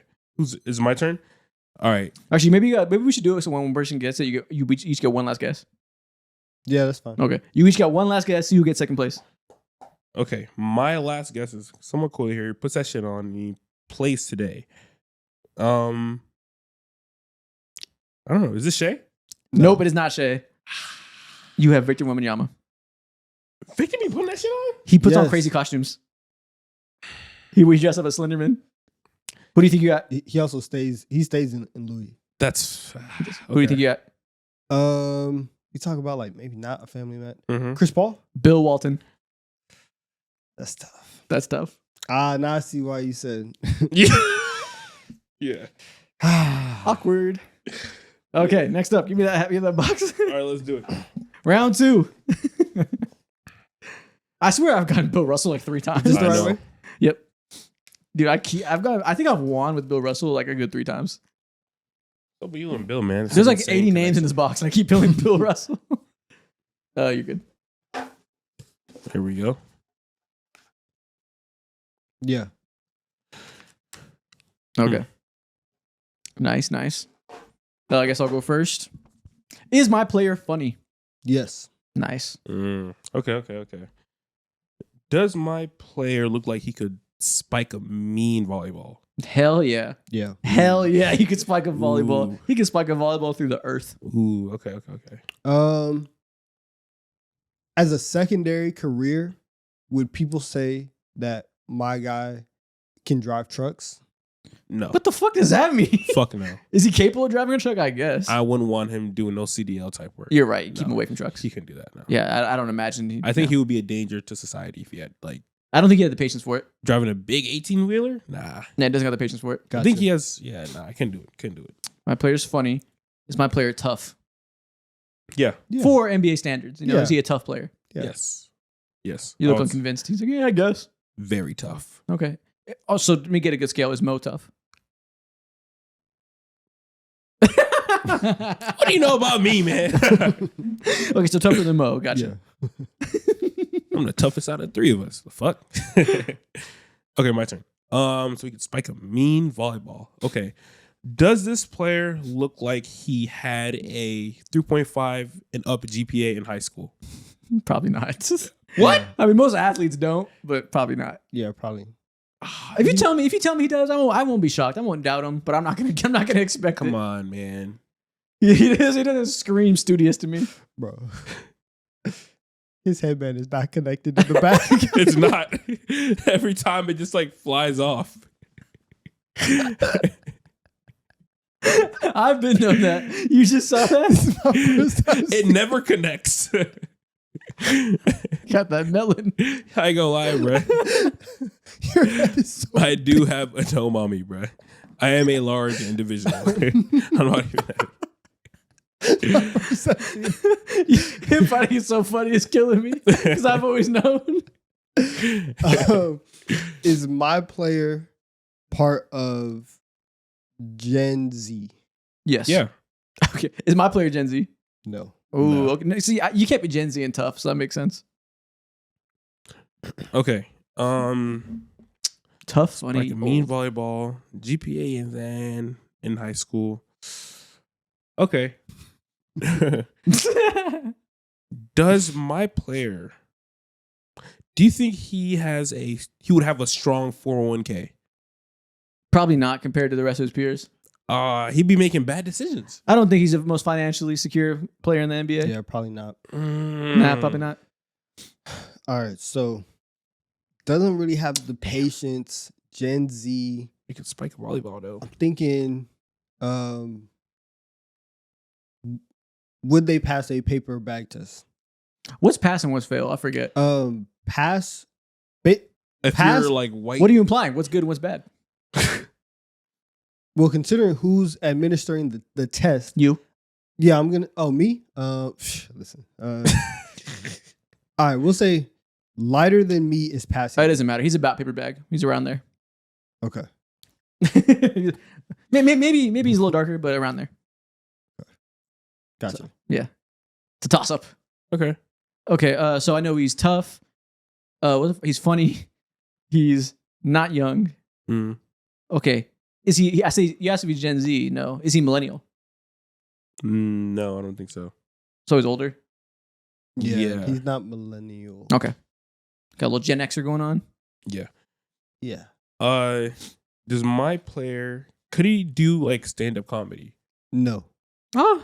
No. Nah, No? probably not. I don't. No, Nah. I don't. Yeah, I don't think he's a stand-up comedian. Everything he asked, we're like, no, this guy sucks. Like the only guy's thing not good a thing is that he vibe. could spike the fuck out of volleyball. Damn, what does he That's all he do? knows is he can spike a volleyball into the Earth's core, and he sucks at Alright, everything. so- Like else. he's bad with his money. He's bad when it comes to school. Like what the hell? What does he do? Is my guy taller than most of his peers? Above average, yeah. Above average. Sure. To the spirit of the question, yes. Yeah. Does my player have a career in broadcasting? No. Well, no. No. Okay, I thought it was Barkley or Shaq. It's not. No, Okay. no. Okay, so he's funny, kind of tough, old, no broadcasting. I don't have shit. Yeah. Okay, because I need to know if he's like, was he born 2000 or after? I just need to know like. 2000. He's 2019 draft. 2000. Okay. Yes. He's a 2000 or a 01. He's 2000 and after. Ooh. He was not born in 1990. You just gave me a little bit too much bits and pieces. Yeah, whatever. Mm-hmm. Okay, so it's my turn. So all I know is that this dude. Oh, I told you the draft. Fuck. Yeah, you gave me too much. Damn it. I said the draft out loud. Yep. Oops. So this guy can't really drive trucks. Hey, you better that. guess him right. He's gonna won't- get it. I know he won't have the patience. About this complexion, decently tall. So I'm thinking about like 6'8" or 6'9". Is my player funny? Oh, yeah. He's hilarious. Yeah. Mm-hmm. Yep. My player's funny. He's kind of tough. I got to swing because I know he's going to get it pretty soon. He's a Gen Xer. Doesn't have a career in broadcasting. Not a millennial. Nope. So that means like 45 or older. Just fishing for information. Okay, so he's in his early 40s. Steve Nash has a career in broadcasting now, so it's not him. Kind of tough, but not really. You guys weren't sold on that. I don't know. It depends on the streets. Depends on the streets. So around 40-ish year old. Actually, because like LeBron's millennial. He's early 40s. So I think you do have to be over 45 to not be a millennial. To be fair, I have no idea where the cutoff ages are. Okay, is he over 45? No. Okay. Yeah, I don't know what the cutoff for Gen X is. Okay, so he's probably in his early 40s or something like that. Yeah. Okay. Yeah, you definitely would have let me astray. I was thinking old. Okay, so Taking too long? I know. Chris Bosh. No. Fuck. No. You said 2019 Go ahead and draft. get it right. You said that he would spike the fuck out of a ball. on. Probably isn't that, literate financially. 4K would be in the trenches a little bit. He don't have no great high school GPA, so it's only two guys. So the top two guys in 2019 NBA draft. Just say it. Either Ja or Zion. They could both spike the fuck out of a ball too. Just say it. Take your pick. I'm gonna go Zion. It is Zion Williamson. There we go. Deadass? Yep. Yeah. The 2019 One last guess. Who you saved got? me. Scotty Barnes? You have Scotty Barnes. What? Co-victory. Who do I got? No career in broadcasting is throwing me off because everybody does broadcasting. This is so lit. Everybody does broadcasting. Chris Paul. Nope. Damn, who was it? LeBron! LeBron's absolutely a millennial. Again, We don't know the I cutoff. had no idea the I was fucked. cutoffs. I was bamboozled. I'm sorry. Damn. And with that man. being said, I've lost on a low note. I've been screwed. Finally. Yeah, I know, right? Dominating this game. What should they comment? And with that being said, comment Merry Christmas. Tell everybody to call us Merry Christmas. About what you got for Christmas. Comment Merry Christmas and reply to 5 other people Merry Christmas. Exactly. The spam. Draw those comments up for us. And we will see y'all next week for our New Year's episode that we'll be recording early because Christmas is next week. And obviously, we're not going to record on Christmas. So we're recording it a few days early. So it'll be a little outdated when you hear it, but it'll be good. Goodbye.